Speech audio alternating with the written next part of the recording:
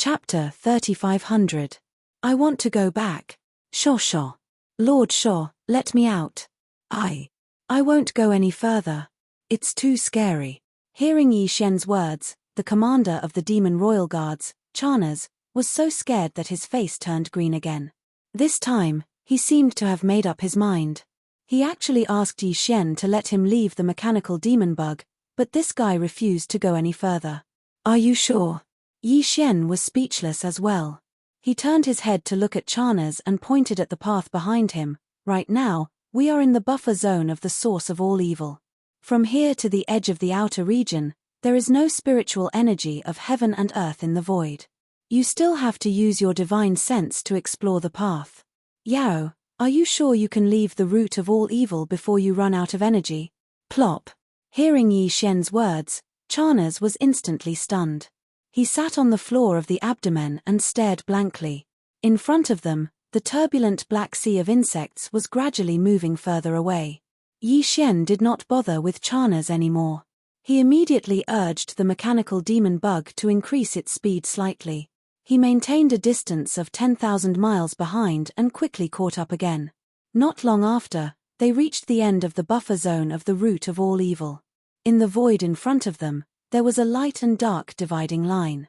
This was the buffer zone of the root of all evil, and on the other side of the dividing line was an even darker world. That was the core hinterland of the root of all evil. The black sea of insects in front of them quickly crossed the dividing line and entered the core hinterland. The void 10,000 miles in front of them was instantly empty and looked deserted. Yi Xian increased his speed again and caught up. He crossed the dividing line without hesitation and finally entered the core hinterland of the root of all evil. However, the expected system notification did not appear. Usually, if the target of the system exploration mission was within a certain range, the system would immediately send out a notification if it could sense it. However, there was no notification now. It could only mean that the target was not in this corner of the galaxy. Yi Xian still had to look around. In front of him, the surging sea of black insects was still moving. After arriving here, the buzzing in the air grew louder, faintly bringing with it a sense of impatience, as if it could not wait any longer. This word flashed through the minds of Yi Xian and Charnas, causing them to subconsciously turn their heads and exchange glances. Then, they shuddered in unison. This queen insect is a star lord that's stronger than the universe grand cultivators. At the same time, Yi Xian possessed the divine sense of a human cultivator, the mental strength of a devil cultivator expert, and the electronic consciousness of a mechanical intelligent life form. His perception was extremely sharp, and before Charnas could catch anything from these buzzing sounds, he had already sensed a trace of the obscure aura of a star lord. Muttering to himself, Yi Xian no longer hesitated. He immediately urged the mechanical insect to fly in another direction. What a joke. This was a Star Lord in heat. That thing did not even let go of a mechanical insect with an alloy body. Whether it wanted to have a taste or was really thirsty to a certain extent, there was one thing that was certain. If Yi Xian stayed here, once he was discovered, he would definitely be discovered. If he stayed here, he would definitely suffer. Although the mechanical insect was much smaller in size, perhaps in the eyes of the Star Lord, it was the short and cute type. That would definitely be fatal. Anyway, Emperor Xiaofeng and the other four had no way to survive this time. Even if they did not die to the Star Lord Black Beetle Queen, they would definitely be imprisoned and slowly played with. Escaping was a joke. Therefore, there was no need for Yi Xian to keep an eye on them. Since they could not escape, then there was no need to worry about their lives. They were now the companions of the Star Lord Black Beetle Queen. Scheming against them was too dangerous and not worth it. Seeing that Yi Xian was no longer crazy this time and was staying away from the corner of the starfield where the Star Lord Black Beetle Queen was, the Demon Guard Commander Charnas raised his hand to wipe the cold sweat on his forehead. His entire body seemed to have been drained, and he once again sat down on the floor of the abdomen cabin. Thinking back on their experience, everything was normal before they entered the source of all evil starfield. However, after entering this starfield, Lord Shaw seemed to have been bewitched. He was a completely different person. This was simply a sin. It really is the source of all evil. If I can get out of this damned place alive, I will never come back again. Sitting alone on the floor of the abdomen cabin, Charnas mumbled to himself. This time, he was really scared out of his wits. A Star-Lord Black Beetle Queen that did not even let go of a mechanical battle bug was definitely a nightmarish existence. Very soon, the mechanical demon bug left the corner of the star field where the Black Beetle Queen was. Gradually, the buzzing sound of the Black Beetle Queen's courtship became weaker and weaker until it completely disappeared in the end. However, everything did not calm down just like that. Previously, in the area where the buzzing sound was raging, apart from the Black Beetle Queen, there were no other types of star beasts in the void. They had probably all been scared away. If they were captured by a Star-Lord Black Beetle Queen and forced to do it, it would definitely be a terrifying thing even for star beasts.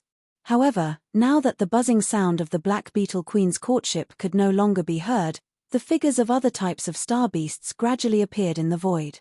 At first, there was only one or two, but soon, as the mechanical demon bug went deeper, the number of star beasts in the void also increased. Judging from their auras, they were all above the 13th realm, the Genesis state. Yi Xian did not dare to act rashly. After all, this was the core hinterland of the root of all evil. He controlled the mechanical demon bug and carefully avoided these star beasts. He also activated a concealment array to conceal the mechanical demon bug's aura as much as possible so that he would not be exposed. Not long after, 1,000-feet-long subblood dragon appeared in the void ahead. The aura around it had actually reached the 15th realm, the late-stage universe state. It was extremely powerful. Yi Xian was almost drooling at the sight. He even muttered to himself, "TSK, TSK, TSK, a late-stage universe state subblood dragon. If I could get my hands on that dragon liver and braise it, how delicious would it be? Heh! There's actually a universe state glazed fire phoenix in the distance. Whoosh, what is this place? Are there as many universe state experts as dogs? Or is this the back garden of some god raising all kinds of delicacies? Why are there all kinds of top-notch ingredients? I can barely move my feet from looking at them." Plop. Before he could finish speaking, the commander of the demon royal guards behind him fell to the ground once again. This fellow was scared out of his wits. He stared blankly at Yi Xian with a face full of astonishment. Chapter 3501. Half a day passed in the blink of an eye. The source of all evil was a vast space zone. It would take more than a month to reach its end. Therefore, even though Yi Xian was getting impatient, the system notification that he had been waiting for didn't appear. Along the way, they had seen too many ferocious beasts of various shapes and sizes, but all of them had extremely powerful auras. At first, Yi Xian would occasionally tease him, but in the end, even he was a little scared. He shut his mouth and carefully controlled the mechanical demon insect to slowly move forward. He didn't dare to say anything else. It was because the ferocious beasts they saw in the void were getting stronger and stronger as time went by. It wasn't surprising that there were so many of them. The truth was that Star Lords were everywhere. For example, at this moment, there was clearly a space ferocious beast that looked somewhat similar to a Chileen in the distant void on the right side. However, it was completely green. Its body was not very big, only about 10,000 feet. It was one size smaller than an ordinary space ferocious beast. It was lying in the void, sleeping. However, he was clearly a Star-Lord. Compared to the black-armored Mother Empress from before, it was much stronger. After traveling for a short distance, a humanoid mutated beast appeared in the void to his left. It was 10,000 feet tall, and its entire body was covered with mouths. It didn't mean that it had many heads, as it only had one head. Those mouths were directly clones on its limbs and torso. It was also swallowing and eating non-stop. As for its food, it was mostly small ferocious beasts in the Genesis state, including the black beetle. This many-mouthed beast was definitely extremely ferocious, because there were no other ferocious beasts in the surroundings of the void where it was hibernating. The only ferocious beasts that were present were the ones being chewed and swallowed by the countless mouths all over its body. Yi Xian even saw an ancient devil ape, which seemed to have a strong bloodline from the primordial era. It was close to atavism. That ancient devil ape had 3 heads and 6 arms. It even had 3 torsos. It was thousands of meters tall and was close to the peak of the Star-Lord state. It was even stronger than the many-mouthed beast and the Black Shell Mother. This was not the most important thing. What was even more frightening was that the three bodies of the ancient ape demons were completely different. One of them was a body of flesh and blood, completely black. Its fur flickered with faint radiance, looking incomparably tough. The second was the body of the skeleton. Its entire body was grayish gold, and it emitted a metallic texture, giving off an incomparably cold feeling. The third was an illusory body of black fog. Its aura was ethereal, as if it did not exist at all. It was completely a black fog. Only its two eyes shot out two terrifying blazing red lights. The ancient ape demon was the most powerful creature Yi Xian had seen since he entered the star domain, the source of all evil. It could even be said that it was the most powerful creature Yi Xian had ever seen. Of course, the primordial paragons he had seen in the images of the primordial divine abilities such as the heaven-falling bow did not count, including the headless infant corpse. He did not dare to approach such a creature at all. While he was still thousands of miles away, he hurriedly controlled the mechanical demon bug to change direction and flee far away. The mechanical demon bug's frequency signal could only detect a distance of about 3,000 miles in the core hinterland of the origin of all evil, while Yi Xian's consciousness could only detect a distance of 700 to 800 miles. The reason why he could still sense the aura of the primordial demon ape from thousands of miles away, including the many-mouthed beast and the other existences, was because these existences were simply too powerful. Even the obscure void at the core of the root of all evil couldn't conceal or obstruct their auras. If it were not so, the mechanical demon bug would not even have a chance to struggle in the face of such a creature. It would most likely end up tragically on the spot. Gradually, after changing directions, as the mechanical demon bugs moved further and further away, the ancient ape demons with the terrifying aura finally disappeared from sight. However, on the left and right sides of the void in front of them, other ferocious space beasts appeared. Indeed, there were as many Star Lords as there were dogs. Chanasi was already scared out of his wits. Even Yi Xian's heart had sunk to the bottom of the valley, and he did not speak for a long time. This star zone, the source of all evil, was too weird. Whether it was the periphery, the buffer zone of the central domain, or the current core, they were all full of space cracks of various sizes.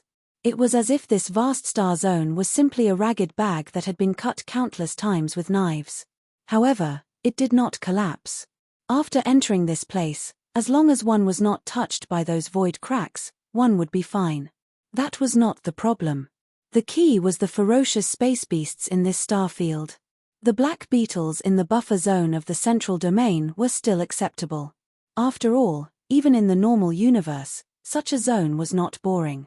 It was occupied by a certain species, and a large number of creatures of that species lived there. However, this core hinterland was too strange and did not conform to common sense. If it was only a large number of space beasts of the same species, it would not be a big deal. However, in this core hinterland, although the density of space beasts was not very high, there were various kinds of space beasts.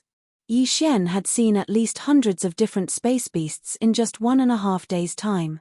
Moreover, their strength was above the 13th realm, the Genesis realm, and there were many grand cultivators and star-lords.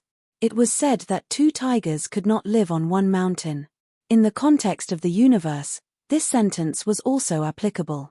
It was basically impossible to find a situation like this core hinterland of the origin of all evil in all 3 dimensions of the universe.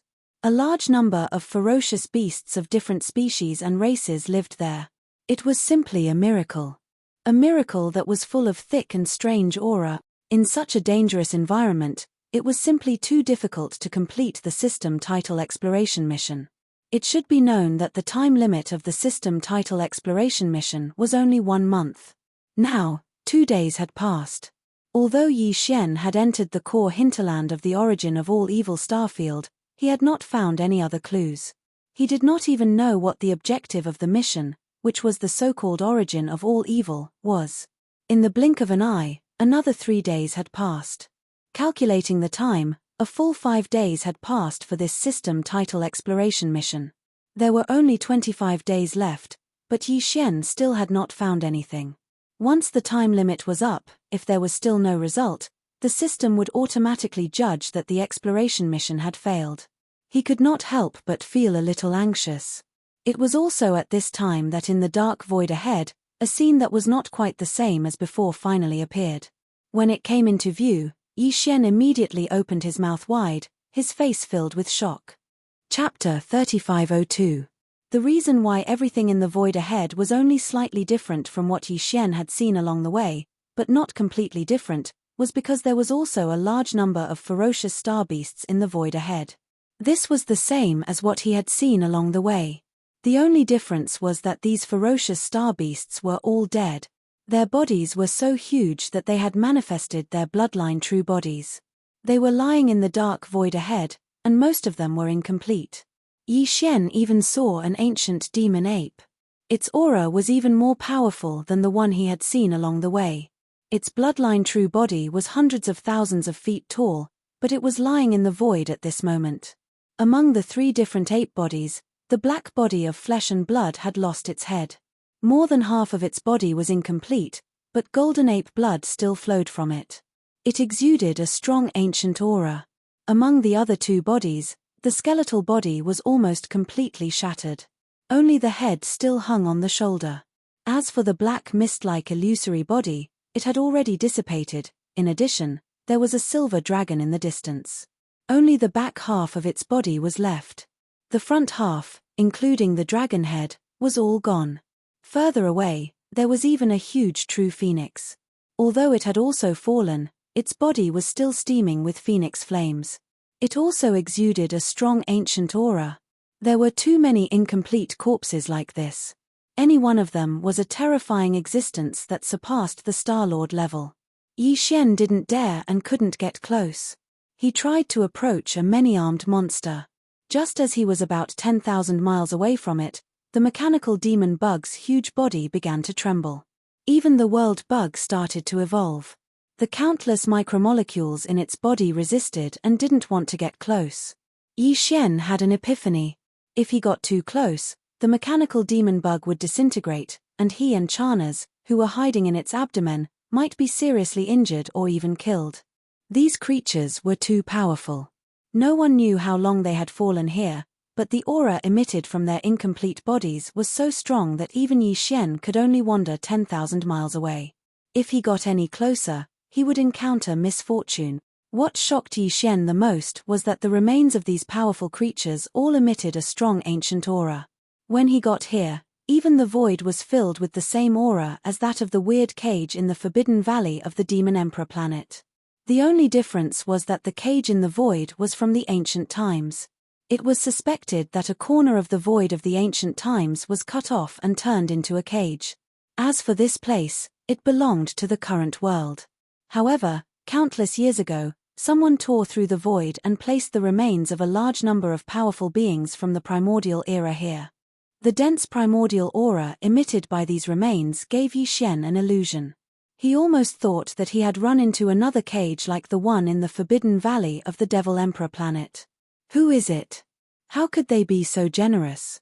They are no weaker than the ancient cage connected to the Forbidden Valley of the Demon Emperor planet. These incomplete bodies are extremely powerful.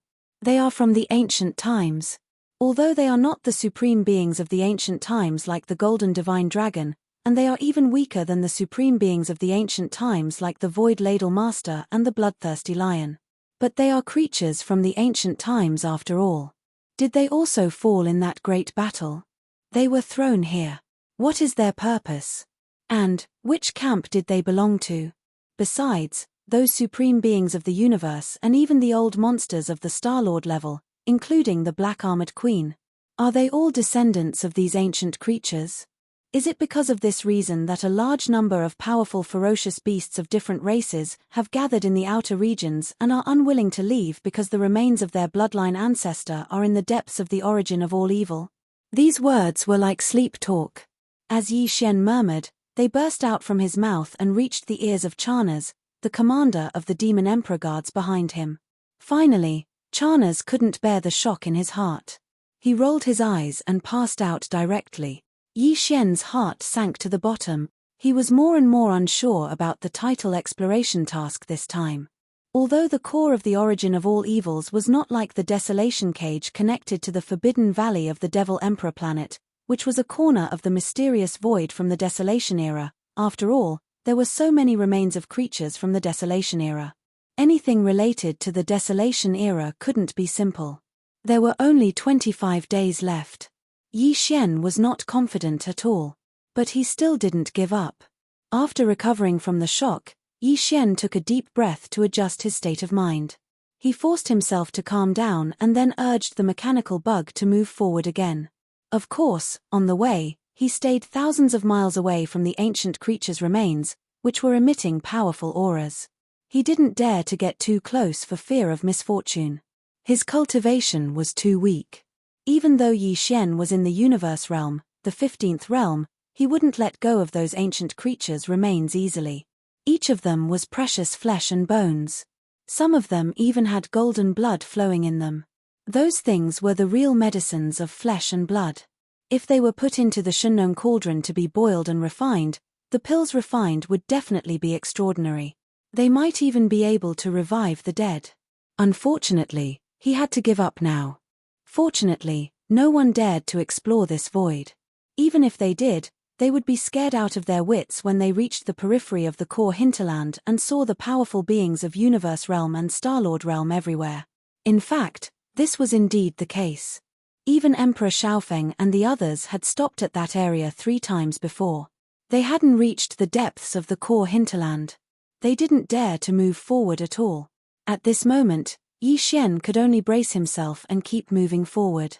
This was because the title exploration task couldn't be failed. Otherwise, the price would be too high. After another 3 days, 8 days had passed. Finally, there was a different scene in the void ahead. For an entire 3 days, Yi Xian didn't know how many terrifying corpses of ancient creatures Yi Xian had seen along the way. Both he and Charnas were numb to it.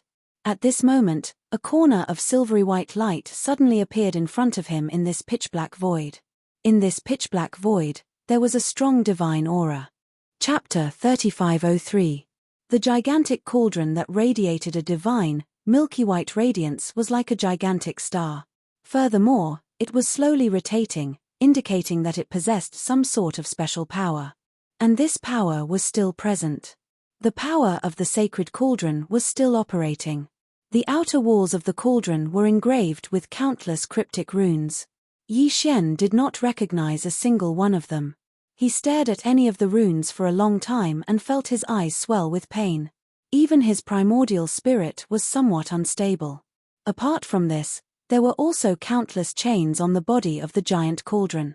One end of the chains was connected to the cauldron, seemingly entering the interior of the cauldron. The other end of the chains was deep into the cracks of the void in the distance. There were countless chains like this, but their functions were clearly different. On each chain, there was a bit of light flowing slowly, but the direction of the light was flowing was different. Some of the radiance on the chains extended into the depths of the void and flowed into the cauldron. It seemed to be transporting something into the cauldron. And some of the radiance on the chains flowed from the end of the cauldron to the depths of the void in the distance. It seemed that something was being transported out of the cauldron through these chains. If this was really the case, then this gigantic cauldron that was like a star was clearly a transfer station. Some things were being transported in from the cracks of the void. After being transformed by the cauldron, they would then be transported out through the chains. No one knew what was being transported into the cauldron, and no one knew where it came from. And even more so, no one knew what was being transported out of the cauldron, and where it was ultimately being transported to. Just as Yi Xian was shocked by all this and did not know what to do, the cauldron in front of him suddenly changed. Rumble. Boom. A huge rumbling sound rang out. Of the countless chains connected to the cauldron, dozens of them suddenly lit up. The radiance flowing on the chains instantly grew brighter. Yi Xian noticed that these chains were all of that kind of radiance. It was the kind that flowed from the cracks of the void into the cauldron. In other words, these dozens of chains that suddenly lit up should be transporting something into the cauldron. Each chain was segmented, not a pipe. But Yi Xian clearly felt that something was flowing along the chains, transforming into radiance, and being transported into the cauldron. This situation lasted for about a minute. The dozens of chains that suddenly lit up suddenly returned to normal. The speed of the cauldron also spun faster, but it was still very slow. After all, the size of the cauldron was there. What was strange was that no matter how the cauldron spun, the countless chains did not move. They were suspended in the void of the void, majestically and silently, with only a dim radiance, that flowing radiance. Soon, the star-like cauldron suddenly cracked and shook violently. A milky white light gushed out from the top of the cauldron, as if something was about to rush out from inside. This kind of scene was very similar to the strange phenomena that occurred before the birth of some rare treasures. Both had the light of treasures soaring into the sky. Oh my God, a great creation. This is definitely a great creation. Behind Yi Xian, the commander of the demon royal guards, Charnas, who had woken up at some point, suddenly exclaimed excitedly, "The radiance of treasures is definitely a sign of the birth of a supreme treasure. Shaw. Lord Shaw, we are rich this time." Whoosh. Just as he finished speaking, a golden radiance rushed out from the huge cauldron. It seemed to be quite coincidental. It was actually coming toward the void where the mechanical demon bug was. Therefore, on the holographic three-dimensional screen in front of Yi Xian and Charnas, it seemed that the golden radiance was growing bigger. The golden radiance that shot out from the cauldron in a parabola was getting bigger and bigger. A strong sense of crisis suddenly struck Yi Xian's heart. He did not hesitate for a moment and immediately ordered the mechanical demon bug to retreat. Whoosh, whoosh. The mechanical demon bug jumped with all its might, but this time, it retreated hundreds of miles in an instant. Then, it jumped a second time. Just like that, in just a few breaths, after jumping several times, it had already retreated more than 2,000 miles in the void. The golden radiance that was coming from the front finally landed. It hung in the void 10,000 miles away and did not move anymore. In the next moment, Yi Xian and Charnas saw the true appearance of the golden radiance. It was actually a corpse. It was a single-horned golden crow. It was 10,000 feet long, but only half of its body was visible. Its flesh and internal organs were all pale gold. The surface of its body was covered with black feathers. There were specks of golden light on its black feathers. Its entire body was enveloped by the golden flames that surged out of its body. However, these golden flames were not pure. There were gray spots. Its aura also surpassed the level of a Star Lord. The mechanical demon bug could only look from 10,000 miles away. Once it got close, its alloy body would collapse. Oh my God! Charnas, who was still full of excitement a moment ago, fell to the ground again when he saw the appearance of the so-called precious treasure. He let out a scream, rolled his eyes, and fainted again. Yi Xian also opened his mouth wide.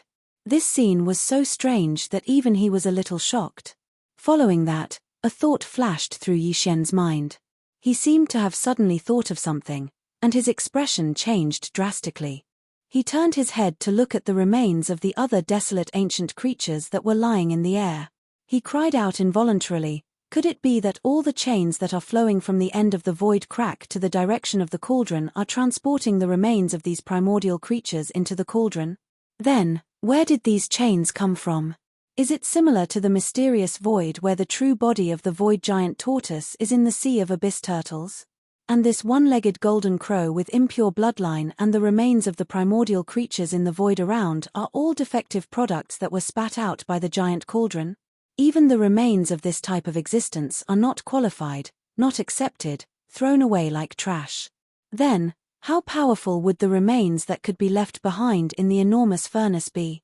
Are they the remains of the primordial masters or the supreme beings of the primordial times? If everything is true, then what does this giant cauldron get in the end when it refines the remains of the primordial creatures that are qualified? What is the destination of these final products through another type of chain? The truth was simply horrifying. What kind of existence could actually create such a refining system? Even the void giant tortoise, which was a supreme being of the primordial times, could have been used as raw materials. Perhaps when it was finally destroyed by the demonic blade on its back in that mysterious void, Its body was also destroyed. Chapter 3504. Yi Xian's conjecture was too shocking and terrifying. Although Yi Xian didn't want to believe or accept it, he knew that this was the truth. The one who made all this was most likely the commander of the enemy camp, the Green Eye of the Heavenly Way that was suspected to represent the will of the Heavenly Way in Untainted Land. The ancient cage connected to the Forbidden Valley of the Devil Emperor planet was his work. This void-refining grand array, which was more complicated and purposeful, was also his handiwork. In the unparalleled war in Untainted Land, the camp of the Headless Baby was obviously defeated. Therefore, the loser had no right or spare energy to take care of the post-war arrangements. Only the victorious side had the ability and leisure to make all these arrangements. Yi Xian had been wondering why there were so many powerful primordial masters in Untainted Land, including the Green Eye of the Heavenly Way, but he hadn't seen any of them in this era. Now, it seemed that none of them had fallen. They were all dormant. Maybe it was because they were seriously injured, or maybe it was because of some other scheme. For example, Yi Xian already had a slight understanding of the void refinement formation in front of him. He even had an astonishing guess of the materials refined within the enormous cauldron. However, Yi Xian still had no idea about its ultimate purpose. No matter how imaginative he was, he couldn't figure out the scheme of the Green Eye of the Heavenly Way. In the unparalleled war in Untainted Land, it was obvious that many powerful creatures of the Untainted Land were seriously injured and dormant. For example, the giant tortoise of the void was one of them. In the mysterious unknown plane where it was dormant, there were more creatures of the Untainted Land. The Green Eye of the Heavenly Way was so horrible that it was actually consuming their vitality.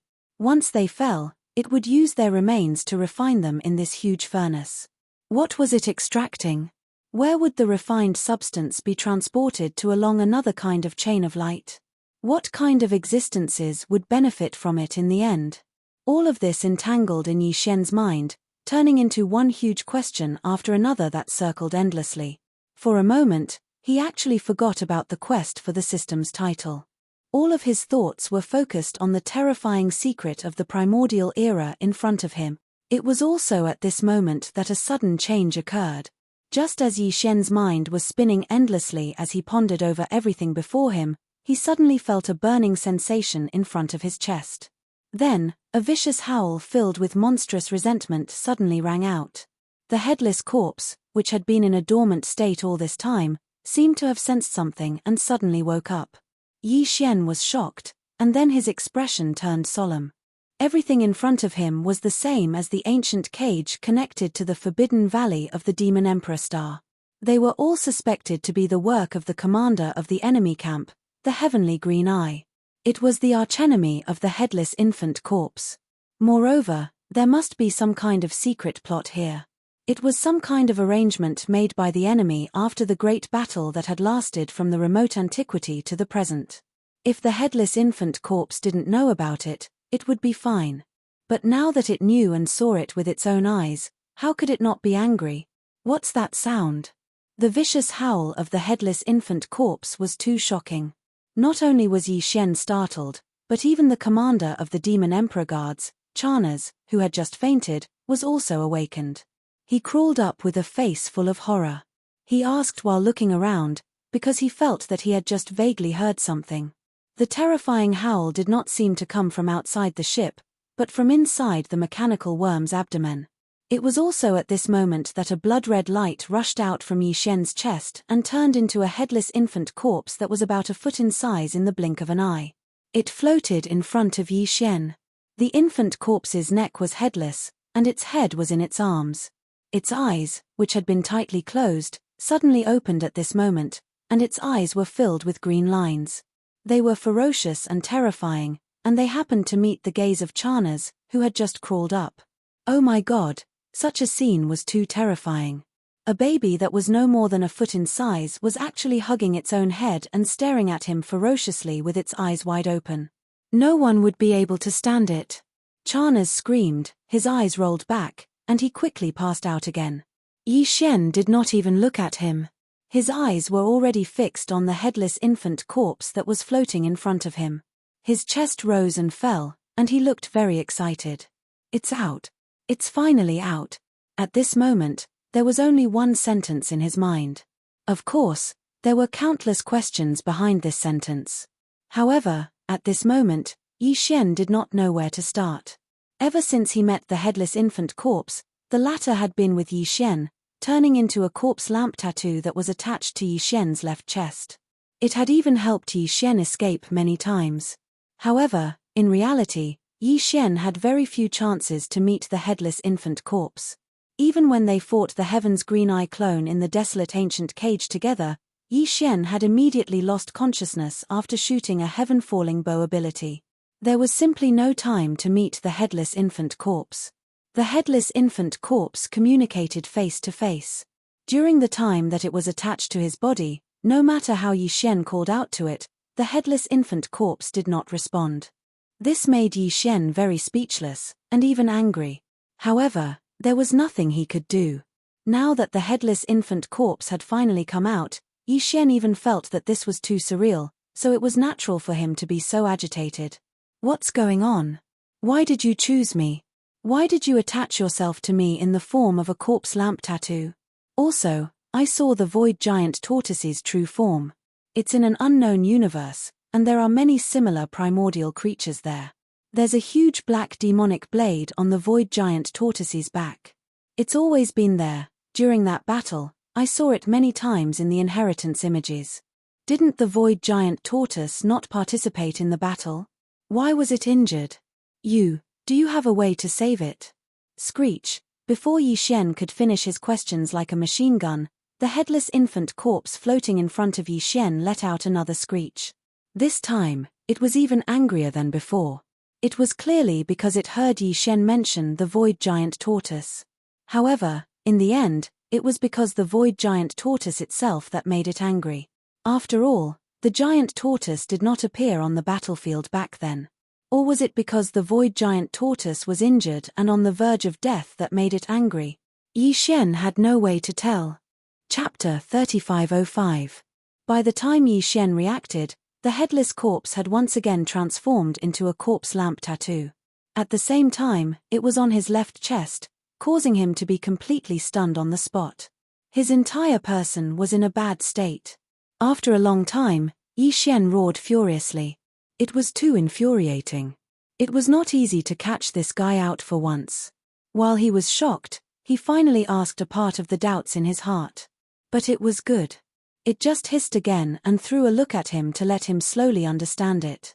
Then, it went back inside. Not only did Yi Xian's doubts not get answered, but he also had another one. For example, why did the headless infant corpse react so strongly when he mentioned the void giant turtle? Was it because of the void giant tortoise itself that it suddenly became angry? Or was it because it was heavily injured and on the verge of death? This was a completely different concept.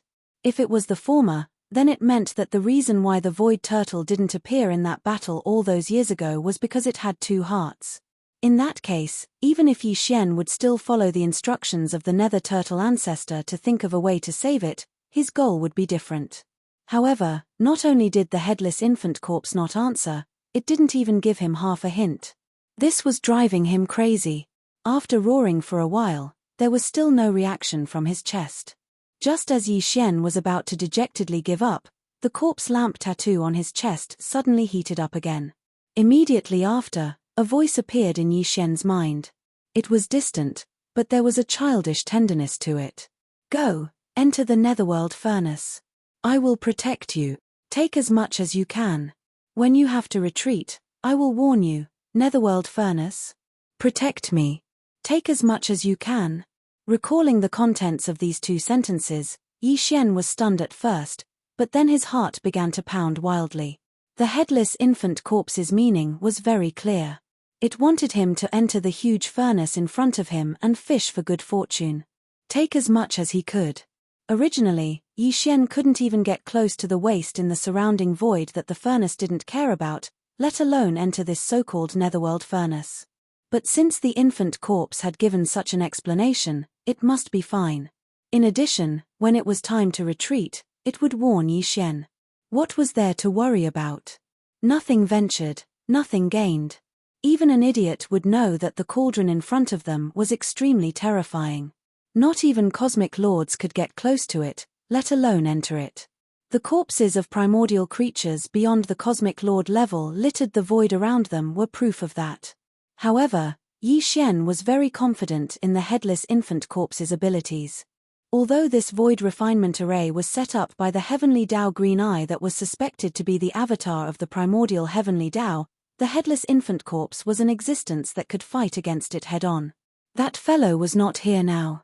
Even if the headless infant corpse was not in good condition, it should still be fine if it protected him and walked in. What was the problem? Thinking of this, Yi Xian was immediately tempted. Now that Charnas had fainted, it saved him some trouble. Immediately, he stepped out of the mechanical demon bug's abdomen and appeared in the void outside. Then, with a wave of his hand, he kept the mechanical demon bug into the undying world in his body. Of course, he kept it in with everything sealed, in case Charnas woke up and saw something that he shouldn't see. After doing all this, Yi Xian felt his chest heat up again. A faint green, blood-red light shot out and spread. Finally, it enveloped Yi Xian's entire body, as if there was a layer of blood-red film on the surface of his body. The strange thing was that Yi Xian couldn't sense this blood-red film at all. It clearly existed and could be seen, but Yi Xian couldn't touch it at all. When he raised his hand to touch it, he could only touch his own body and the transformed clothes. The headless infant corpse's means were indeed extraordinary. Obviously, the protective means it was talking about was this blood-red film. Such an inconspicuous film could protect Yi Xian as he entered that so-called netherworld furnace, where even Star-Lords couldn't get close. This was really inconceivable, but Yi Xian firmly believed it. However, this gave him a very strange feeling. Although he was extremely confident in the methods of the headless infant corpse, out of habit, Yi Xian was still very careful at first. He slowly approached and quickly entered within 10,000 kilometers of the remains of a Star-Lord-level desolate ancient creature in the surrounding space. As expected, the feeling of his body being torn apart didn't appear. This layer of blood-red film was indeed miraculous. It directly isolated the pressure that originally existed. Yi Xian's heart thumped.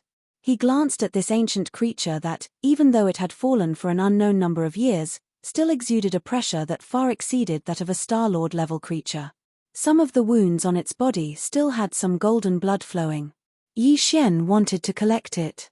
He could use the Shunnong cauldron to refine great medicines. Just as he was about to approach, the corpse lamp tattoo on his chest burned again, revealing a hint of urging. It seemed to be somewhat impatient.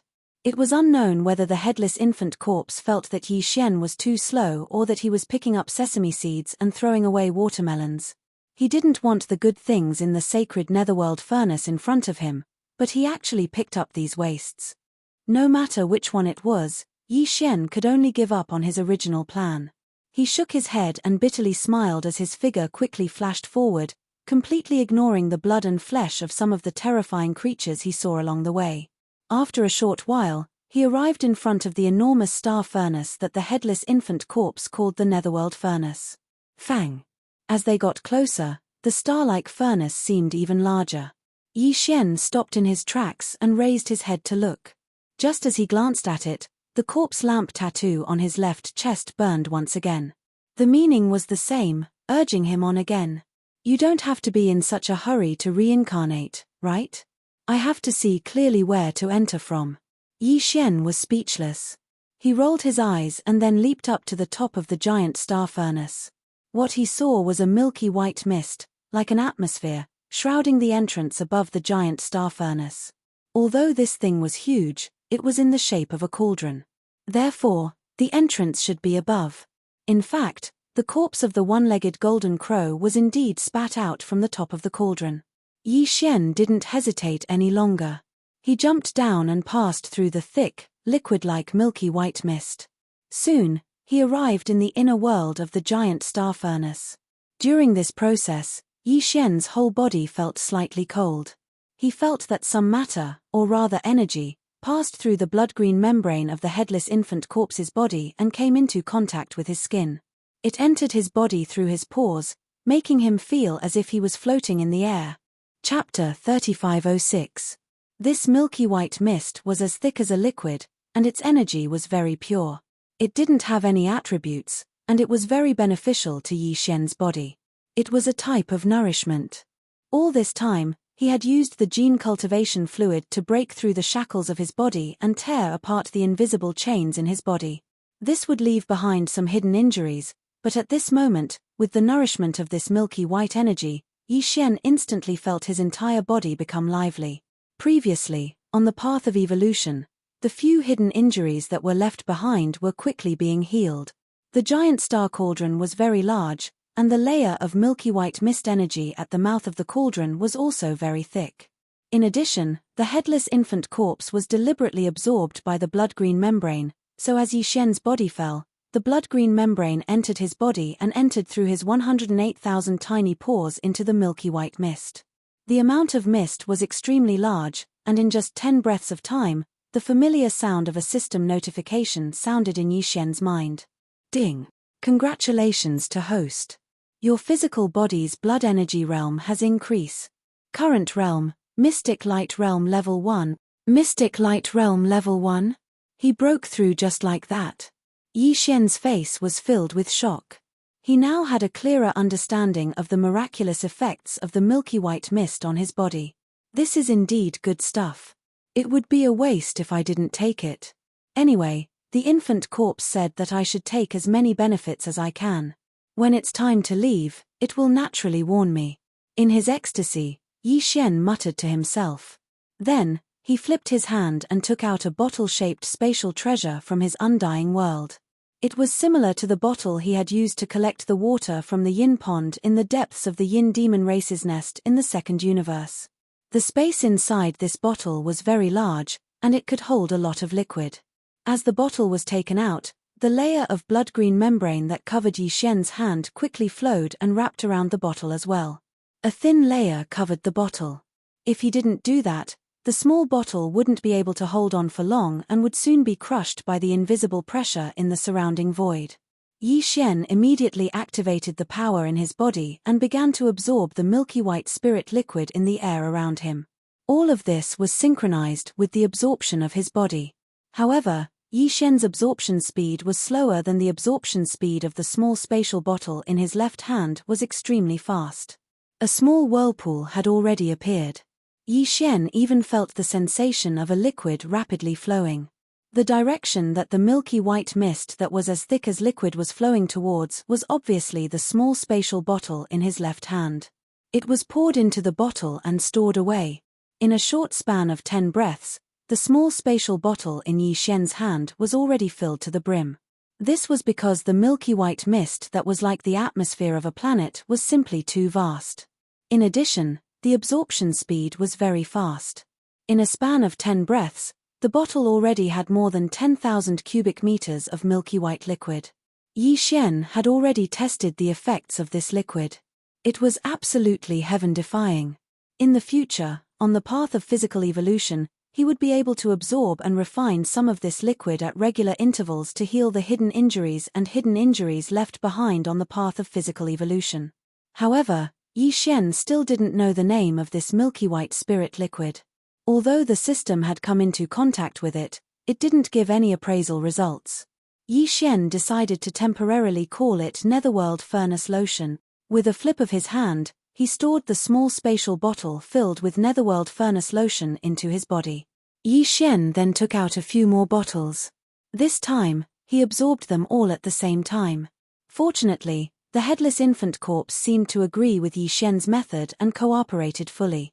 Just as he took out these few small spatial bottles, a vortex appeared at the mouth of each bottle. A large amount of milky white liquid from the Netherworld Furnace Lotion was currently flowing into it. This proved one thing, that this Netherworld Furnace Lotion was indeed a good thing.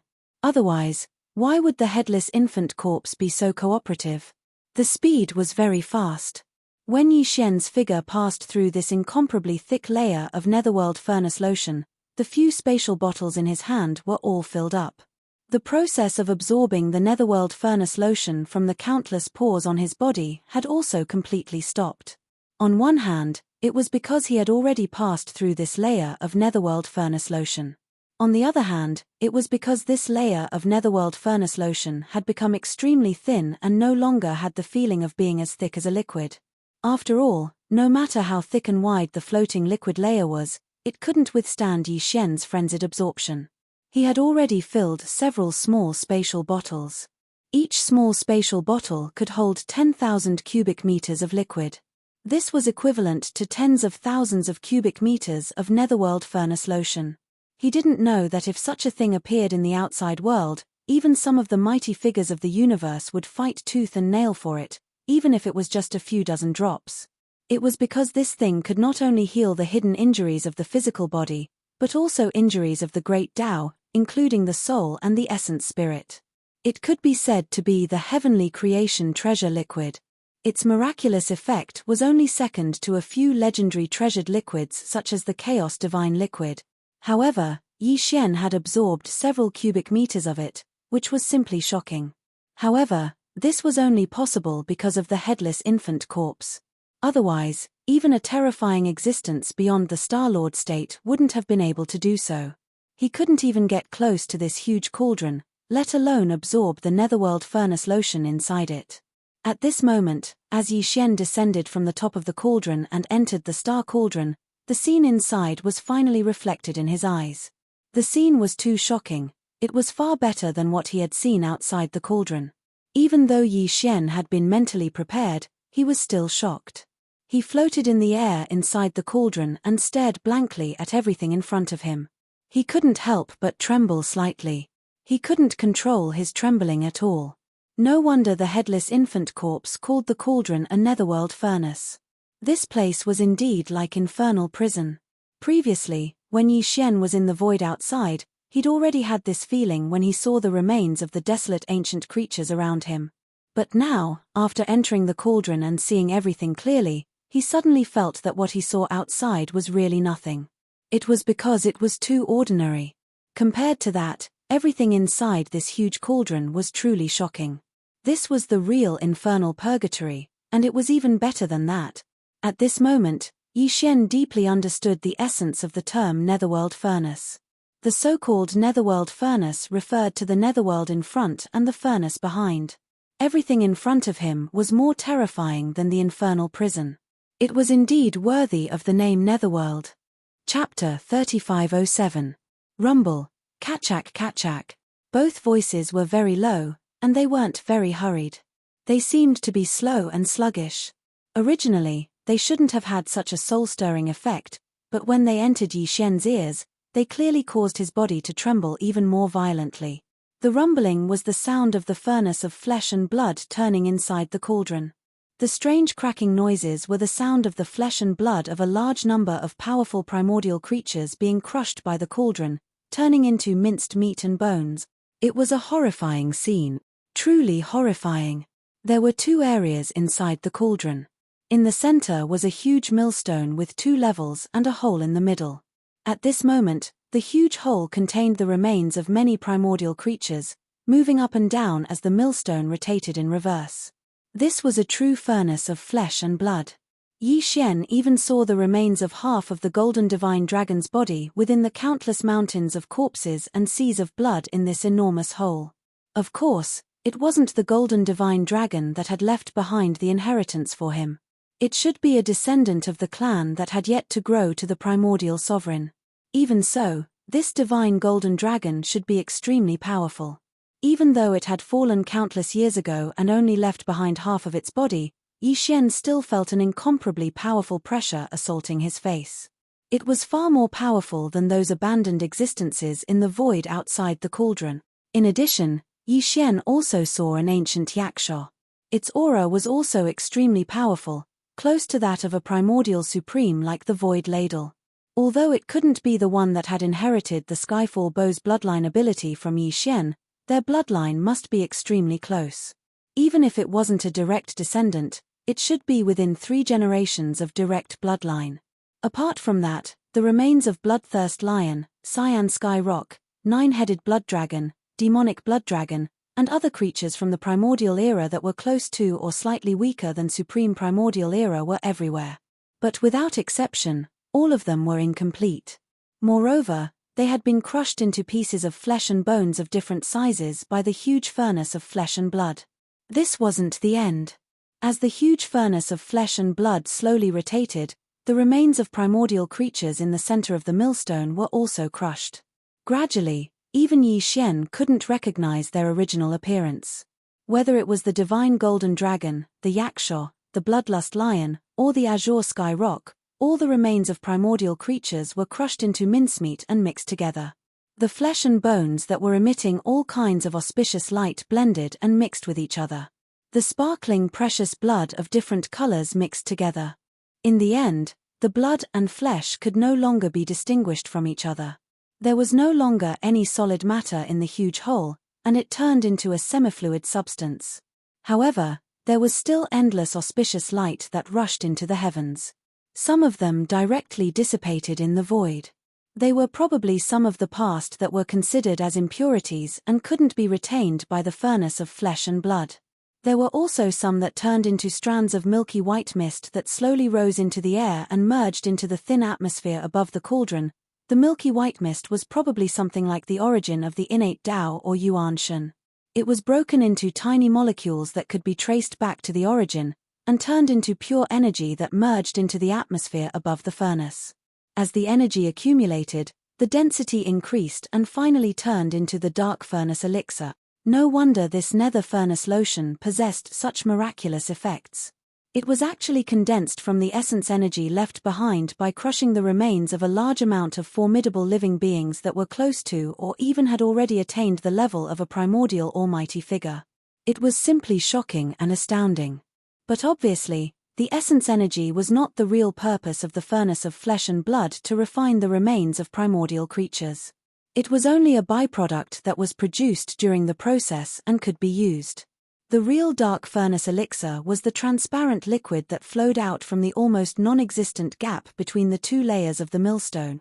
If it were an ordinary millstone, what flowed out of the thin slit around the millstone would be the grains and grains.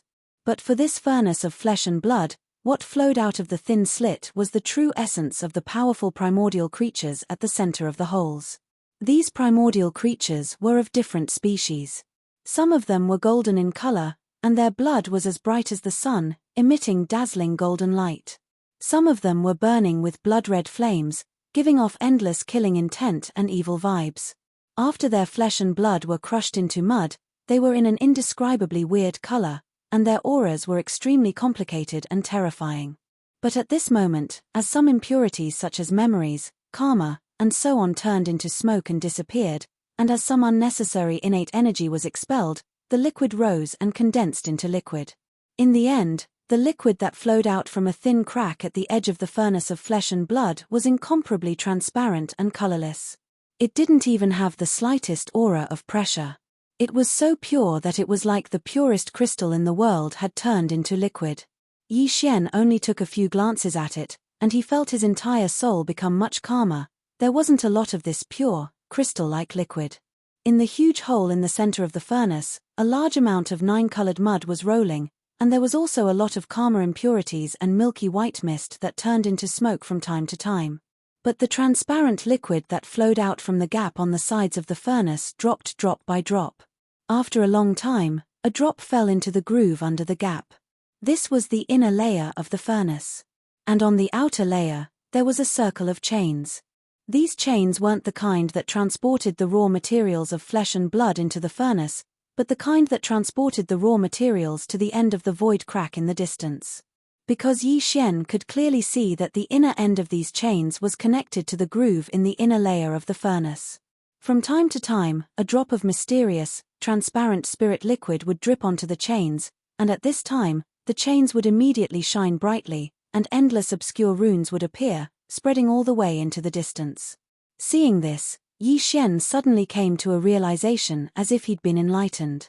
The purpose of this furnace was to collect a large amount of flesh and blood of powerful primordial creatures, and to refine this transparent, crystal-like unknown liquid into the void cracks through these chains. And at the end of each different void crack, there was a race that was being nurtured, and in the future, they would blossom with extraordinary splendor and follow the eyes of the heavenly Tao to conquer the world again. Or, at the end of the chains, There were supreme generals of the primordial era. They were heavily injured and needed these things to repair themselves. In short, the purpose of this furnace was to gradually restore and strengthen the strength of the heavenly Dao's camp. No wonder the headless infant corpse would act and let Yi Xian get as much as he could. Chapter 3508. Yi Xian naturally wouldn't allow the enemy's strategic resources to fall into his hands. He was prepared to make a sneaky move, so he had to take them all in one go. If possible, he even wanted to refine the core of this void refining formation, this giant furnace, just like how he had refined the farmer god cauldron in the heavenly Battlestar region. However, just as this thought surfaced in his mind, Yi Xian felt a sudden heat on the left side of his chest. The headless corpse was warning him. Obviously, this wasn't realistic.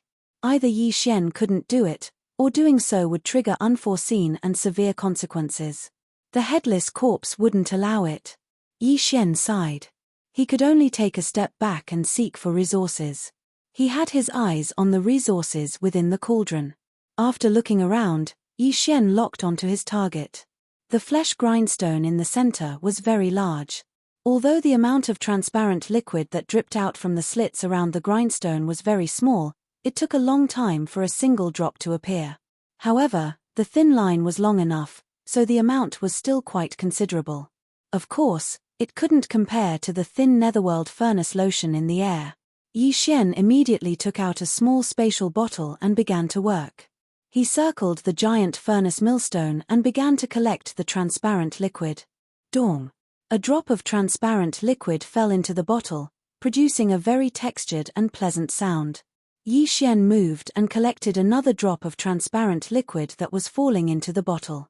After circling the millstone once, he had collected a total of 700 to 800 drops of transparent liquid.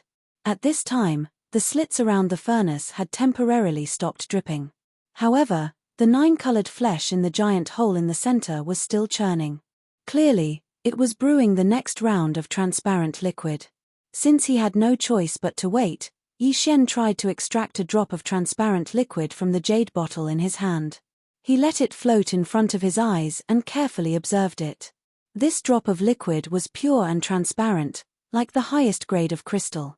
However, if one looked closely, they would discover that there were mysterious runes, chains, and the like flashing within. This was very strange. It was clearly a transparent and pure object, but he could see the mysterious runes and chains within it. Yi Xian almost suspected that he was hallucinating. It was also at this moment that a familiar system notification sounded in his mind. Ding! Congratulations to the host for obtaining the source of all evil. Grade: Starry Sky Treasure. Attribute: Laws of Nature. Origin: natural spiritual liquid. Do you want to refine it now? What? Was this the root of all evil? As the system notification rang in his mind, Yi Xian's body shook violently as a look of disbelief appeared on his face. It was too unexpected. This drop of liquid, which was many times purer than the best crystal, was actually the source of all evil. Such a beautiful and dreamlike object actually had such an extremely evil name. This caused people to daydream and lead to endless divergent thoughts. Moreover, such a small drop of liquid was actually a starry sky supreme treasure, which was simply unimaginable. However, when he thought about it again, it was actually an innate spirit liquid that was related to the source of laws. This made sense. Anything related to a starry sky magic weapon could never be too simple. And Yi Xian had just absorbed hundreds of drops of this innate spirit liquid. In other words, he now had hundreds of drops of starry sky supreme treasure in his hands, which was simply frightening. Soon, Yi Xian recovered from his shock and was overjoyed, because this time the title exploration task of the system could finally be completed.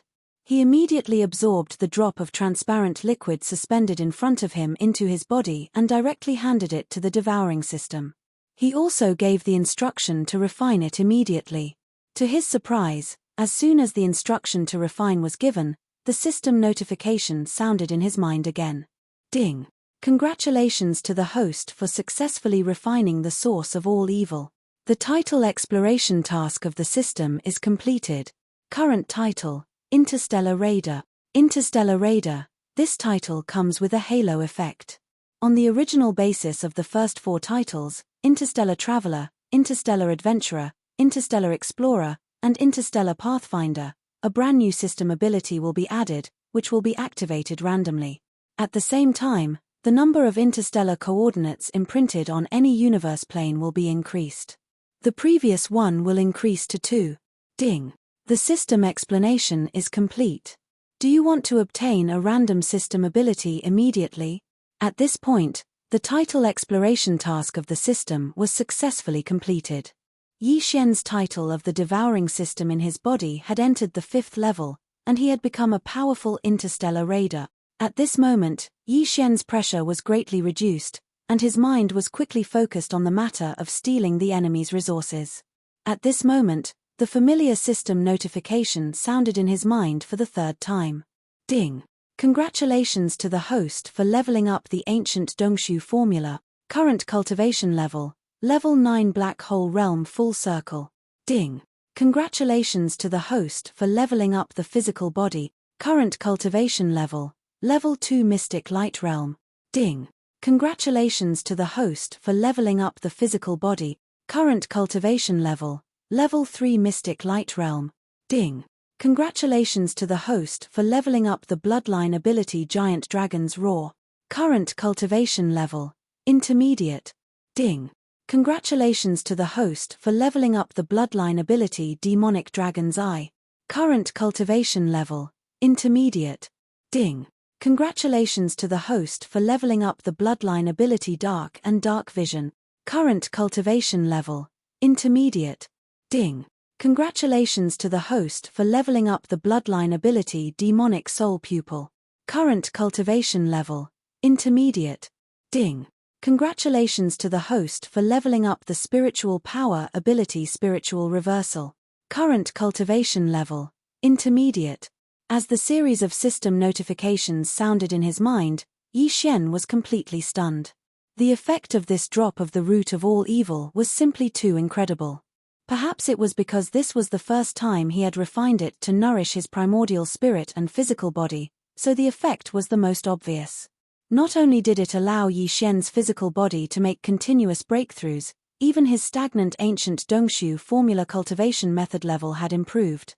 His cultivation level had also directly broken through from Black Hole Level 1 to Black Hole Level 9. Of course, this could also be because Yi Xian's physical body had already far surpassed that of a Black Hole Realm cultivator. In short, Yi Xian's overall combat strength had increased by a large margin in an instant. This was not the end of it. Not only did his cultivation method level and physical body level increase, but the various bloodline abilities and spiritual secret techniques that he had mastered had also improved to a certain extent. In terms of bloodline abilities, the demonic dragon bloodline ability related to the black gold dragon scales had all been upgraded from the initial level to the intermediate level. However, the fallen sky bow had not changed.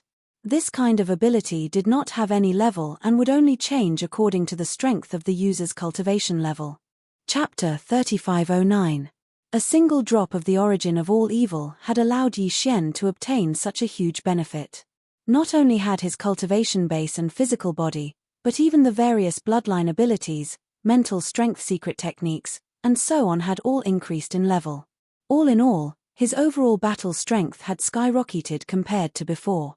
This made him realize the preciousness of this mysterious spirit liquid, the source of all evil, almost instantly. Even if the harvest this time was only because he refined it for the first time, and might not be able to achieve this effect in the future, the fact that it could only be encountered and not sought after still could not be erased. Overjoyed, Yi Xian did not immediately activate the permission to randomly activate a new ability of the system that he had obtained from completing the system's exploration mission. Instead, he glanced at the mysterious millstone in the center of the huge furnace again. At this time, some faint transparent water stains had appeared in the cracks around the millstone again. Obviously, more drops of the spiritual liquid of the origin of all evil would drip down soon. Yi Xian was pleasantly surprised. His figure flashed and he moved around the huge millstone. Every time he saw a drop of the spiritual liquid of the origin of all evil, he would immediately reach out and grab the small space bottle. Then he heard a soft sound, which was pleasing to the ear and soothing to the heart. This meant that there was now one more drop of the spiritual liquid of the origin of all evil in his hand. This time, perhaps because the 9-colored flesh and blood in the huge hole in the center of the millstone had decreased a lot, the transparent liquid that flowed out from the cracks around the millstone was obviously less than the previous round.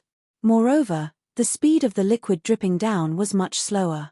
After a while, Yi Xian's harvest this time was only about half of the previous round's harvest. The total of the 2 rounds of spiritual liquid of the origin of all evil was only slightly more than 1,000 drop. From the looks of it, the 3rd round of spiritual liquid of the origin of all evil would be even less, unless the chains that were circling the inner wall of the furnace above to transport the flesh and blood into the furnace once again transported a new batch of remains of the desolate era creatures from the cracks in the void and threw them into the huge hole in the center of the millstone. This was to replenish the raw materials. Perhaps only then would the speed of the spiritual liquid drop increase again. However, Yi Xian could not wait any longer. He could feel that the corpse lantern tattoo on the left side of his chest was starting to heat up. Although the headless corpse did not give off any warning signs, Yi Xian knew that he did not have much time left in this cauldron. Who knew when the next batch of desolate era corpses would arrive? These were not fruits that could be plucked from the ground where they could have as many as they wanted. It was possible that they would only send a batch every 100 years or even 1,000 years. In short, the chains that were responsible for transporting raw materials were unreliable. The only way was to gain as much benefits as possible based on what they had. With that thought in mind, Yi Xian turned his gaze towards the large number of chains that surrounded the grooves at the bottom of the millstone. His eyes suddenly lit up. Before the spiritual liquid was collected, there was already a round of spiritual liquid dripping into the grooves and being absorbed by these chains. However, at this moment, it should still be on the way and hasn't reached the end of the chains. The beneficiary gets it. Since that's the case, it means that there is still a chance for them to reverse the flow. This is something that this great master has his eyes on. How can I allow others to covet it? Even if you eat it, you'll have to spit it back out for me. With that thought in mind, Yi Xian deliberately moved. His eyes glowed with a green light. Without hesitation, he went straight to the huge grooves and extended the small spatial bottle. He pointed it at one of the chains connected to the grooves and immediately activated the small spatial bottle in his hand. A suction force instantly surged out. The end of the chain lit up with runes and quickly spread into the distance. This was just an experiment. Yi Xian did not know if it would be effective. He was a little nervous. After a short breath, a pleasant jingling sound entered his ears, followed by 2 more jingling sounds. Just like that, the 3 drops of the source of all evil spiritual liquid that were still on the way were forcibly sucked back from the chains. Damn! It's really effective. I'm rich now. Yi Xian raised his head and swept a glance. There were at least several hundred chains around the grooves. If he could snatch 2 or 3 drops from each chain, he would have more than 1,000 drops in total. This was absolutely exciting. Many a little makes a mickle. It was clear that he was going to make a fortune again. At the same time, at the end of the spatial rift that the chain was connected to, there was a mysterious place that was unfathomably far away from the source of all evil, separated by an unknown number of universes. A strange beast covered in blood-red scales suddenly turned over and let out a shrill roar. If Yi Xian were here at this moment, he would definitely be frightened by this strange beast covered in blood-red scales. This was because the aura emanating from its body was clearly that of a supreme primordial on the same level as the golden divine dragon and the desolate yaksha. This supreme primordial belonged to the camp of the Green Eye of the Heaven's Way. It had been heavily injured in the battle all those years ago, causing its wheel of ways to crack. It had always been hiding in space to recover. During this period of time, it would be able to enjoy a few drops of the source of all evil condensed from the laws of stars within the bodies of countless powerful primordial beings through the netherworld furnace chains set up by the Green Eye of the Heaven's Way. It had mostly recovered from its injuries. However, just earlier, the 3 drops of source of all evil that it was about to obtain had suddenly flowed in reverse and been forcefully pushed back. This made it almost go mad with rage. It almost wanted to follow the netherworld furnace chains that hung down from space above to see what exactly had happened. Unfortunately, Its injuries were too heavy in the end. It was utterly unable to tear through space and directly descend to this plane. At this moment, it could only vent its anger and frustration with a deafening roar. Yi Xian was completely unaware of all of this. After absorbing 3 drops of all evil origin liquid from the first chain, Yi Xian's spirit was greatly boosted. The second chain closest to him was only about 10 meters away, so Yi Xian rushed over in 2 strides. Following the same pattern, he once again aimed the mouth of the small spatial bottle in his hand at the groove connected to the chain. The position. Afterwards, he activated the absorption ability of the spatial bottle. Afterwards, an extremely powerful suction force extended out from the opening of the spatial bottle due to the support from the headless corpse of the infant. The second chain immediately lit up as well. The runes flickered, and after a breath of time, a pleasant ding-dong sound rang out as a drop of all evil origin liquid fell into the bottle. Yi Xian waited for another 2 breaths of time, but there was no other movement. As it seemed, only a single droplet of source of all evil had been allocated to the chain. This greatly displeased Yi Xian. He muttered, "What a pauper! What a miser!" Chapter 35:10. The Blood Dragon clan was one of the top 10 clans in the Federation of the Second Universe. It was said that the clan was the bloodline descendant of the 9-headed blood dragon from the primordial era, and the bloodline ancestor of the 9-headed blood dragon was the legendary Blood Sea Demon Dragon from the primordial era. At this moment, in the deepest part of the blood-horned dragon clan's ancestral land, in the void, the color of blood was clearly visible for thousands of kilometers. A huge blood cloud was rolling and surging. The blood cloud was majestic and vast, and one could vaguely see a 10,000-meter-long 9-headed blood dragon swallowing the cloud and spitting out fog. Its aura was domineering. Although its aura was not as strong as primordial supremes like the Golden Divine Dragon or the primordial Yaksha, it was not weaker than primordial supremes like the Void Ladle. However, this 9-headed blood dragon was obviously seriously injured. At this time, only 3 of its 9 blood-colored heads were left, and its body was also full of wounds. In the void above its head, there was a section of a chain about 10 feet long that suddenly hung down. In the past, a drop of all evil origin liquid would drip from the end of this chain every year, but the 9-headed blood dragon would not use up all of it. There was only 1 drop of all evil origin liquid every year, and the 9-headed blood flood dragon would only absorb 3/4 of the energy to repair itself. The remaining 1/4 would be injected into the giant blood-colored egg that was churning in the blood cloud center domain. That was its direct descendant.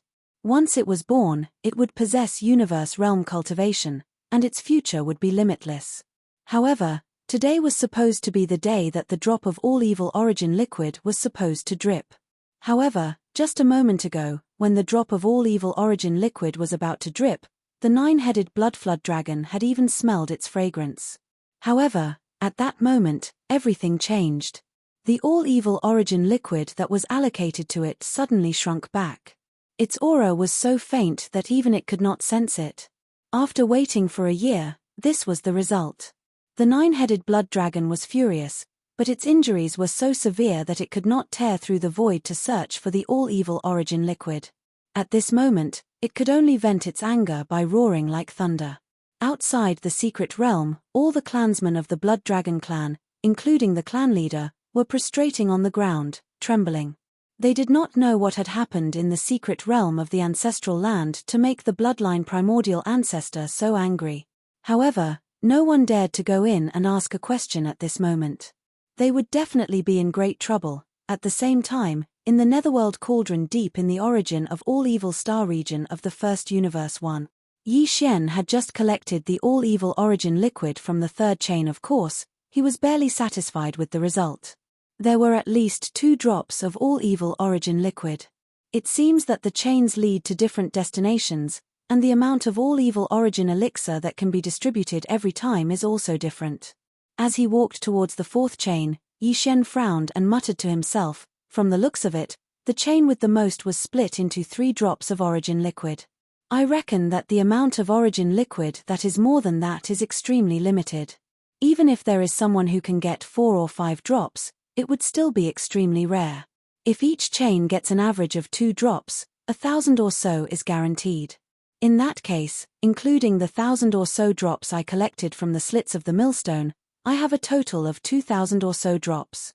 That's passable. Even supreme existences of the primordial era would find it hard to obtain a single drop of the all-evil origin elixir condensed from the netherworld cauldron. However, the 2,000 drops he had obtained were actually just passable. If the divine golden dragon or the void tortoise that was in desperate need of all-evil origin liquid and had been heavily injured for countless years found out about this, they would probably be so angry that they would vomit blood on the spot. Yi Xian began to get busy. He followed a direction and collected the all-evil origin liquid that had already dripped into the chains and was being transported to the end. From time to time, 1 or 2 drops of all-evil origin liquid would drip down from the slits of the huge millstone behind him. Yi Xian did not let them go, nor did he allow them to drip back into the chains. He would usually turn around and rush over to collect the drops of all-evil origin liquid. Then, he would continue to deal with the runic chains that surrounded the grooves after entering the space bottle. The millstone was huge, and the grooves that surrounded the millstone were not small either. The hundreds of chains connected to the grooves were not too many, but they were not too few either. Fortunately, Yi Xian only needed 1 or 2 breaths of time to collect each chain. Therefore, it only took a dozen minutes for Yi Xian to collect more than half of the hundreds of chains. Only a little more than 100 remained. At this moment, the amount of all-evil origin liquid stored in the space bottle in his hand had just passed the 2,000 mark. If nothing unexpected happened, the remaining 100 chains should be able to absorb more than 200 drops. Basically, it was more or less the same as Yi Xian's initial estimate of 2,000 drops. He only needed less than 10 minutes to end all of this.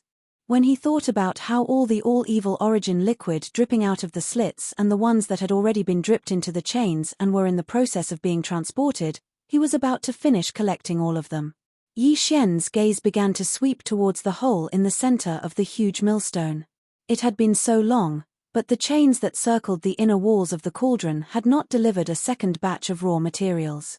In other words, this matter was probably over for the time being. Perhaps there would only be 1 batch a year, 2 years, 10 years, or 100 years. After all, this netherworld cauldron had stood here for countless years. It was likely that 1 or 2 unqualified remains of primordial creatures would be spat out every time. Although there were quite a few of these inferior corpses in the surrounding void, no matter how many there were, they were only a few 100 million at most. According to this ratio, Yi Xian quickly deduced that the raw materials for the flesh and blood of these ancient creatures would only arrive once every 1 or 2 years. This was basically the truth. Since that was the case, after collecting all of the all-evil origin liquid in the chains and seizing all of the harvest of this flesh and blood primordial land for a year, Yi Xian basically had nothing to gain from this place. Unless he waited another year. But that was obviously impossible. Unforeseen circumstances would occur, and the headless corpse protecting him might not be able to last that long. I'm really unwilling to accept this. The harvest is still too little. At this thought, Yi Xian sighed. It just so happened that the 2 drops of all-evil origin liquid in the last chain had been forcibly collected. He immediately flipped his hand and sent the space bottle into the undying world in his body. Then, as he muttered to himself, he took out a new empty bottle from the undying world and leaped towards the giant hole in the center of the millstone. Although I've collected all the all-evil origin liquid, there are still some remnants of 9-colored flesh in this hole. These are all-powerful primordial creatures. Chapter 35:11. The atmosphere-like liquid above the cauldron was already extremely thin. This was something that had accumulated over countless years, but Yi Xian had cleaned it all out in one go. As for the all-evil origin liquid in the enormous millstone below, Yi Xian had finished a year's worth of it in one go. Even those that had already dripped onto the chains and were in the process of being transported were forcefully pulled back by him. Now, there was only a small amount of 9-colored meat paste left in the hole at the center of the millstone left in the enormous cauldron. Although it was a small amount, it was only compared to the total amount before. In reality, the cauldron was as large as a planet. 2/3 of its interior was taken up by the huge millstone. As a result, although the hole at the center of the millstone only took up 1/3 of the millstone's 10 diameters, its capacity was still very large. Even though there was only a thin layer of 9-colored meat paste left in the hole, it was still close to 10,000 cubic meters in size. Refining the all-evil origin liquid with this amount of 9-colored meat paste might not yield many drops, but it was still a considerable amount if the flesh was collected and used to refine medicine in the future. Yi Xian took out a new spatial bottle and directly collected it. Very soon, several thousand cubic meters of 9-colored meat paste had been collected into the spatial bottle. However, Yi Xian did not collect all of it. He stopped halfway through. After collecting the spatial bottle for the last time, Yi Xian extended his head to look at the huge hole at the center of the millstone. There were still around 4,000 cubic meters of 9-colored meat paste left at the bottom. According to his estimates, he should be able to refine around 10 drops of all-evil origin liquid from these 4,000 cubic meters of 9-colored meat paste. The reason why he did not continue to collect them was because Yi Xian had suddenly come up with a new idea. Yi Xian planned to let the huge millstone refine these 10 drops of all-evil origin liquid before he underhandedly took action. The so-called underhandedness here did not refer to stealing the dozen drops of evil origin elixir. Instead, it referred to adding some ingredients to them, dripping them into the chains and delivering them to the people at the end of the chains. Of course, those who could enjoy the all-evil origin liquid were all extraordinary. They were either great primordial figures or supreme primordial figures who had been injured in the great battle all those years ago and were recovering, or they were the inheritors of an extremely powerful bloodline. Of course, they all had one thing in common, and that was they were all enemies. They were the subordinates of the camp commander, Heavenly Dao Qingyang. However, with their powerful bloodline, ordinary poisons would not be able to harm them. Since Yi Xian wanted to play dirty, then even if he couldn't poison a few of them to death on the spot, he would at least have to affect their recovery or leave a poisonous root in their bodies. Otherwise, this matter would be meaningless. Among all the poisons in his possession, only the undying and imperishable bead was capable of doing this. The so-called undying and imperishable bead was a primordial treasure. It was definitely the king of poisons, condensed from the boundless resentment and filth of those who had fallen in the great battle of the primordial era. It was definitely a supreme treasure for underhandedness. However, the poison of this bead was too terrifying. Once it was poisoned, it would spread across a large area. If it was not contained in time after it spread, it would probably cause an entire universe to fall. It was too destructive, so Yi Xian did not dare to use it at all. He was afraid that it would involve too much karma. However, it was different this time. They were enemies to begin with. Although Yi Xian did not participate in the great battle all those years ago, the headless corpse of the infant had always been with him in this life. Moreover, the bloodline abilities and secret techniques that he had grasped were all related to him. They all originated from the supreme primordial figures of his own faction. Therefore, Yi Xian had unknowingly been dragged into this matter. This was a move against an enemy faction, so it was only right and proper. There was no need for him to be afraid of being involved in unnecessary karma.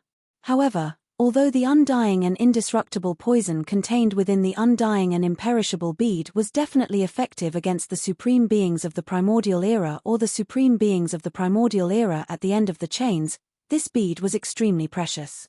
Yi Xian only had 2 of them in his possession, and one of them was slightly flawed because it had been used in the Shunnong cauldron before.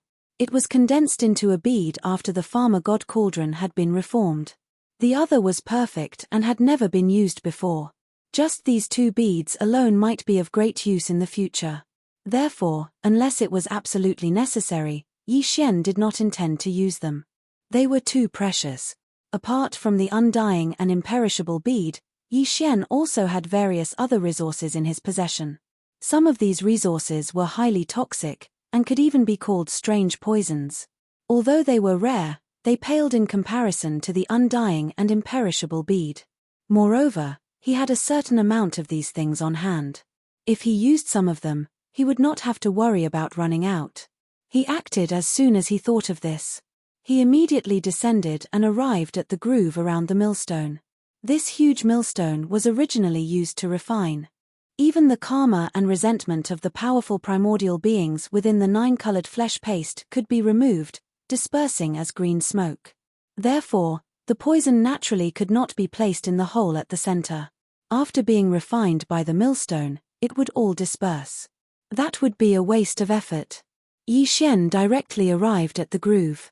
After waiting for a while, he finally saw a drop of all evil origin elixir drip down and roll around in the groove. He no longer hesitated. He immediately took out large amounts of various poisonous powders and liquids and poured them all down. Unfortunately, the results left him speechless. All of the poisonous powders and liquids would immediately disperse as soon as they came into contact with the groove. They could not exist at all, let alone fuse with the drop of all evil origin elixir that was currently dripping towards one of the chains. It seemed that these things were ultimately not useful and could not be put to good use. Yi Xian was speechless. He could only put them all away, not daring to waste any more. He then took out the undying and imperishable bead. Of course, it was the one with a flaw. Ding! Congratulations, host. You have discovered a primordial poison. Undying and imperishable bead contains the boundless resentment of those who perished in the primordial war. It gathers the resentment of the world and condenses it into a bead. Grade: primordial treasure. Quality: perfect, slightly flawed. Do you wish to use it immediately?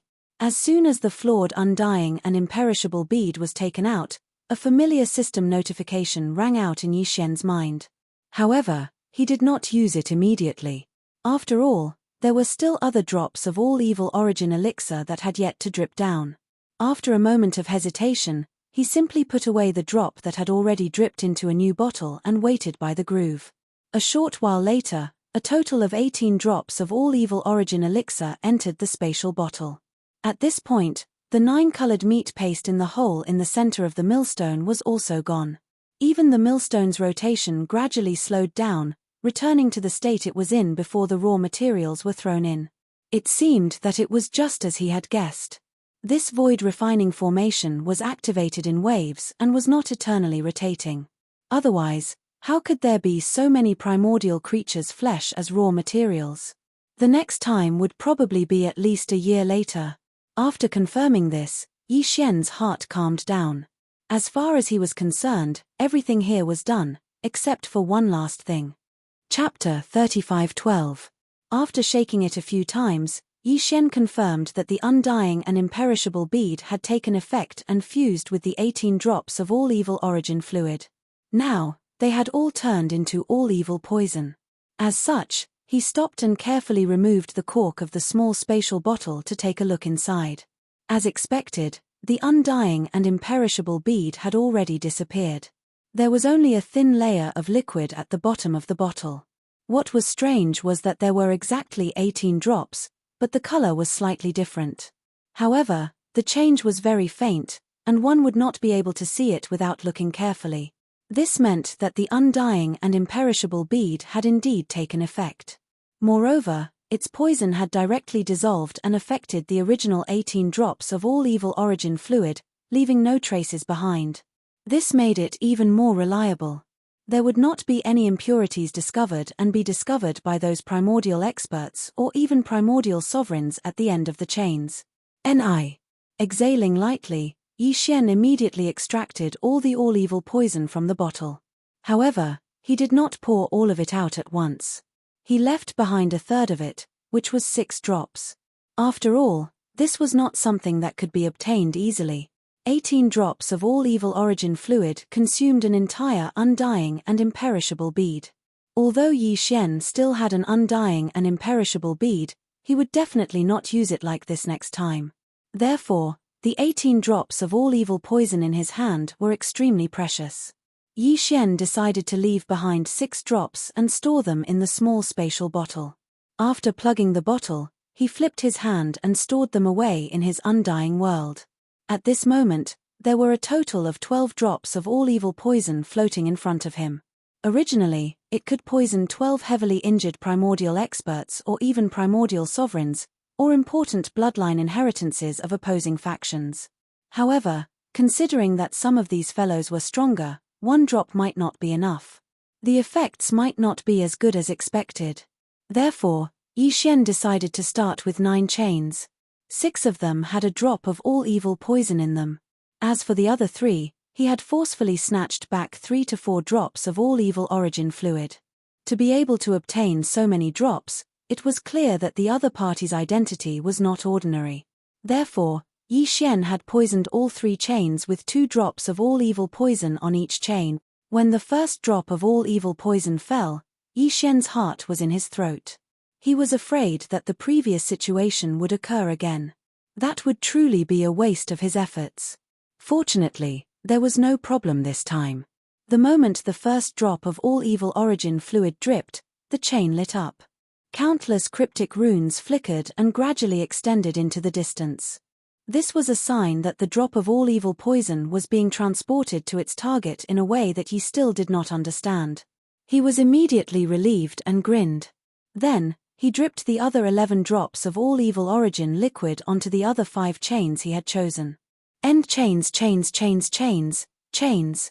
Chains, chains, Yi Xian Yi. At this moment, the corpse lantern tattoo on Yi Xian's left chest finally heated up again. This was the headless infant corpse's warning, reminding Yi Xian that he should leave now. The headless infant corpse must have sensed everything Yi Xian had done before, but it did not do anything. This meant that the infant corpse was very satisfied. It was probably very happy inside. It was rare to see the enemy's strategic resources being plundered so wantonly by its own spokesperson. At this moment, the headless infant corpse was also waiting for Yi Xian to drip the 12 drops of all evil poison on the 6 chains before giving the warning. This meant 2 things. First, the headless infant corpse was very supportive of this matter, so it did not stop Yi Xian when he was doing it. It was probably also very happy inside. Second, the headless infant corpse immediately warned Yi Xian to leave as soon as he dripped the 12 drops of all evil poison on the 6 chains. This meant that once the poison reached the end of the chains, it would definitely trigger some unknown unforeseen event. There was no benefit in staying here. This place had become a place of trouble. If he stayed, he would attract the attention of certain people. With that in mind, Yi Xian did not stay any longer. He instantly broke through the white atmosphere and reached the cauldron. He had originally planned to throw the super death ray bomb that he had prepared for the Heavenly Fate Race's base camp into the cauldron and detonate it. However, considering the level of the cauldron, which was probably an ultimate treasure of the primordial era, he eventually gave up. Of course, the more important reason was that he was worried that he would attract the attention of the Heavenly Fate Race. If that happened, Yi Xian might not have enough time to leave. He had gained a lot this time. There was no need to take the risk again. After leaving the cauldron, Yi Xian once again saw the remains of the primordial creatures in the void around the cauldron. The ones close to the cauldron were all terrifying beings whose auras surpassed the Star-Lord state. The remains of the primordial creatures at the Star-Lord state and the Cosmos state were further away. An idea flashed in Yi Xian's head. Taking advantage of the fact that the protective membrane of the headless baby's body was still around, he dashed toward the remains of the powerful primordial creatures that were beyond the Star-Lord state. It wasn't easy for him to come here, and this time, he even obtained the help of the headless infant corpse. It activated a layer of blood-green membrane that enveloped Yi Xian's body, allowing him to be unafraid of the auras of these powerful existences. If he didn't take some of them away, it would be a pity. However, Yi Xian didn't dare to be too greedy. He only took a dozen remains of the powerful primordial creatures into the Shunnong cauldron inside his body. Every one of them was incomplete, but even so, they were still huge enough to be stored in the Shunnong cauldron. A dozen of them were as large as a dozen mountains. Normal spatial bottles couldn't hold them all. He had to store them directly in the Shunnong cauldron. After all, he would have to store them in the Shunnong cauldron, whether he would roast them or use them as raw materials to refine medicines. After collecting the flesh and blood of more than a dozen powerful ancient creatures, Yi Xian originally planned to collect some more precious blood from the corpses of other powerful creatures. These precious blood were all extraordinary and had already fallen for countless years. However, some of the corpses were still shedding tears. Moreover, some of the corpses were still shedding tears. Every drop of blood was emitting a glow. It would definitely be a supreme treasure if it was used as a medicine. Although the dozen or so corpses that Yi Xian had previously stored in the Shunnong cauldron also had this kind of treasured blood gushing out of them, they were of different species. If he could get as many as he could, it would be useful in the future. It was also at that moment that the zombie lantern tattoo on his left chest suddenly became hotter than before. Yi Xian was immediately alarmed. Then, before he could come back to his senses, about 10,000 miles behind him, the huge cauldron that was as huge as a star began to shake violently. Among them, there was clearly the sound of a large number of chains rattling. Even the layer of milky white mist above the cauldron began to churn as if it was being blown away by a hurricane. Chapter 35:13. When Yi Xian fought for the all-evil origin elixir, he had chosen the end of the spatial crack connected to by the first chain. It was a mysterious place that was unfathomably distant from the region of origin of all evil, separated by who knows how many universes. The exotic beast covered in blood-red scales was unable to tear through space and descend from another plane due to its severe injuries. At this moment, it could only vent its frustration and anger with its deafening roars, letting out shrill roars one after another. This strange beast covered in blood-red scales was terrified because the aura emanating from its body clearly belonged to a supreme being of the primordial era who was at the same level as the golden divine dragon and the primordial yaksha. It had been severely injured in an unprecedented battle all those years ago, causing its wheel of the great Tao to crack, and it had always been hiding in this void to recover. Originally, its injuries had already mostly healed. However, just earlier, the 3 droplets of all-evil origin elixir that it was about to obtain suddenly flowed backwards, forcefully returning to its original position. Right now, as the blood-red unicorn roared thunderously, the chain above its head suddenly shone brightly again. Some complicated inscriptions flickered on it. This was clearly a sign that the all-evil origin elixir was about to fall. The blood-red unicorn stopped roaring furiously. It raised its head, and the fury in its eyes gradually subsided. Very soon, 2 droplets of all-evil origin elixir fell from the end of the chain. Due to the darkness in space, the color of the 2 droplets of all-evil origin elixir was slightly different from before. However, it did not notice this. It opened its mouth and immediately swallowed them. Roar! In the next moment, an earth-shattering roar rang out, causing the entire space to tremble. The blood-colored Chaline's body began to tumble in the air, its eyes emitting a dark light of resentment. A monstrous murderous aura surged into the sky, entering the chains that were suspended in the air above its head and flowing against the current, at the same time, in the ancestral grounds of the Blood Devour clan in the second universe. At this moment, in the secret realm in the deepest part of the Blood Devour clan's ancestral land, the space in the distance was already red, and a huge blood cloud was still surging. They could vaguely see a 9-headed blood dragon roaring furiously. Although its aura was not as strong as the supreme beings of the primordial era such as the golden divine dragon and the primordial yaksha, it was no weaker than the almighty beings of the primordial era such as the void ladle. This 9-headed blood serpent was clearly heavily injured, and was completely recovering thanks to the nourishment of the all-evil origin liquid. In the past, a drop of all-evil origin liquid would drip from the end of the chain every year, but the 9-headed blood serpent would not be completely consumed. It would leave behind a quarter of it and infuse it into the huge blood-colored egg that was surging up and down in the blood cloud central domain. That was its direct descendant. Once it was born, it would possess the cultivation of the universe realm, and its future would be limitless. Previously, it was supposed to be the day when the drop of all-evil origin liquid would fall again. Just as the drop was about to fall, the 9-headed blood serpent could even smell its sweet scent. However, the precious drop of all-evil origin liquid suddenly shrunk back, its aura fading away. The 9-headed blood serpent was furious, but because its injuries were too severe, it could not tear through the void and cross planes to search for it. At this moment, it could only vent its anger by roaring like thunder. It shocked all the members of the Blood Devour clan outside the secret realm, and they all prostrated themselves on the ground, trembling.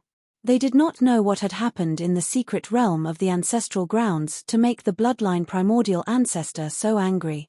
At this moment, the roaring in the secret realm suddenly stopped, because another drop of all-evil origin liquid had dripped from the chain that was suspended in the void above the 9-headed blood serpent's head.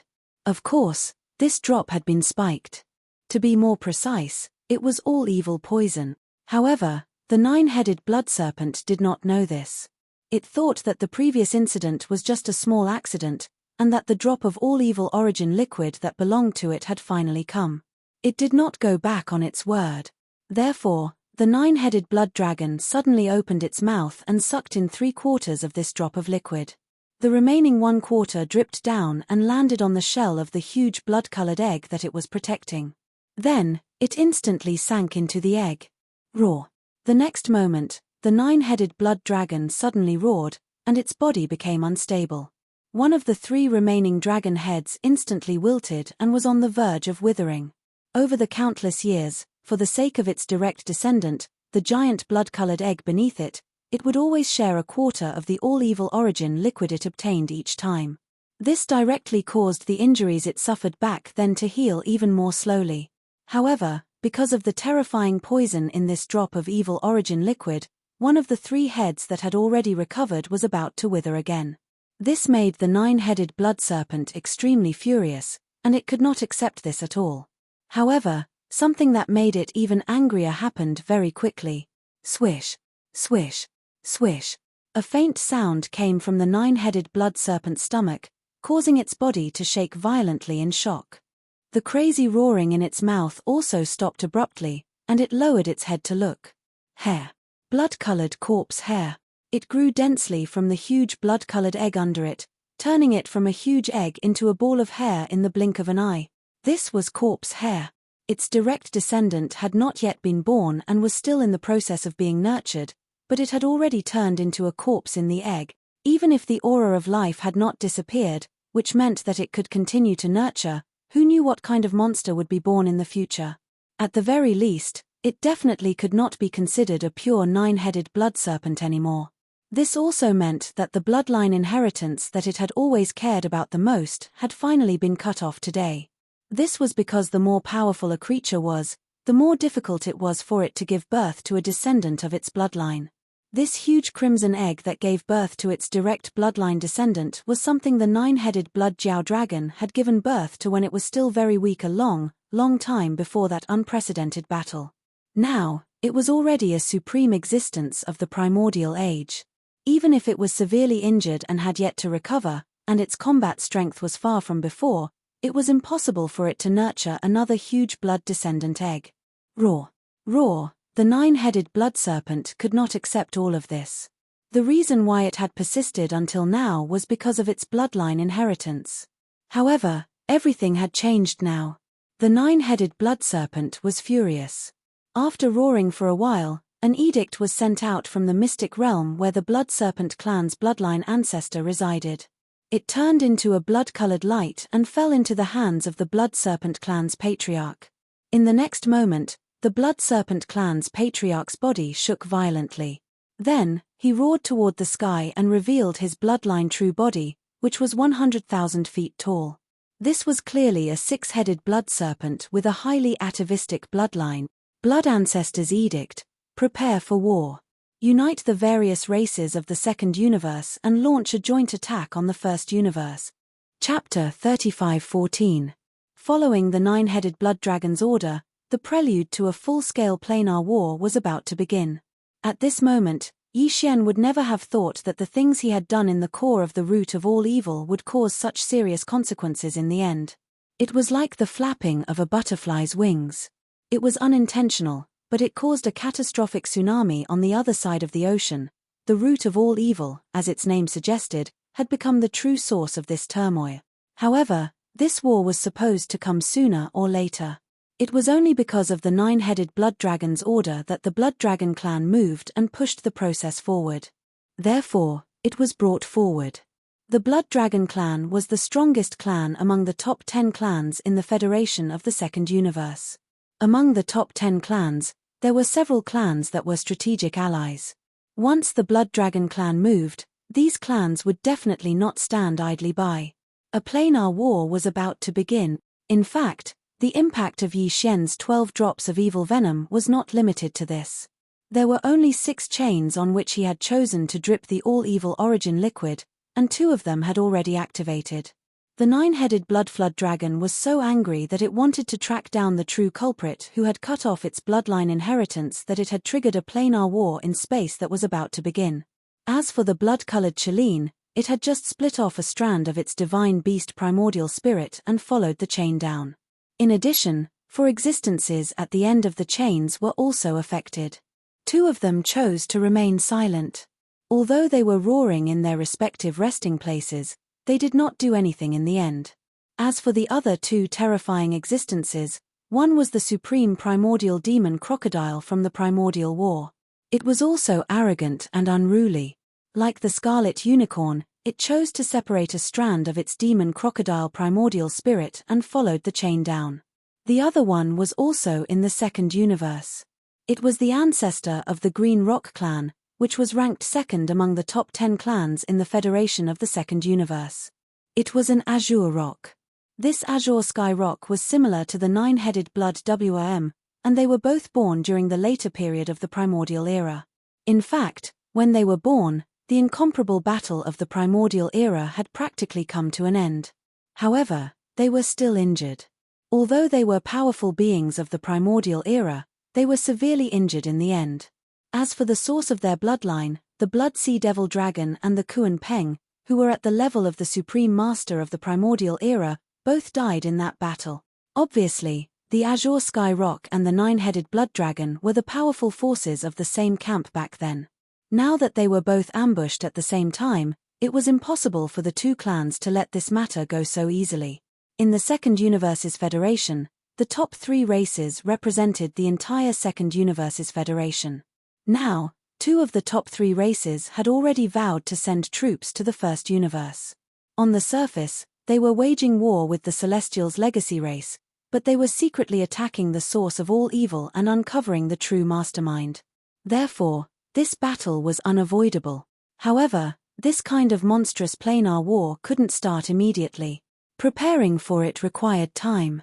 The chaos of the war hadn't appeared yet. However, in the depths of the core hinterland of the First Universe's source of all evil, the consequences of Yi Xian's actions were immediately apparent. Clang, clang, the sound of the chains grew louder and louder, and there were even loud rumbling noises. The entire star-like cauldron started to shake. A monstrous aura of slaughter wreaked havoc in this area of the void. Evil thoughts filled the sky. Yi Xian had already activated his full speed and rushed toward the edge of the core hinterland of the source of all evil. He wanted to leave this place as soon as possible. He didn't even dare to use the mechanical demon bug because it would be too big of a target. Yi Xian was worried that it would attract attention. Although he didn't know what was happening in the star-like cauldron behind him, he could roughly guess that the existences at the end of the 6 chains were enraged. The immortal and imperishable bead was no ordinary item. Even a supreme primordial would have to shed a layer of skin if he was suddenly ambushed. After all, it was originally condensed from the resentment and obsession of countless powerful primordial beings who had fallen in that incomparable battle. Moreover, even if the existences at the end of the 6 chains were truly almighty primordial beings or supreme primordial beings, they were far from what they were in the past and were in a state where they had yet to recover from their injuries.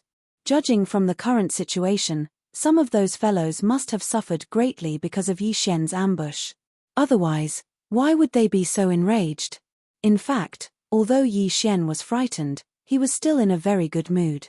After all, this kind of opportunity wouldn't come twice in this world. In fact, even in the primordial era, there were probably only 1 or 2 people who could ambush several almighty primordial beings and supreme primordial beings at the same time. Come on.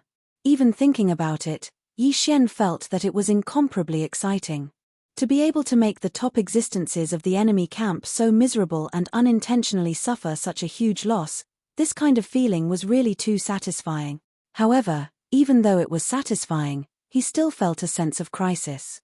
As he rushed towards the edge of the core hinterland of the root of all evil, Yi Xian didn't have any greedy thoughts along the way. Even though he still saw too many powerful remains of primordial beings along the way, the layer of blood-green protection on the surface of his body was still there. The thin film still existed, but Yi Xian didn't make a move. Time was of the essence. As long as he stayed in this core hinterland, there was a chance that he would become the target of the anger of the almighty primordial beings and even the supreme primordial beings. Although Yi Xian had the perfect vibration of the spiritual power secret technique, he didn't think that it would be effective in the face of terrifying existences above the almighty primordial beings. It was effective.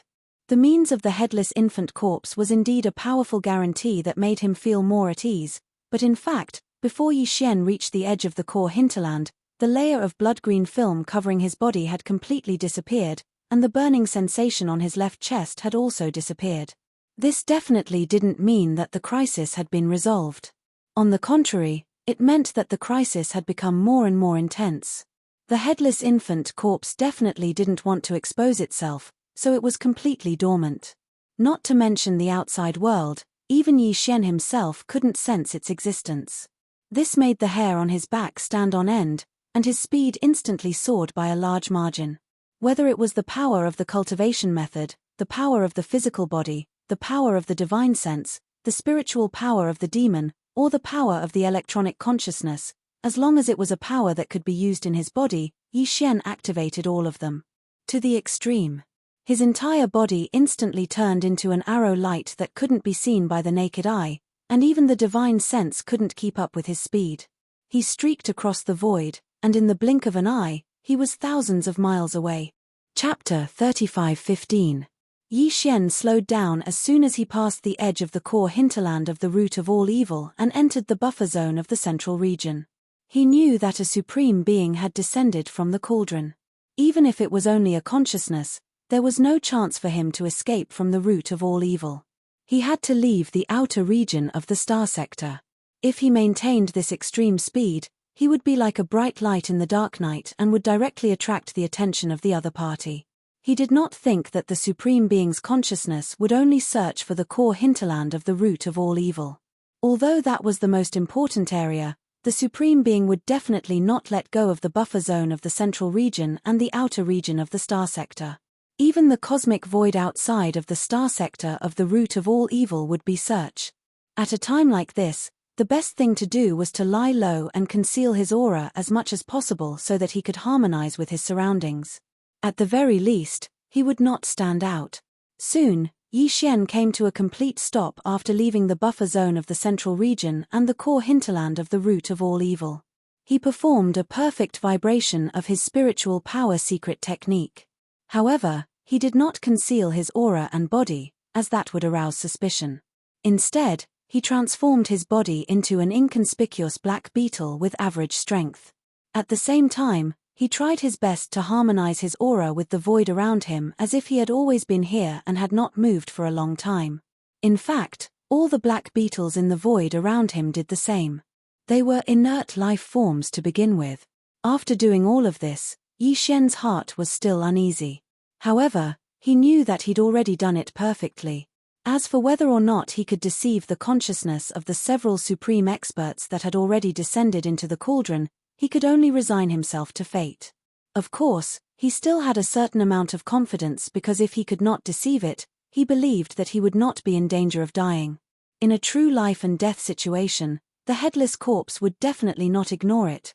Whoosh, boom, roar, screech, the chains rattled, and the giant cauldron rumbled.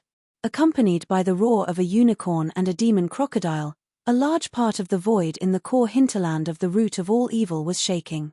Then, two huge figures, both tens of thousands of feet tall, rushed into the sky from the giant cauldron.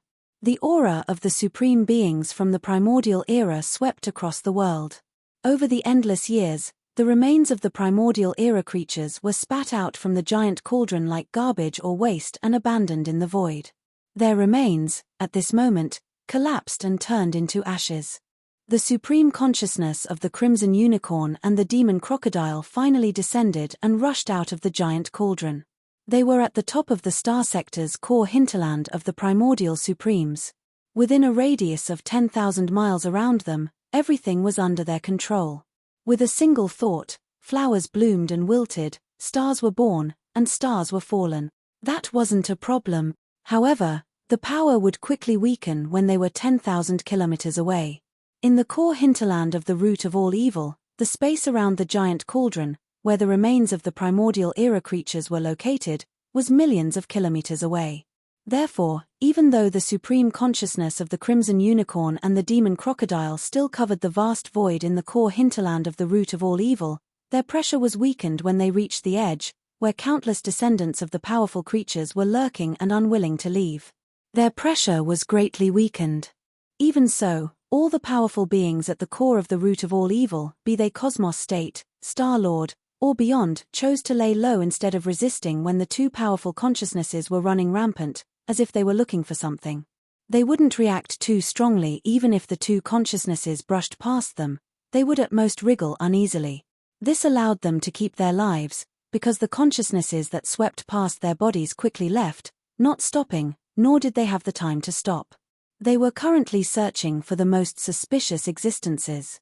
When the Blood Kirene and the 9 Hell Demon Crocodiles' consciousness entered the cauldron and saw everything, they immediately knew what had happened. Obviously, someone had snuck in and stolen the cauldron's harvest this year. At the same time, they had poisoned the cauldron with unknown and mysterious poison before leaving, so they wouldn't be able to escape. They were lucky. Although they were infuriated and wanted to destroy the entire space zone, that was obviously impossible. There would be more evil origin fluid next year, but the unknown culprit would probably escape soon. At this time, the blood-colored Chalene and the 9U demon crocodile did not even care about unleashing a massacre to vent their anger.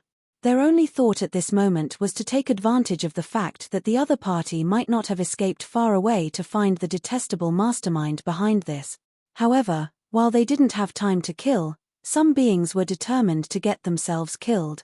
For example, the Black Beetle Queen. At that moment, the Black Beetle Mother Empress had just finished pleasuring all 5 of the mechanical bugs and was still unsatisfied. It originally wanted to take a breather before fighting another round with these 5 tough and durable fellows for 5 million rounds. It was also at this moment that the Crimson Unicorn's consciousness swept over with a disdainful attitude. It didn't hold back at all as it directly descended from above the Black Beetle Mother Empress's lair. Screech. This was a blatant provocation and contempt.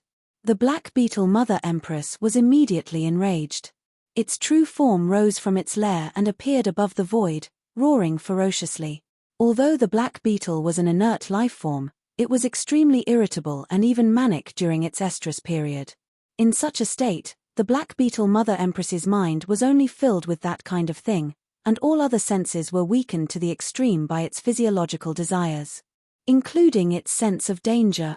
That was why it was so furious at this moment. After all, it had been living here for tens of millions of years. Ever since it had grown into a Star Lord, its neighbors in the void, even those more powerful than it, would give it some face and not disturb it during its estrus period, which occurred once every 100 years. After all, everyone knew that the Black Beetle Mother Empress was basically crazy at this stage. Even those stronger than it wouldn't be interested in provoking it. It wasn't disgusting enough. But today, there was a fellow who didn't give it face. Just as it was about to start its second round and fight another 5 million rounds with the 5 tough and durable fellows, this fellow took the initiative to provoke it. How could it not be angry? Unfortunately, it only had time to let out a single roar before its entire body collapsed under the pressure of the Crimson Unicorn's terrifying consciousness, turning it into ashes. Chapter 35:16.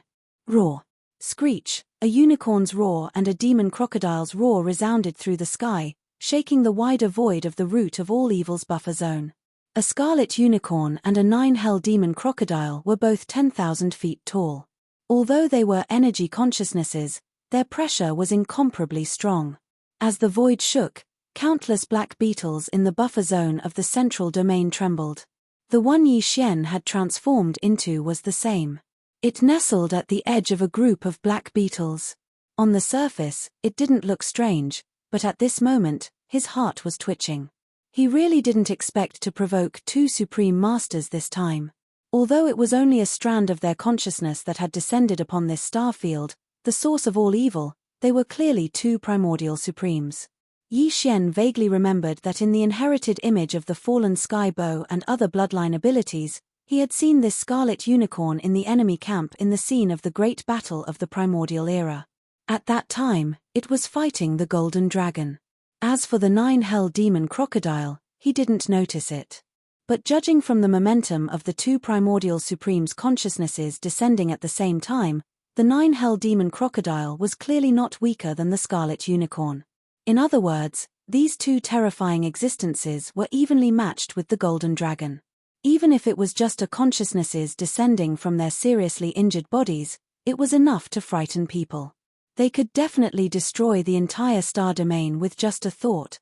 Just as Yi Xian was trembling, a powerful consciousnesses so terrifying that they almost made his mind collapse swept over his body.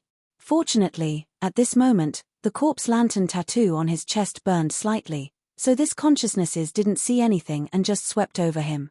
At this moment, Yi Xian realized how naive he was. If it wasn't for the headless infant corpse watching over him and helping him cover up at the crucial moment, he would have been pulled out just now. The so-called perfect vibration of the secret spiritual technique might be more powerful in the future when Yi Xian became stronger, but with his current cultivation, it was simply a joke to try to deceive the consciousnesses of the primordial supremes. Roar.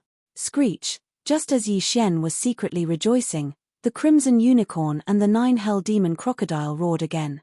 They had just searched the core hinterland of the root of all evil to no avail and had left the cauldron out of anger. But they did not expect to find nothing in the buffer zone of the central region. That's right. Has that detestable mastermind really left? How could his speed be so fast? The crimson unicorn and the 9 gloom demon crocodile roared, and their energy consciousness went far away. In an instant, they traversed millions of miles of the void from the buffer zone of the central region to the periphery of the root of all evil and began the same search. The central region was temporarily safe, but Yi Xian did not dare to move. Like the countless other black beetles, he was still trembling. As for the corpse lamp tattoo on his left chest, it had already returned to normal when the consciousness swept past it. Obviously, unless the consciousness swept past Yi Xian's body again, it would not make a move. In other words, Yi Xian's psychic secret technique was perfect. Although he could not avoid the close detection of the supreme primordial's consciousness, he could still cover it up in this environment. This made him feel slightly better about his collapsed confidence. Roar. Screech. Although the periphery of the root of all evil was wider, in the face of the two supreme primordial's consciousnesses, in fact, after a sweep, it was thoroughly explored. The result was no doubt that there was still no discovery. Therefore, the crimson unicorn and the 9 gloom demon crocodile's roars and screeches soon came from the periphery. This time, they were even more furious, and their voices had already spread to the buffer zone of the central region. Yi Xian felt a strong sense of rage from these two angry roars. This made him even more worried. These two guys did not hesitate to come in person with a wisp of their consciousnesses, and chased them all the way from the core hinterland of the root of all evil to the buffer zone of the central region. In the end, they even searched the wider periphery. This showed how strong their anger was in their hearts. But in the end, they found nothing. There was no doubt that under such circumstances, these two supreme primordials' consciousnesses would only be satisfied and give up after venting their anger. But even if they gave up, they would definitely go back the way they came. In this way, the countless black beetles in the buffer zone of the central region would most likely be killed. There was nothing in the periphery, only endless void cracks. When these two guys turned around and returned to the Great Furnace, the first thing they encountered was the countless black beetles in the buffer zone of the central region. In the face of such weak existences, they were even less than ants to them. They would be annihilated with a casual roar. At that time, the black beetle that Yi Xian had transformed into was the only one left standing in the air. It was clearly a bright light in the dark night, and it was difficult not to be eye-catching even if it didn't want to. Realizing this, Yi Xian was instantly dumbfounded. His heart was burning with anxiety, but he didn't dare to move at all. If that was the case, it would be equivalent to courting death. Before these two fellows could vent their anger, he would be exposed. At this time, in the periphery of the root of all evil, two similar roars and roars came, but they were clearly far away, and seemed to be rushing towards the vast void of the first universe outside the root of all evil. Yi Xian was startled, and his expression immediately became strange. These two fellows were obviously unwilling to give up. After searching the entire source of all evil star field to no avail, they actually chased out of this star field. They wanted to go to the vaster void of the first universe to have a look. Perhaps the mastermind behind the escape was in a nearby star field. Who knew? At this thought, Yi Xian immediately prayed in his heart. At this time, he really hoped that a large fleet of the Tianji race would just happen to pass by outside the root of all evil. If that was really the case, when these two guys saw that there were no clues in the void of the first universe, and their last hope was destroyed, they would definitely vent their anger on the spot and directly destroy that fleet. In this way, when they returned, the probability of destroying this group of black beetles in the buffer zone, which were even less than ants, would basically be reduced to less than half. Of course, this kind of thing was generally not very likely. How could there be such a coincidence? Wanting a fleet, and one would come immediately? But in reality, things in this world were just so coincidental. Perhaps it was all fated. Chapter 35:17. There were more than 100 fortresses in the fleet. However, not all of them were from the Heavenly Legacy clan. There were only a dozen small fortresses of the Heavenly Legacy clan.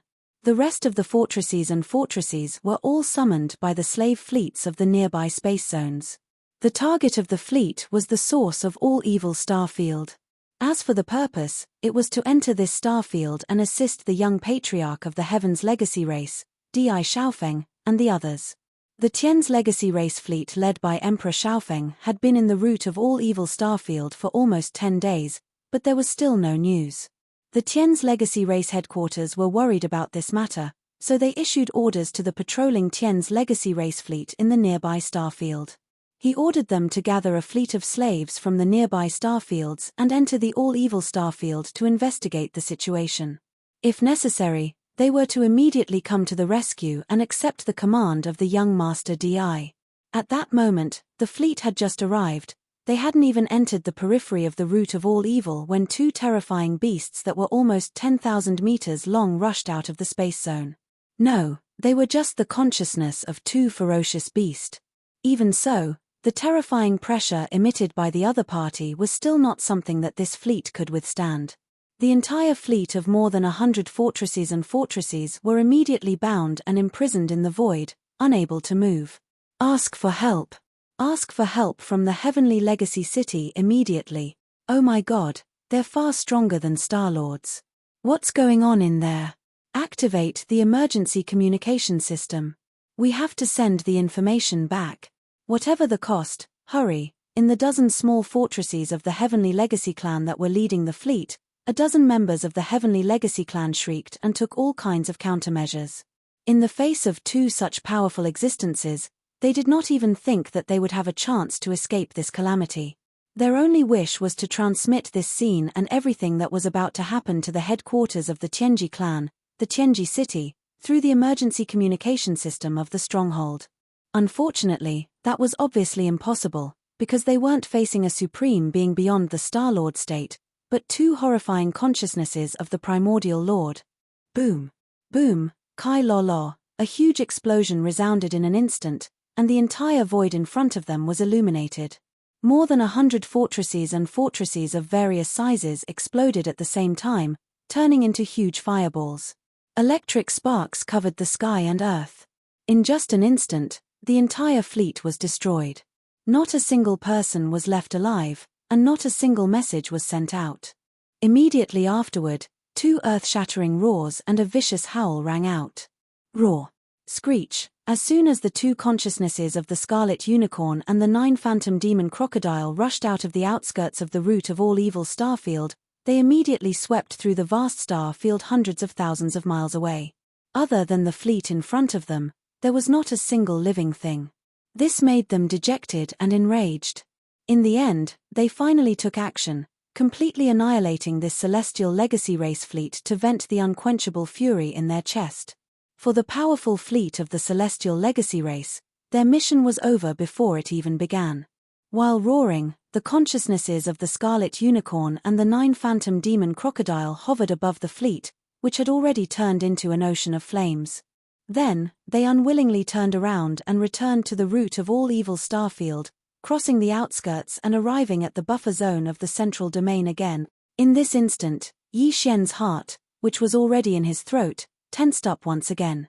He didn't know what was happening in the void around the source of all evil. The buffer zone was too vast. Even if a huge fleet exploded in an instant, the commotion wouldn't be transmitted over. Only the most horrifying beings of the primordial era, such as the Scarlet Unicorn and the 9 Phantom Demon Crocodile, could cross the entire outskirts and arrive at the buffer zone of the central domain in the blink of an eye. After destroying an entire fleet of the Celestial Legacy race in fury, the surging fury in the hearts of the Scarlet Unicorn and the 9 Phantom Demon Crocodile seemed to have been somewhat appeased. At this moment, the consciousnesses of the 2 supreme beings of the primordial era didn't seem to have crossed the central domain as they did before. They weren't as irritable as they were in the buffer zone. After all, the facts couldn't be changed. Such powerful beings of the primordial era wouldn't be blinded by fury so easily. They didn't attack again. Not only were the countless black beetles in the vast space zone spared, but even the Cosmos State, Star-Lords, and space beasts beyond the Star-Lord level at the edge of the root of all evil's core were spared, too. There was a reason for their existence. Both the Scarlet Unicorn and the 9 Phantom Demon Crocodile were well aware of that.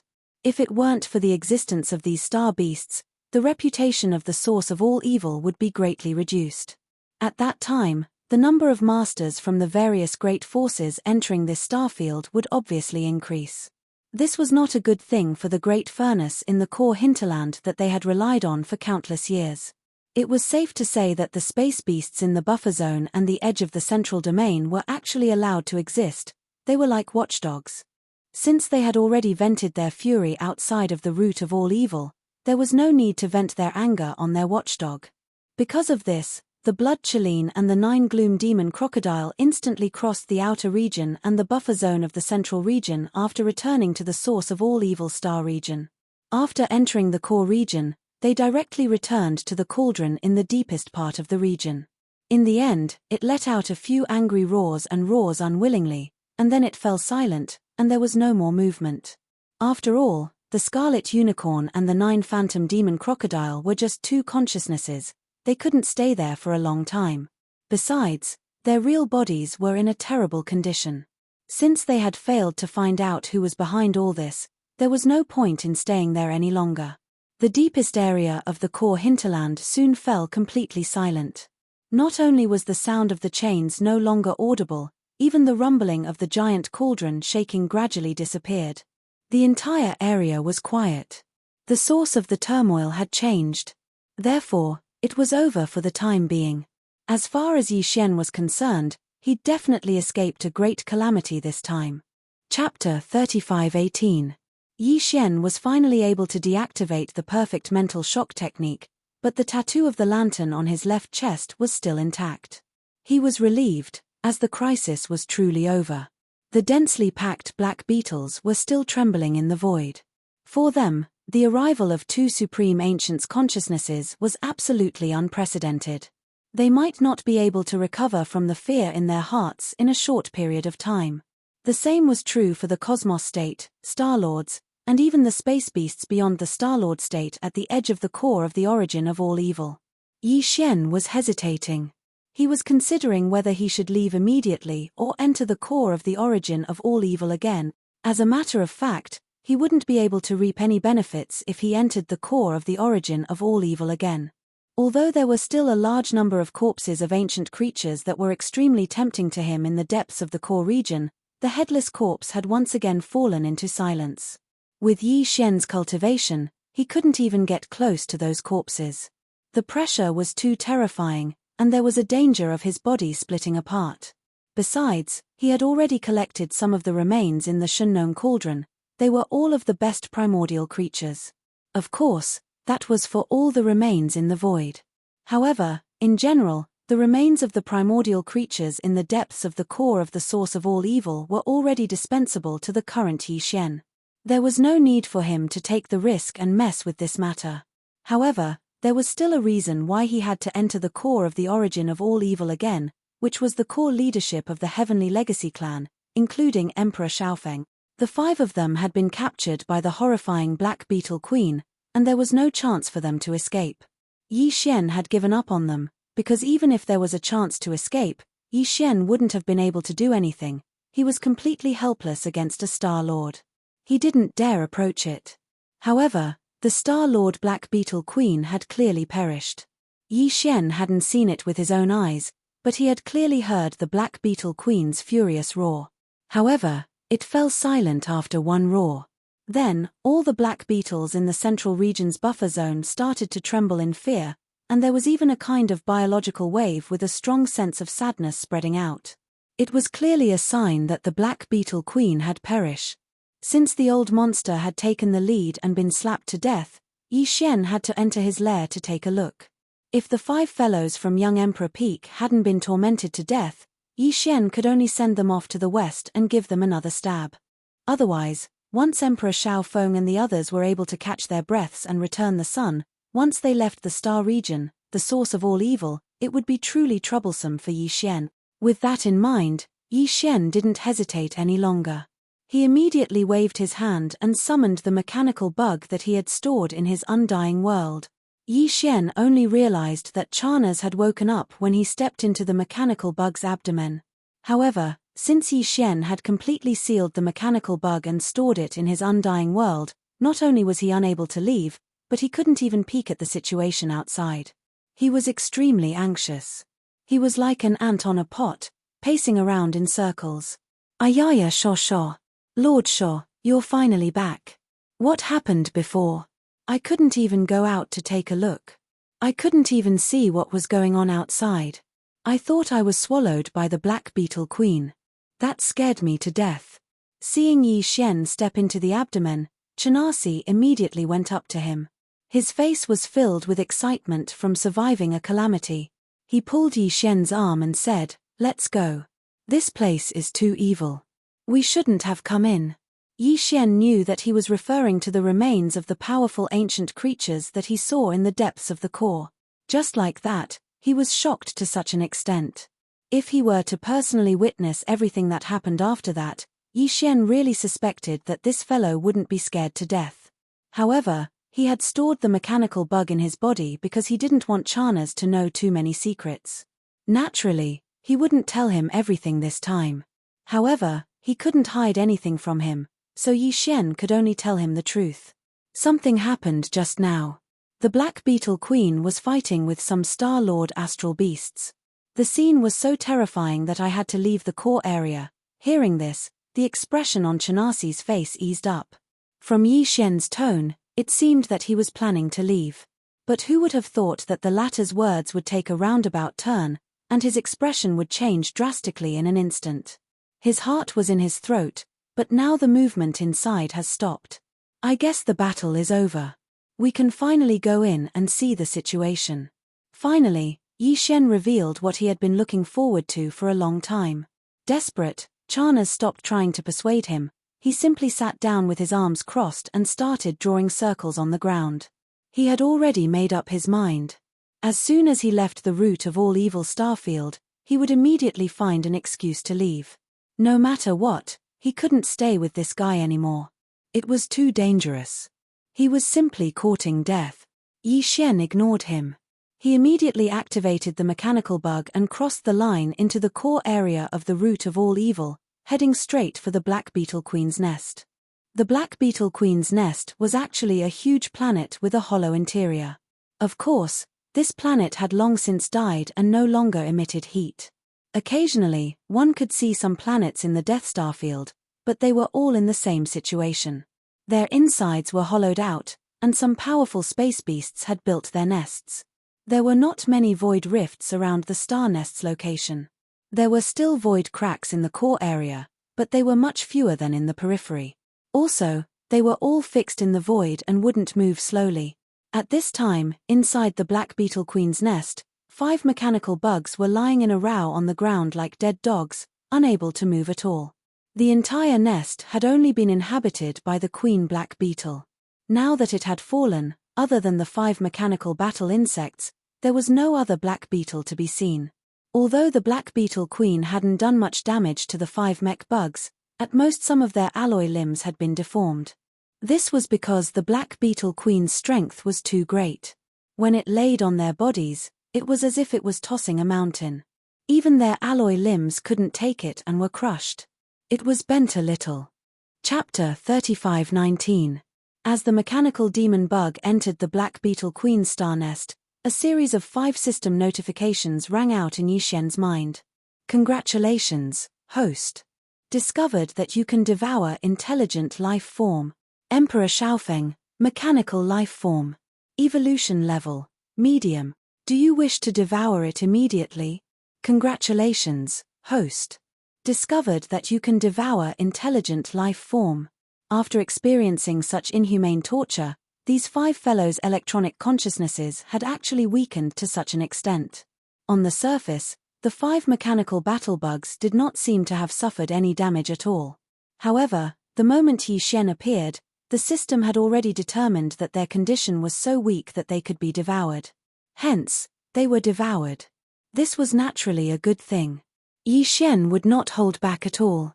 He immediately leaped forward, and the energy wings on the mechanical demon bug's back flapped. In an instant, all 5 mechanical battle bugs' heads were chopped off and rolled on the ground. It could not be helped. Their bodies were too big, and Yixian could not devour them whole. He could only chop off their heads and then devour the rest of the mechanical demon bug's head. This was because after the Tianji race activated their mechanical fusion ability, the main body of their electronic consciousnesses was within the mechanical demon bug's head. Seeing this scene, Charnas, who was in the mechanical demon bug's abdomen, fell to the ground again. It was as if he had lost his soul. He muttered to himself, and his face was pale with fright.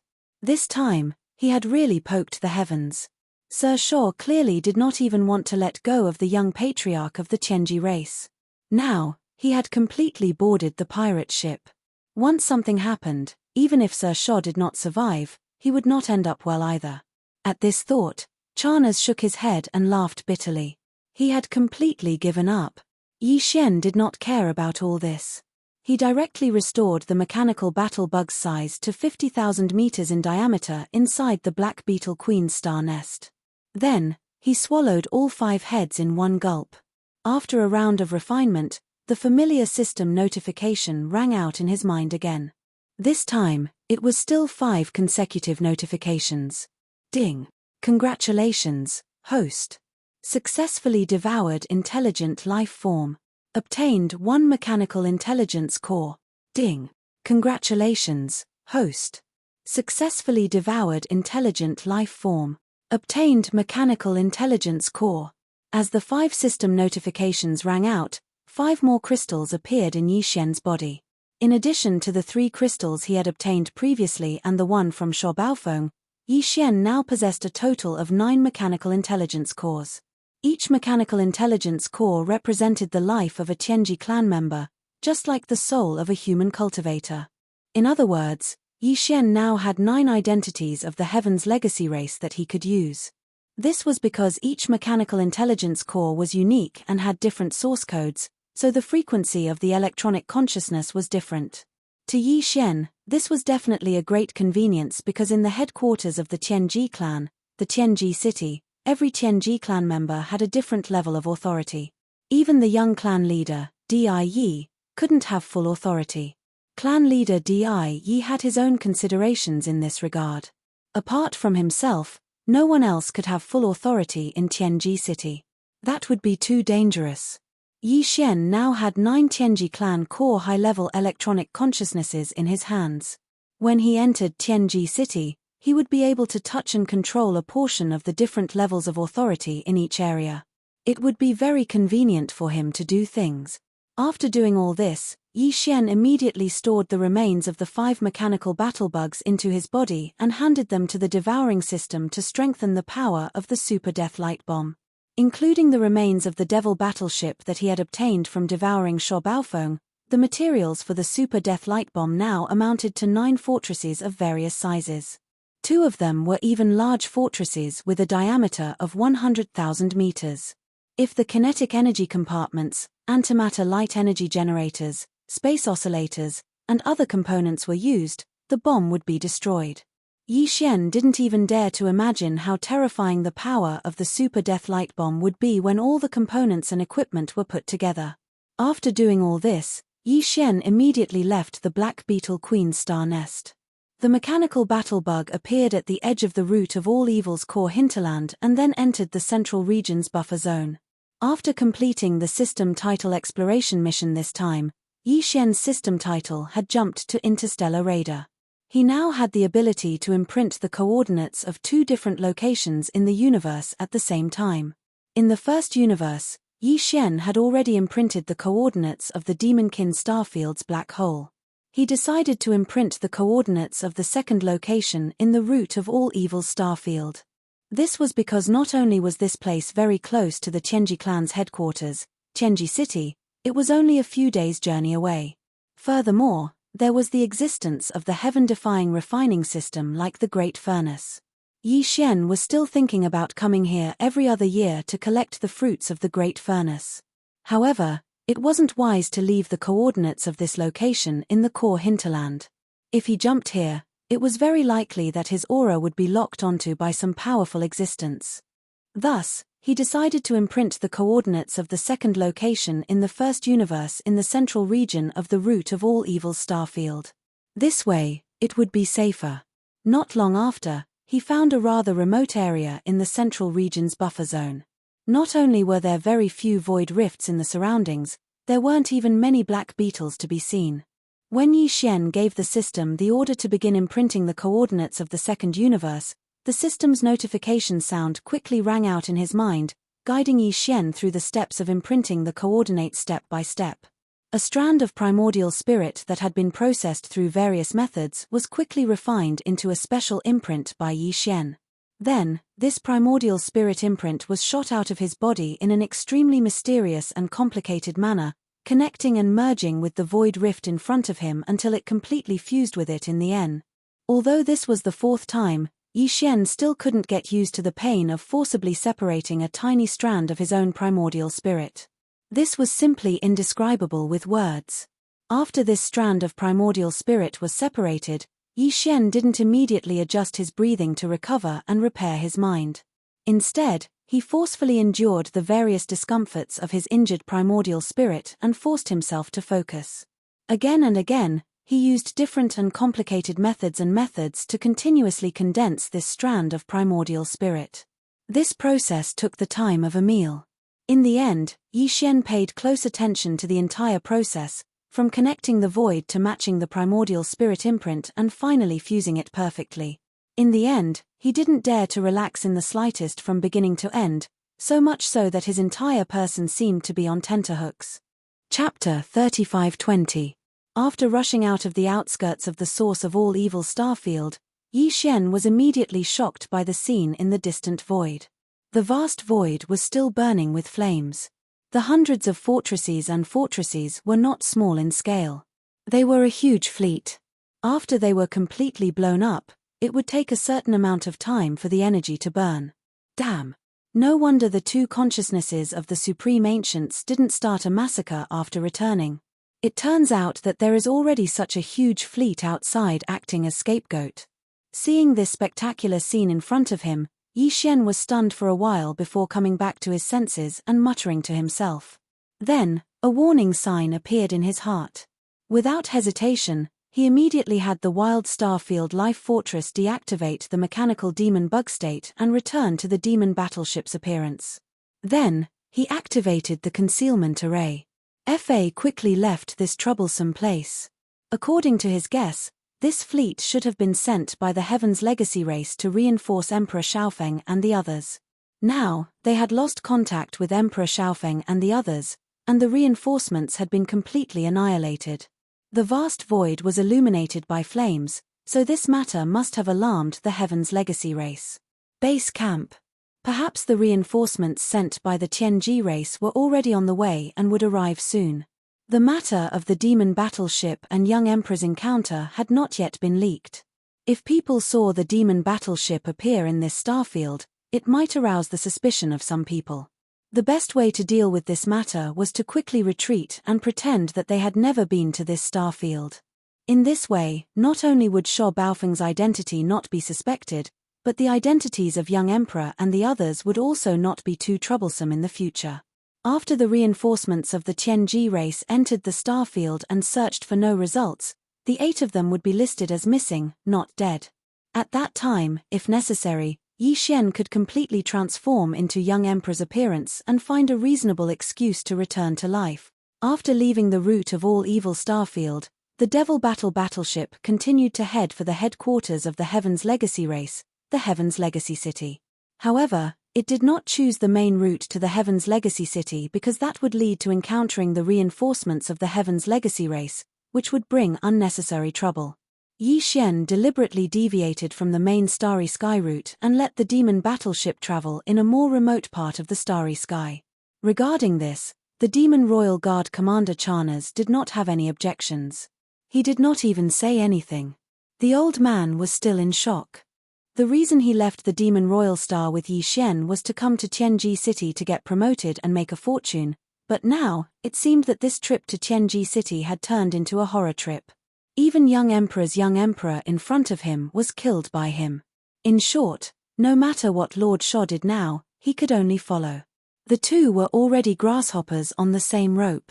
Charnas had a sullen feeling of being lured into a den of thieves for no reason, but there was nothing he could do. One day later, the demon battleship stopped in a remote part of the Starry Sky. There were only 5 days' journey ahead from the Tianji race's base camp. Yi Xian did not plan to continue forward, because he needed to at least digest the harvest this time. This digestion was not referring to the shocking harvest he obtained from the Great Furnace in the core hinterland of the Tianji race, but the mechanical intelligence cores of young Emperor and the other 8 core members of the Tianji race.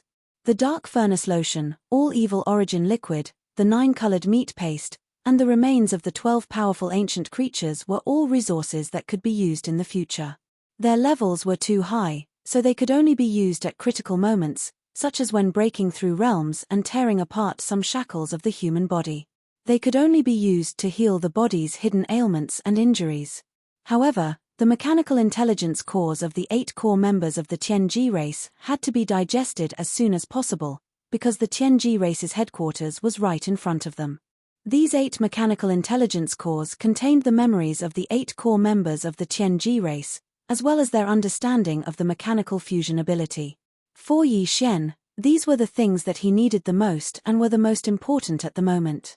He chose an inconspicuous and barren planet in this remote starfield, and then had the demon battleship shrink in size and enter a huge fissure on the planet's surface. After taking a detour for a while, he hid in the depths of the earth. Charnas did not ask much about Yi Xian's strange actions. He was now completely disheartened. In any case, following this madman, he could encounter all kinds of strange things, so he would just muddle along. If there was a chance, he would clean himself up and leave him far away, never to return. If he provoked, the most important part of the 8 mechanical intelligence cores was the electronic consciousness of young Emperor and the other 8 core members of the Tianji race. This part took up 2/3 of the crystal intelligence cores, and the other 1/3 was the electronic life memories of the 8 people. To put it bluntly, it was actually data and pieces of information, which could be said to be extremely long and complicated. What Yi Xian had to do now was to memorize all the data and information in these 8 mechanical intelligence cores, carefully browsing and even sorting them out. This would be useful for him when he entered the Tianji race's base camp, Tianji City. There would be great benefits for him. As the saying goes, know yourself and know your enemy, and you will not be defeated in 100 battles. After all, these were all the life memories of the 8 life consciousnesses, and the amount of data and information was completely unimaginable. Fortunately, Yi Xian had the help of the devouring system, which helped him sort out the data and then browse through them one by one. As a result, in a short period of time, Yi Xian had already gone through all of the data in his memory and engraved it in his heart. Moreover, all of this was stored in a separate database of data that the devouring system had separated out. If there was a case where he forgot something, or if there was a particular matter that needed to be carefully investigated, Yi Xian could at any time search through this database of data and information. Apart from these life memories, what Yi Xian gained the most was the understanding of the various mechanical abilities of the Tianji race contained in these 8 mechanical intelligence cores. Basically, they were all electronic abilities, and Yi Xian studied them one by one. Then, he focused on young Emperor and the other 7's understanding of the Tianji race's ultimate secret technique, which was the fusion ability of machines. The Starfield Life Fortress was truly formidable. As the only life fortress in the world, its abilities in many aspects even surpassed that of the Heaven's Legacy race. Otherwise, when young Master Linghu had brought the Starfield Life Fortress into the world, he wouldn't have been so shocked by the various large factions. He had the Yuan in his hands. Chapter 35:21. The reason why Yi Xian was studying Emperor Xiaofeng and the rest of the Qianji clan's upper echelons was because he wanted to see what kind of creativity they had when it came to this ability. This would serve as a reference for SW Wild Star Fortress. The so-called inspiration was actually creative thinking and inspiration. Everyone was different. Yi Xian was now able to study the inspiration of the 8 Qianji clan's upper echelons. This was a rare opportunity. The Qianji clan was different from any other life form. They didn't have flesh, soul. They didn't even have spiritual energy. All they had was a strand of electronic consciousness. They couldn't even be considered a life form born from heaven and earth. They could only be born from intelligent robots. Once they gained self-awareness, they could be considered to have awakened and become members of the Qianji clan. As for intelligent robots, they weren't born naturally. They were created by themselves. Therefore, the Qianji clan couldn't be considered a life form of this world. It was also because of this that they could cultivate and absorb energy from the planet's core. They could also use various methods to strengthen their electronic consciousness. In addition, they could also use all kinds of rare minerals, heavenly materials, earthly treasures, and other precious metals to build a body for themselves. Moreover, in the process of becoming stronger step by step, they would constantly, countless times, carry out new changes to this body. However, all of this could not change the most fundamental fact, and that was their foundation, the most fundamental source of their existence, was ultimately just a stream of electronic data. Therefore, no matter how powerful the Qianji clan was, they could only rely on modern technology to manifest their strength. Or they could create a body for themselves. No matter how human-like this body was, it could only be a robot body that was infinitely close to a body of flesh and blood. Or it could be a battleship, a fortress, or something like that. In short, if they were only left with the string of data that represented their existence, then they would not be able to survive unless they were stored in an intelligent computer system. And wasn't the so-called intelligent computer system a kind of technological device? At the end of the day, this race was really pitiful. Their existence, without technological equipment, would become a joke. At the same time, the power they could use and control also required technological devices. Unlike human cultivators, they were unable to absorb the spirit chi of heaven and earth to cultivate their cultivation techniques or temper their bodies to walk the path of body refinement. They weren't like other races in the universe who had so-called bloodlines and could obtain inheritances, secret arts, abilities, and power from their bloodlines. They couldn't even compare to the superbrain, which was a species between life and non-life. The Qianji clan had too many weaknesses. Therefore, their advantage was infinitely magnified in the only field they excelled in, which was the field of mechanical construction and control. This was because they couldn't study other fields. All their thoughts were focused on this field. It could be said that in this domain, there were countless races in the entire universe, but there was no race that could compare to them. They could be said to have a unique advantage. Therefore, even though Dai Xiaofeng and the other core members of the Qianji clan were like Shuo Baofeng and were direct subordinates of clan leader Dai Yi, they were only given a part of the true essence of the mechanical fusion ability. However, to Yi Xian, they had different levels of understanding and were only a part of it. However, the mechanical fusion ability was still an eye-opener for him. It could be said to be a real brainstorm. After carefully studying the insights and memories of young Emperor Di and the others on the level of mechanical fusion, Yi Xian was enlightened and his entire body was enlightened. He sent all the information to the central database of SW Starfield Life Fortress and gave the order to deduce it immediately. Everything unfolded silently. 2 hours later, Yi Xian finally received a response. A familiar system notification sounded in his mind, telling him that the Life Fortress had undergone a qualitative transformation and its ability had greatly increased. It asked Yi Xian if he wanted to demonstrate it immediately. A qualitative transformation. A substantial increase in ability. Just these two keywords were enough to make Yi Xian extremely excited. He couldn't wait and immediately gave a definite answer, wanting to see it immediately. Immediately, the life fortress, which had transformed into the demon battleship, shook slightly. Yi Xian and Chanez both felt the ground under their feet begin to move. The originally vast top-floor command cabin and dome also changed, gradually shrinking. At the same time, they could no longer pass through the one-way transparent cabin. They could directly see the scene outside the ship with their naked eyes. They could only use the holographic 3D screen in the shrunken cabin to achieve this. In the holographic 3D screen, the entire shape of the demon battleship could be seen clearly. Then, the transformation began. Rumble. Ka-cha-cha, a faint roar, accompanied by the continuous grinding sound of machinery, sounded at the same time. The demon battleship first transformed into the appearance of a mechanical demon bug, and then it transformed into the different forms of mechanical battle insects created by the fusion of Sho Baofeng, Emperor Xiaofeng, and the other Tianji clansmen.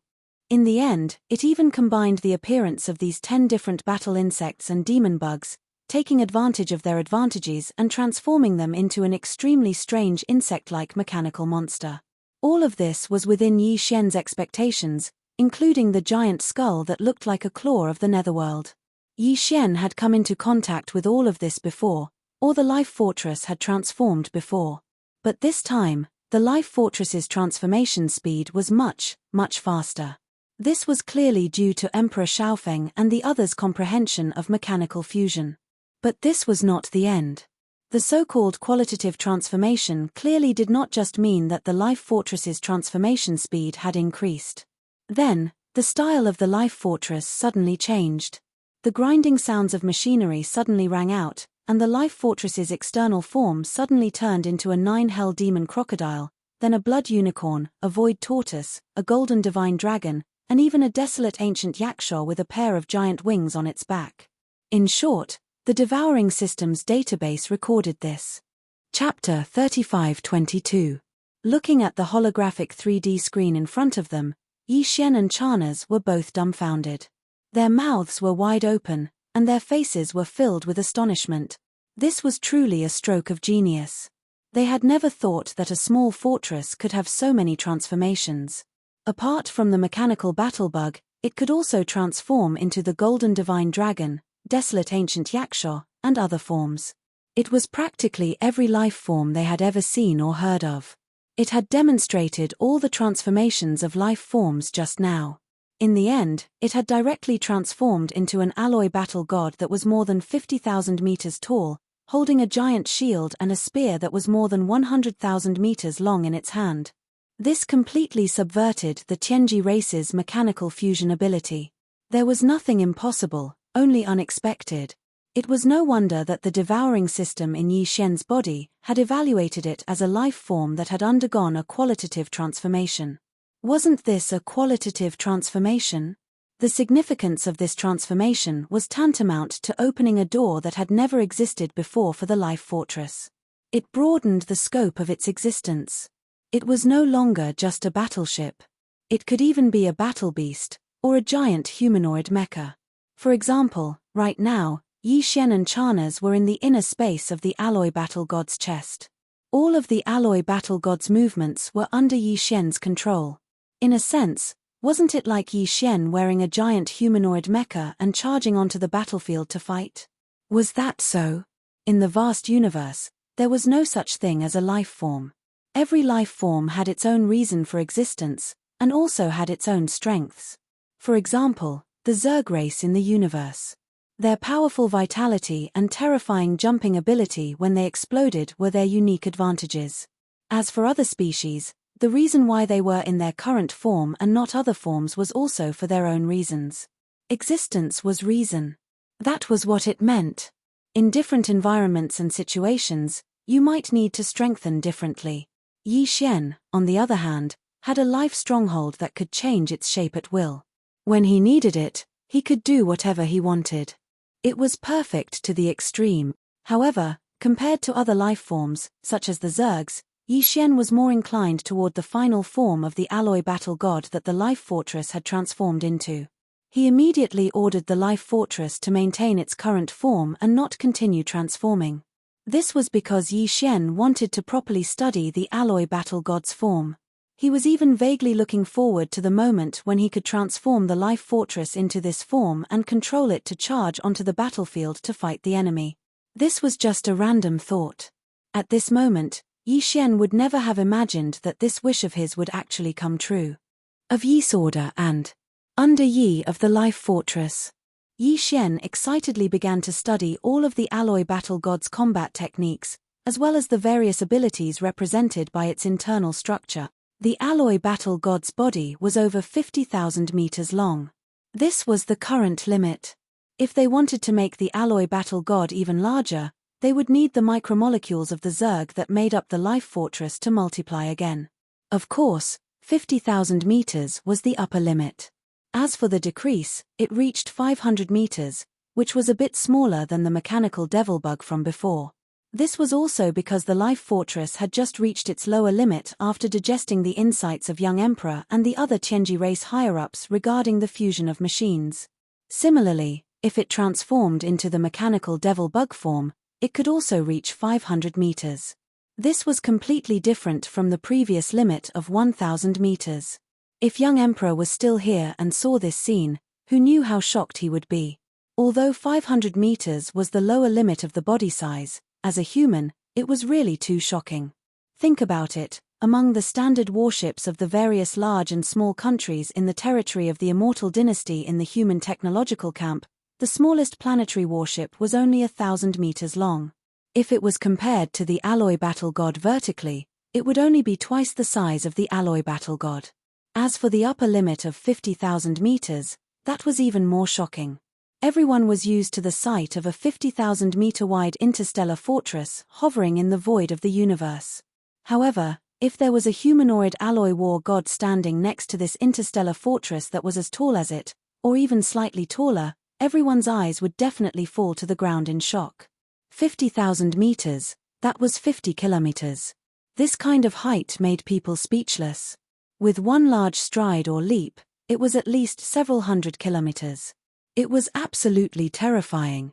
And this was just the basic performance. In addition, in terms of defense and attack, the alloy battle god also stunned Yi Xian. First of all, the energy shield of the Universal Fortress's defense system would normally appear as a pair of light beams behind the alloy battle god. Of course, this pair of light beams also had a shocking cutting ability. When combined, it could protect the body, and when split, it could cut through the sturdy hull of the Universal Fortress. In addition, this kind of defense system's energy shield could also appear in any area of the alloy battle god at any time. For example, if the head was attacked, in an instant, a partial defensive light shield would appear on the alloy battle god's head. The same energy shield could also appear on the chest, back, front, and even the forelimbs and other parts of the body. As for attack power, in addition to blocking attacks, the giant alloy battle god's left hand could also be used as a heavy shield to smash down fiercely. The alloy spear in the right hand was even more indestructible. It could be used as a close-range weapon, and it could also be thrown like a spear.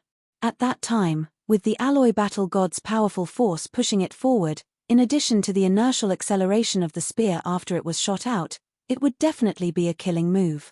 It could directly pierce through a universal fortress with a diameter of more than 100,000 meters. This was just the alloy battle god's spear and shield. In fact, if Yi Xian needed it, the alloy battle god's shield and spear could even be in the form of energy, such as antimatter light energy. This form of the battle god's shield could cancel out all attacks. The penetration and lethality of this form of the battle god's spear increased exponentially.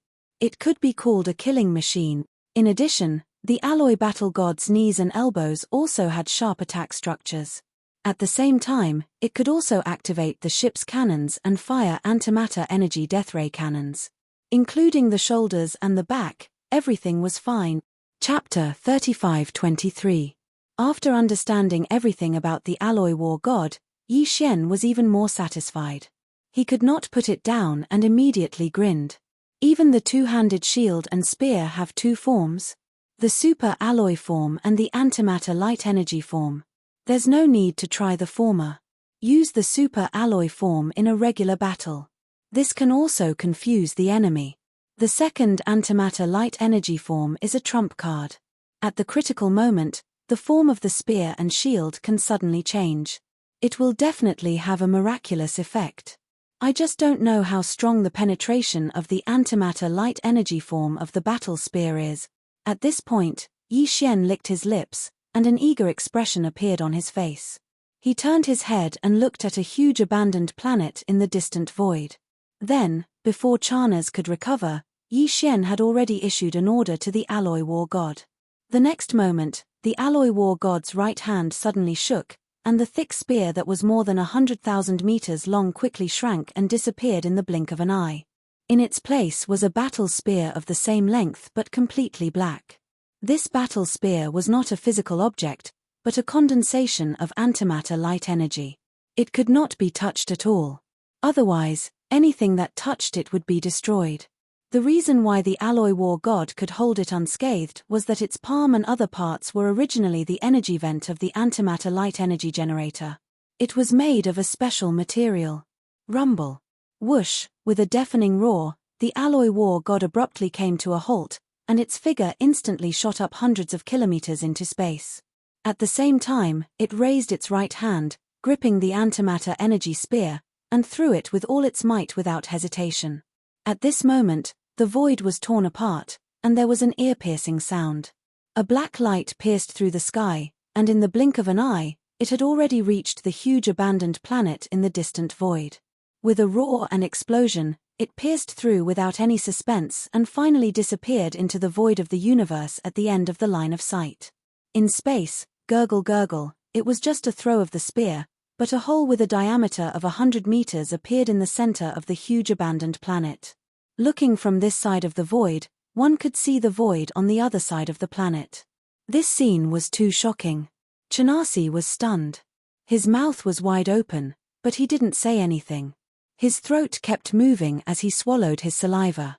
Even though Yi Xian had already guessed that this might be the outcome, seeing it with his own eyes gave him a different feeling. He was equally shocked. Heavens, Shaw. Lord Shaw, how did you do it? Was this really the devil battle horn? My goodness, you almost scared this old man to death. After staring blankly for a long time, Charnas finally came back to his senses. Looking at the huge abandoned star with a hole in it, he stammered, obviously still unable to break free from the great shock in his heart. Such a huge star, even if it's 100,000 meters in diameter, it's still not that big of a star.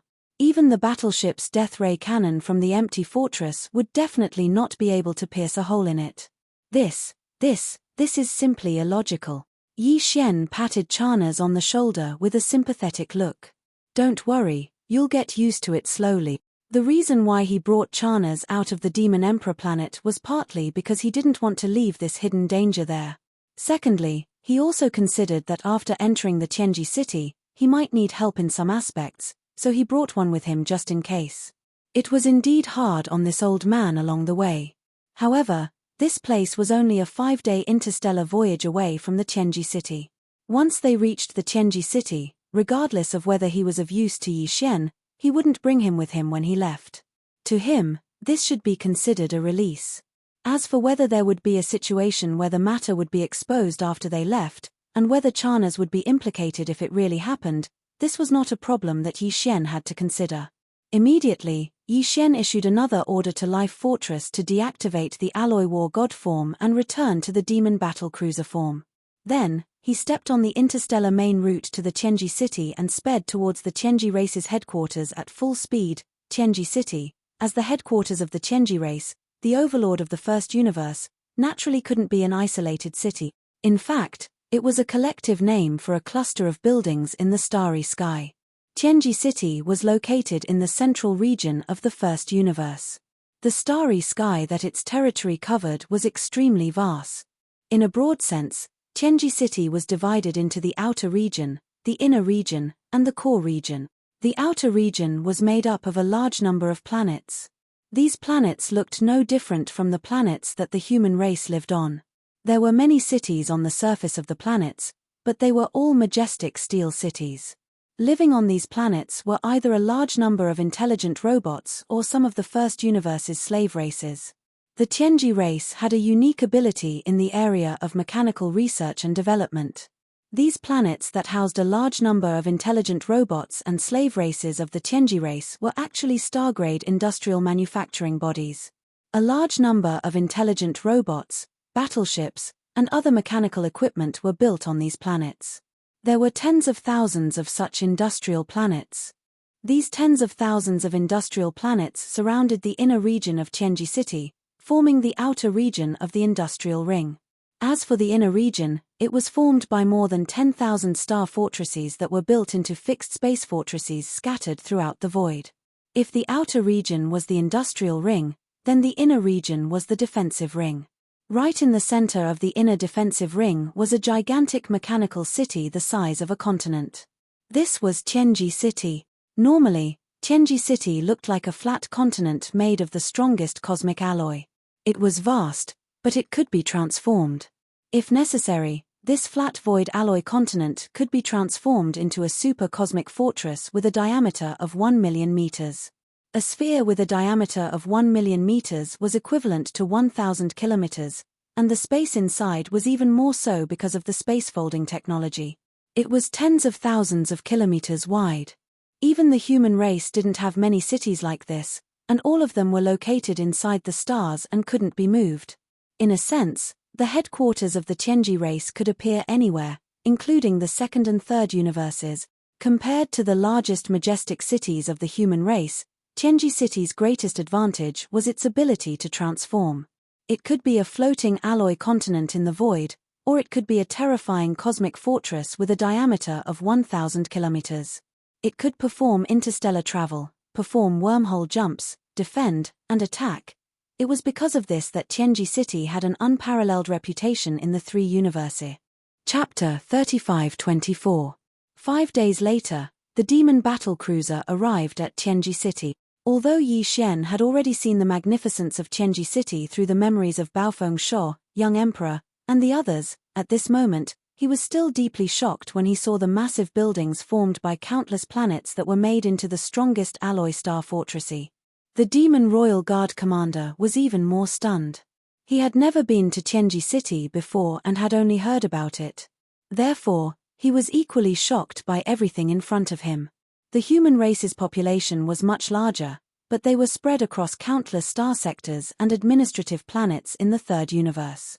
Basically, it was impossible for a large number of administrative planets to cluster together in a small star sector.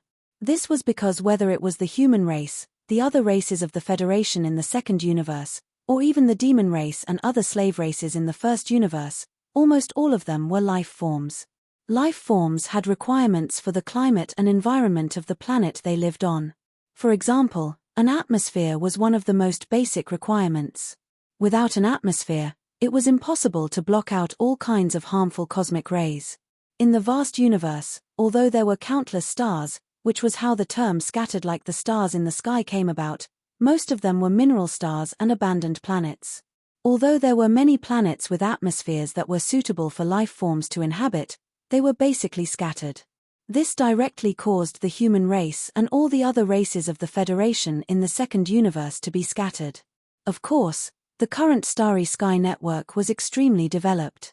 Even if they were separated by a star sector, there was no problem in terms of communication. However, Tianji City was different. In this small star sector, all the planets were used. There were more than 10,000 planets in the periphery and more than 10,000 planets in the inner circle. Among these 30,000 planets, the ones that had atmospheres and were suitable for life forms to live on were left for the slave races. The other planets that didn't have atmospheres and weren't suitable for life forms to live on all had cities. They were built into star-level industrial bases or defensive fortresses, and all the people moving around on them were intelligent robot. As far as Yi Xian could see, all of the stars in his line of sight were actually steel and majestic cities. Not a single one of them was bare and unused, and this was only the periphery of Heaven's secret city.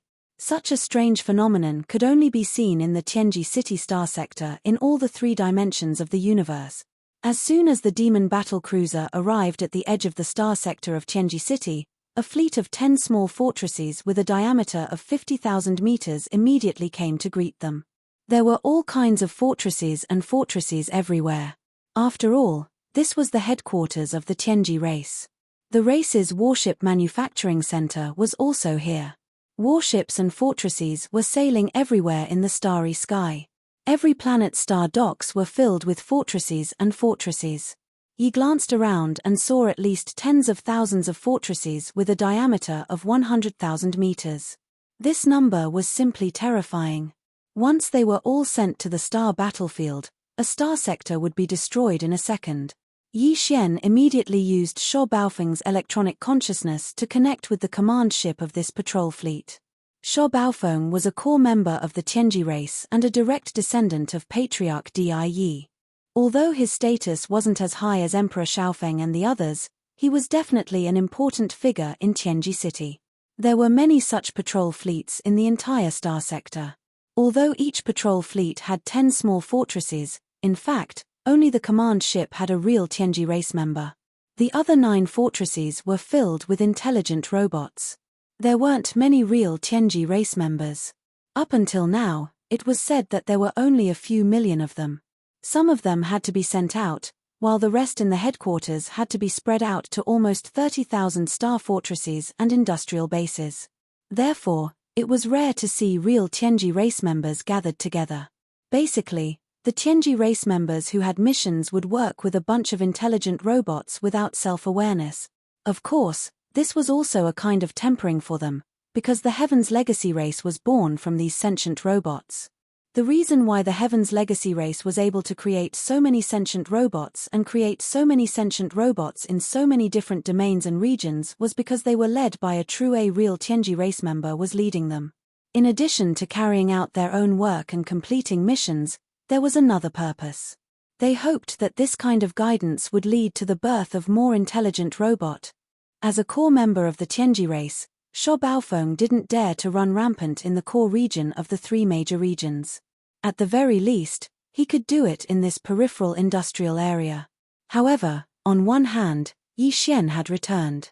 He wasn't in Shuo Baofeng's exclusive fortress, but on the Devil battleship.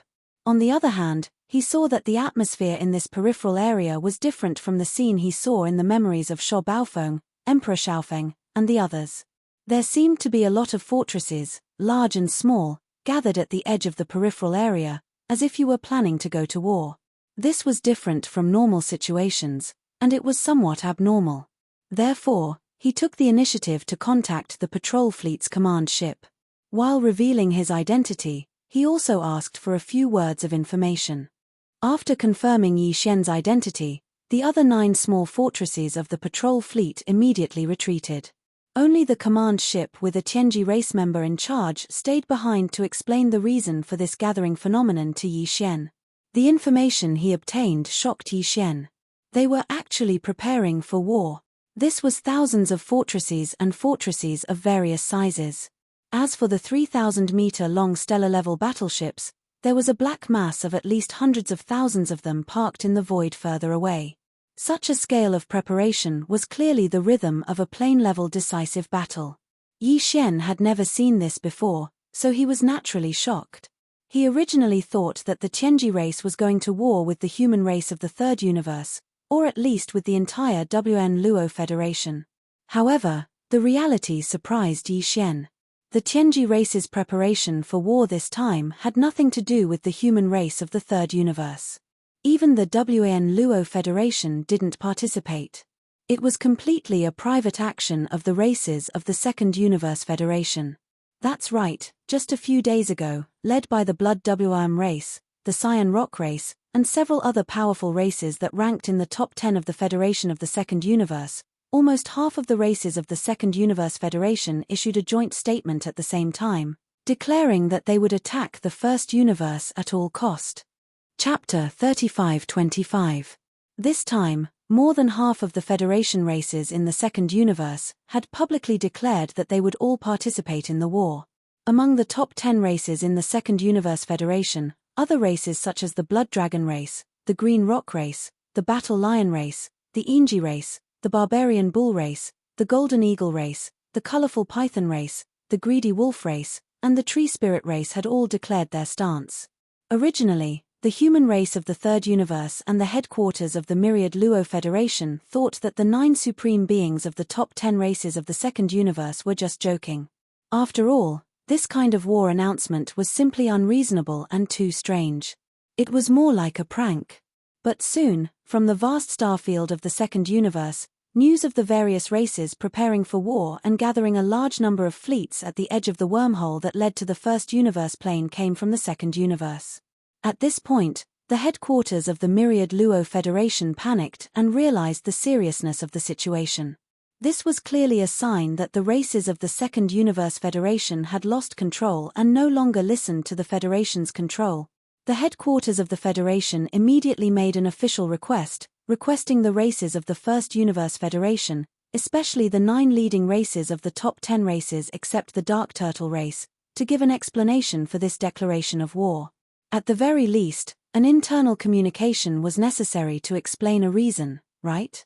However, in the face of the request from the headquarters of the Federation, the races of the Second Universe Federation were unprecedentedly tough. They directly declared that this was a large-scale war between the First and Second Universes and had nothing to do with the Myriad Luo Federation or the humans of the Third Universe. They hoped that they would not participate. Otherwise, it would affect the internal unity of the Federation.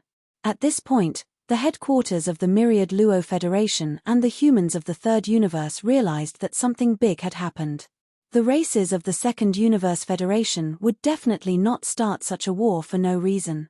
It should be known that for many years, the entire Myriad Luo Federation had only fought to a draw with the overlord of the First Universe, the Tianji race. There were countless battles, big and small, and basically, there were victories and losses on both sides. The entire Myriad Luo Federation included the humans of the Third Universe and the races of the Second Universe. It could be said that the overall combat power of the human race in the Third Universe was slightly stronger than that of all the races in the Second Universe. Now, the various races of the Second Universe were clamoring to face the overlord of the First Universe, the Tianji race, alone. Either they were crazy, or there was some hidden factor that forced them to fight. Because in such a war, the chances of the races of the Second Universe Federation winning was less than 20%. Basically, it would result in a crushing defeat. Obviously, the former possibility was almost non-existent. It could be explained if one race had a brain malfunction, but the entire Second Universe Federation had a brain malfunction. That was definitely not scientific. In other words, the truth was already very clear. The various races of the Second Universe Federation had their own reasons and difficulties. But as for what their reasons and difficulties were, no one in the outside world knew except for themselves. After confirming that the various races of the Federation of the Second Universe were not joking, the headquarters of the Myriad Luo Federation and the 2 camps of the human clan sent out a large number of scouts to the Second Universe and the First Universe. It was to find out the reason why the various races of the Second Universe Federation were determined to fight to the death. On the other hand, it was to prepare for a rainy day. In the First Universe, it was to spy on the Tianji race's reaction to this unexpected event and their various countermeasures. In any case, the various races of the Second Universe were part of the Myriad Luo Federation. Their combat power was equivalent to 40% of the total combat power of the entire Myriad Luo Federation. If the various races of the Second Universe Federation suffered a crushing defeat in this battle and suffered too great a loss, the strength of the entire Myriad Luo Federation would be greatly damaged. For the Federation and the 2 camps of the human clan in the Third Universe, this was not a good thing. It could even be a disaster. This was because the overlord of the First Universe, the Tianji race, had been waiting for this opportunity to separate the various races of the Second Universe Federation from the human clan and defeat them one by one.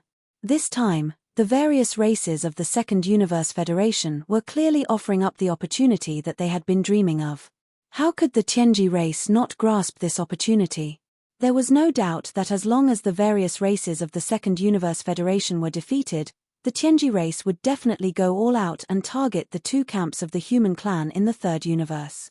In this way, the entire Myriad Luo Federation would be completely annihilated because of this battle. In the end, it was not impossible for the Tianji race to dominate the three universes. This matter was too important. Therefore, even if the myriad Luo Federation was extremely dissatisfied, even if the two camps of the human clan were furious, they felt as if they were being shamelessly dragged into this mess by the various races of the Second Universe Federation. But for the sake of the overall situation, the human clan in the Third Universe was forced to helplessly prepare for war. After all, they were allies on the same front. The human clan and the headquarters of the Federation could not just watch as the various races of the Second Universe Federation were annihilated by the Tianji race. When it came to the critical moment that would decide the overall situation of the war, the armies of the two camps of the human clan would definitely enter the battlefield through the wormhole and helplessly participate in this war. They could only hope to maintain the balance of strength between the enemy and themselves. It could be said that the three universes had become hostile because of the sudden brainwashing of the various races of the Second Universe. An all-out war between the three universes had never been so close before. This was because both the various races of the Second Universe Federation and the two camps of the human clan in the Third Universe had already started. They had begun to gather their forces near the wormhole of the universe. The overlord of the First Universe, the Tianji race, was the same. During the few days that Yi Xian was rushing to Tianji City, all the races of the Federation in the First Universe, including the Demon Clan, had received the Tianji race's Level 1 battle preparation order. Countless slave races were preparing for war with all their might. However, for Yi Xian, although this was not good news, it was not enough to make him burn with anxiety. After all, once this kind of planar universe war broke out, it would take hundreds or thousands of years. It was not something that could end in a day or two. Even the scales of the war, which camp would eventually tilt towards, could not be seen in a short period of time. If it was a full-scale war, it would take at least 100 years before there would be a sign of it. It could be said that it was really too early to be anxious about this. However, in fact, when Yi Xian learned of this news, he was indeed anxious at the first moment. The reason was very simple.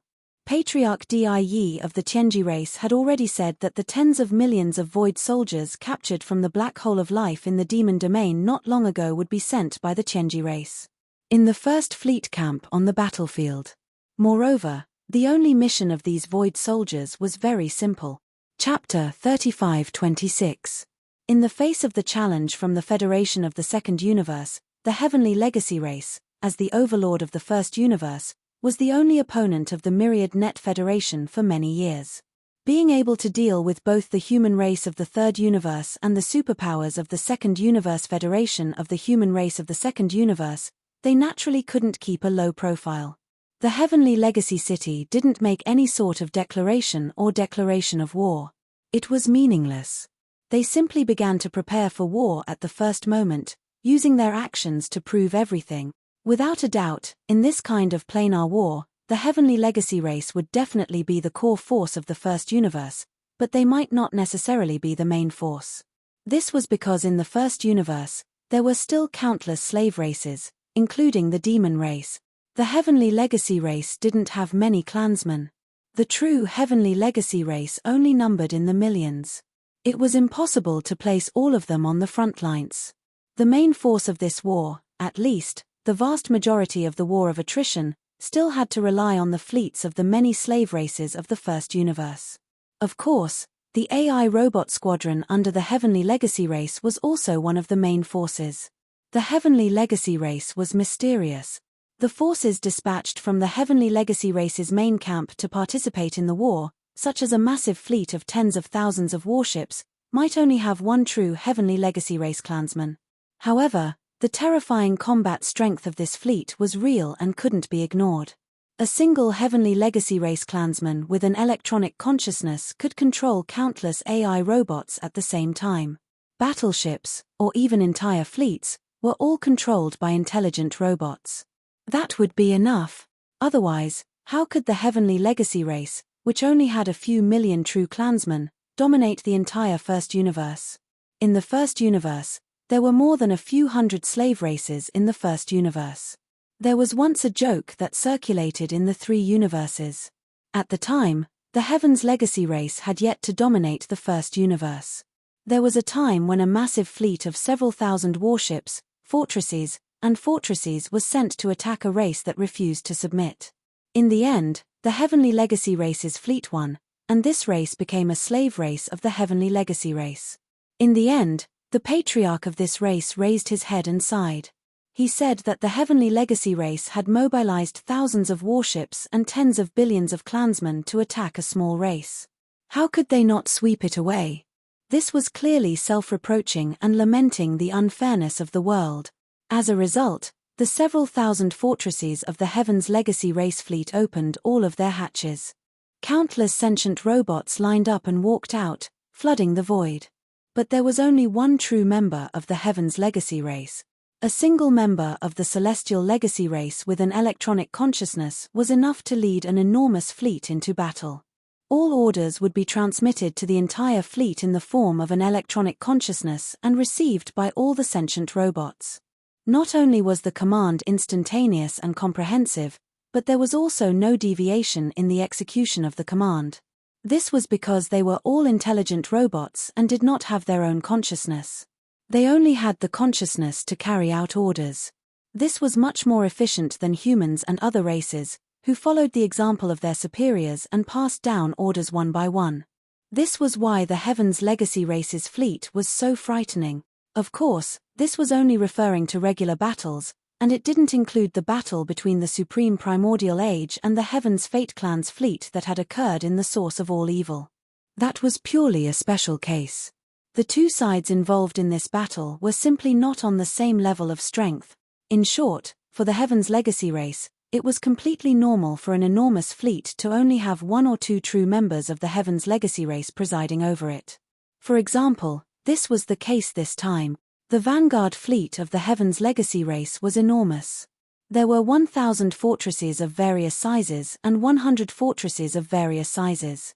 In addition, there were over 10,000 star-level warships that were 3,000 meters long and star-level warships that were 1,000 meters long. Such a massive vanguard fleet was completely controlled by sentient robots.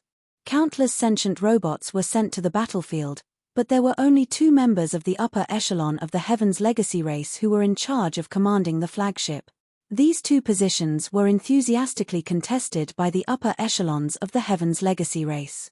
In their view, this was an excellent opportunity to perform a great service. Just that the various races of the Federation of the Second Universe had sent a fleet over, and they had even taken the initiative to invade. The battlefield was in the First Universe, their own territory. They were afraid. Also, this time, the Vanguard fleet was carrying the tens of millions of Void soldiers that had been captured not long ago. They would be deployed on the battlefield as cannon fodder to consume the enemy's strength. It was safe to say that the Heaven's Legacy race's fleet would definitely win the battle no matter how one looked at it. The various races of the Federation of the Second Universe were invading. He would be beaten to a pulp.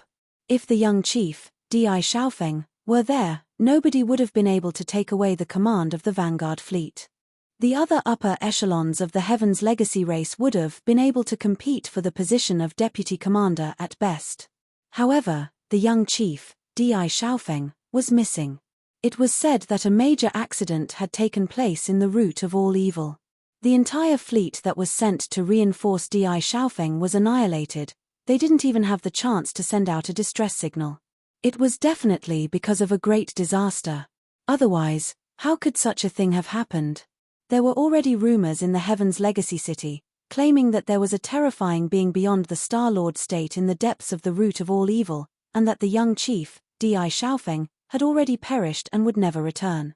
That was why the upper echelons of the younger generation of the Heaven's Legacy race were all fighting for the position of commander of the Vanguard fleet as if they had been injected with chicken blood. In their eyes, they were no longer fighting for the position of commander of the Vanguard fleet, they were fighting for the position of commander of the Vanguard fleet in the future. They were fighting for the future of the Heaven's Legacy race. Now that Di Xiaofeng had perished, the clan chief would definitely choose a new person from the younger generation to replace him. If the commander who led the Vanguard fleet to the space battlefield performed well, he would undoubtedly have a better chance. Under such circumstances, even the senior members of the Heaven's Legacy race had secretly reached a consensus that they would no longer fight for the position of commander of the Vanguard fleet, leaving the opportunity to the younger generation. In the end, due to the fierce competition, everyone wanted to be the first to obtain the position of commander of the Vanguard fleet. The Heaven's Legacy race was in turmoil for a while. In order to prevent internal strife, the clan chief, Die, stated that the position of commander and deputy commander of the Vanguard fleet would no longer be decided by the clan. Instead, the younger generation of the clan would be allowed to compete with each other and launch a fair competition. Yi Xian's eyes glittered when he heard the news. Since it was a fair competition, it couldn't be better. Chapter 35-27. Although it was confirmed that the commander of the Vanguard fleet would be chosen by the younger generation of the Tianji clan through a fair competition, there was still no conclusion as to how this competition would be held. Clan leader Die had yet to make a final decision as to the rules of the competition. However, with the fleet about to depart, the rules of the competition would be announced very soon. If it was not today, it would be tomorrow. Yi Xian was already determined to win.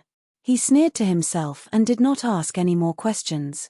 He immediately steered the Demon battleship toward the core area of Tianji City. Along the way, they passed through the outer industrial zone and the inner defensive circle. Along the way, every star that Yi Xian saw in this vast star domain was forged into a majestic alloy city. There was almost no rocky land on the surface of the star. It was all cold alloy, as if the entire body of the star was made of metal. It was as if it was made of alloy. It was shocking. Soon, a continent appeared in front of them. A continent in the starry sky. In the boundless starry sky of the universe, the three known universes were already vast and boundless. In these three universes, there weren't only stars in the universe. In some peculiar universes, there were indeed strange continents. However, there was only one continent in the three universes that was entirely made of alloy. This was the real Tianji City in a narrow sense, the core headquarters of the Tianji clan.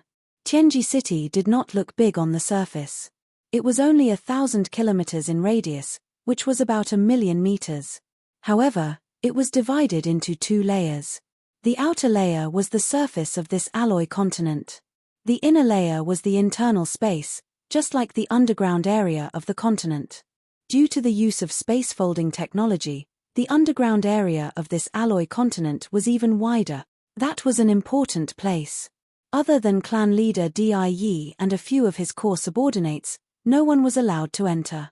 Among the 9 mechanical intelligence cores in Yi Xian's hands, only the young clan leader Di Xiaofeng had the authority to enter the core area of Tianji City. The other 8, including Shuo Baofeng, were all direct subordinates of clan leader Di. However, because they were not core members, they were all only allowed to enter. They had the right to enter and exit the outer layer of Tianji City. The Heaven's Legacy race was different from other races. They would not have a high population density because they had very few people to begin with. The entire Heaven's Legacy race only had a few million people. A large number of clansmen were sent out. Among the clansmen stationed in Tianji City, some had to lead patrol fleets to patrol this vast star region. In addition, the industrial perimeter and inner defensive perimeter all required 1 or 2 members of the Heaven's Legacy race to stand guard. In addition, the inner area of the Tianji continent also needed some core higher-ups to guard some important places, as well as the higher-ups sent over by the First Universe's slave races. Therefore, on the outer surface of the Tianji continent, it was basically deserted. However, there were still groups of intelligent super robots. Now and then a patrol team would pass by. Shuo Baofeng had a villa on the outskirts of the Tianji continent. It was his private territory. Other higher-ups of the Tianji tribe were not allowed to enter. Only Shuo Baofeng's electronic consciousness could open it. After the Devil battleship arrived at the edge of the Tianji continent, it was no longer allowed to move forward. Yi Xian was aware of this. He immediately walked out of the Devil battleship with Chanas. He waved his hand and stored the Devil battleship into his undying world. Then, he landed and walked towards his villa. Although this was an alloy space city, because the Tianji tribe had always yearned for the life of the human race, even their own appearance was very similar to that of the human race. Therefore, the surface of the Tianji city's outer land looked very similar to the environment that the human race lived in. The ground, buildings, and vegetation. Everything was there. Of course, they were all simulated with the super memory alloy and the super biological alloy. Even an inconspicuous tree was shockingly tough. Even the star-obliterating cannons of a planetary warship might not be able to destroy it. Along the way to Sho Baofeng's villa, they did not encounter other higher-ups of the Heaven's Legacy race. Instead, they encountered many patrol teams of super battle AI robots. However, they were able to detect the electronic consciousness of the Heaven's Legacy race members. Therefore, they did not stop Yi Xian and mistook him for Sho Baofeng. The exterior and interior of the villa were the same as ordinary villas in the human world. However, it was made of top-grade alloy and was extremely sturdy. It could withstand the bombardment of Star Destroyer cannons. After all, this was the core of the Tianji city on the Tianji continent. Yi Xian had Sho Baofeng's electronic consciousness. He was the owner of this villa. Therefore, he easily entered the villa. After a round of searching, Yi Xian took all the rare minerals, materials, and cultivation resources that Sho Baofeng had left behind in the villa. It was a great harvest. Although it was not a lot, the things that Sho Baofeng had left behind in his base were all top-grade treasures. Yi Xian almost couldn't hold it in. He wanted to directly change his electronic consciousness and rob the villa of young Emperor Feng and the others. However, in the end, he held himself back and didn't make a move. If that happened, he would undoubtedly be exposed immediately. Young Emperor Feng and the other 8 upper echelons of the Heavenly Legacy clan were currently missing people. If they appeared outside of Heavenly Legacy City, it would be possible for them to find an excuse to avoid it. If they suddenly appeared in the core of Heavenly Legacy City like this, it would definitely arouse suspicion, unless Yi Xian already planned to do something. Otherwise, he would not have acted in this way. While he was looting Sho Baofeng's villa, the commander of the Demon Royal Guards, Charnas, had been watching from the side. He shook his head and sighed from time to time. In his opinion, Yi Xian was not robbing Sho Baofeng's villa. Instead, he was packing up his belongings and preparing to run away. After all, if he committed a big crime, he would be exposed one day. Therefore, when Yi Xian finished looting everything in the villa and pretended not to care, he told Charnas that he would be staying here for the time being and that he would give him the authority to freely enter and leave the villa. The old thing didn't hesitate in the slightest and immediately shook his head like a rattle drum. There's no way. Wherever Lord Sho goes, this old man will go. If you want to leave me here as a scapegoat, that is absolutely impossible. Hey! Yi Xian turned his head in surprise and sized up Charnas. He did not expect this old man to be so shrewd. Did he see through something?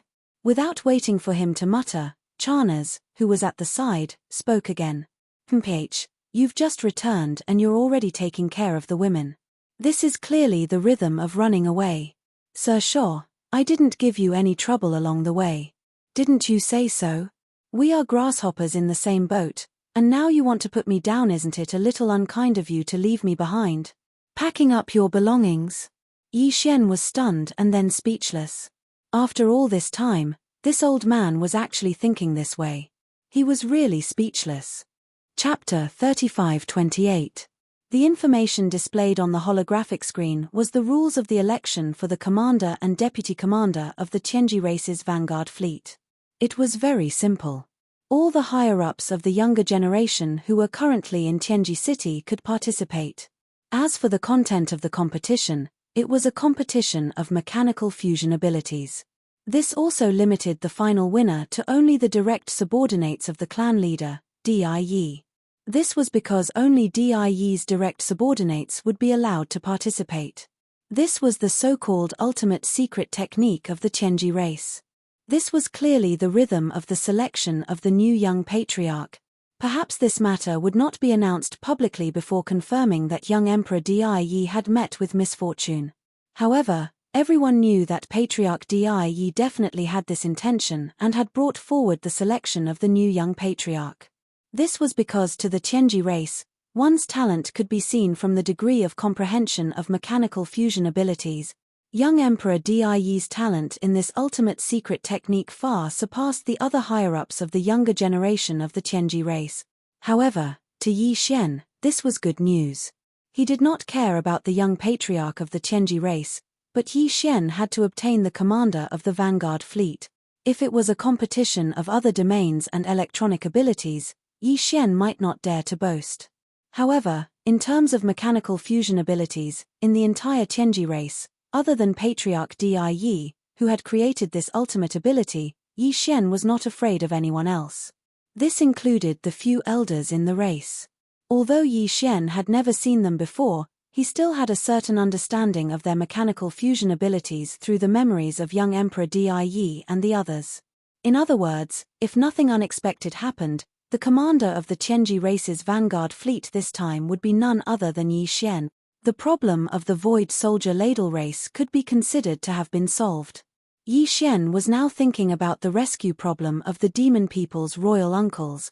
After the thousands of slave races in the first universe were conquered by the Tianji race, every race's patriarch or emperor had to send an elder they had the best relationship with to Tianji City as a hostage when they ascended the throne.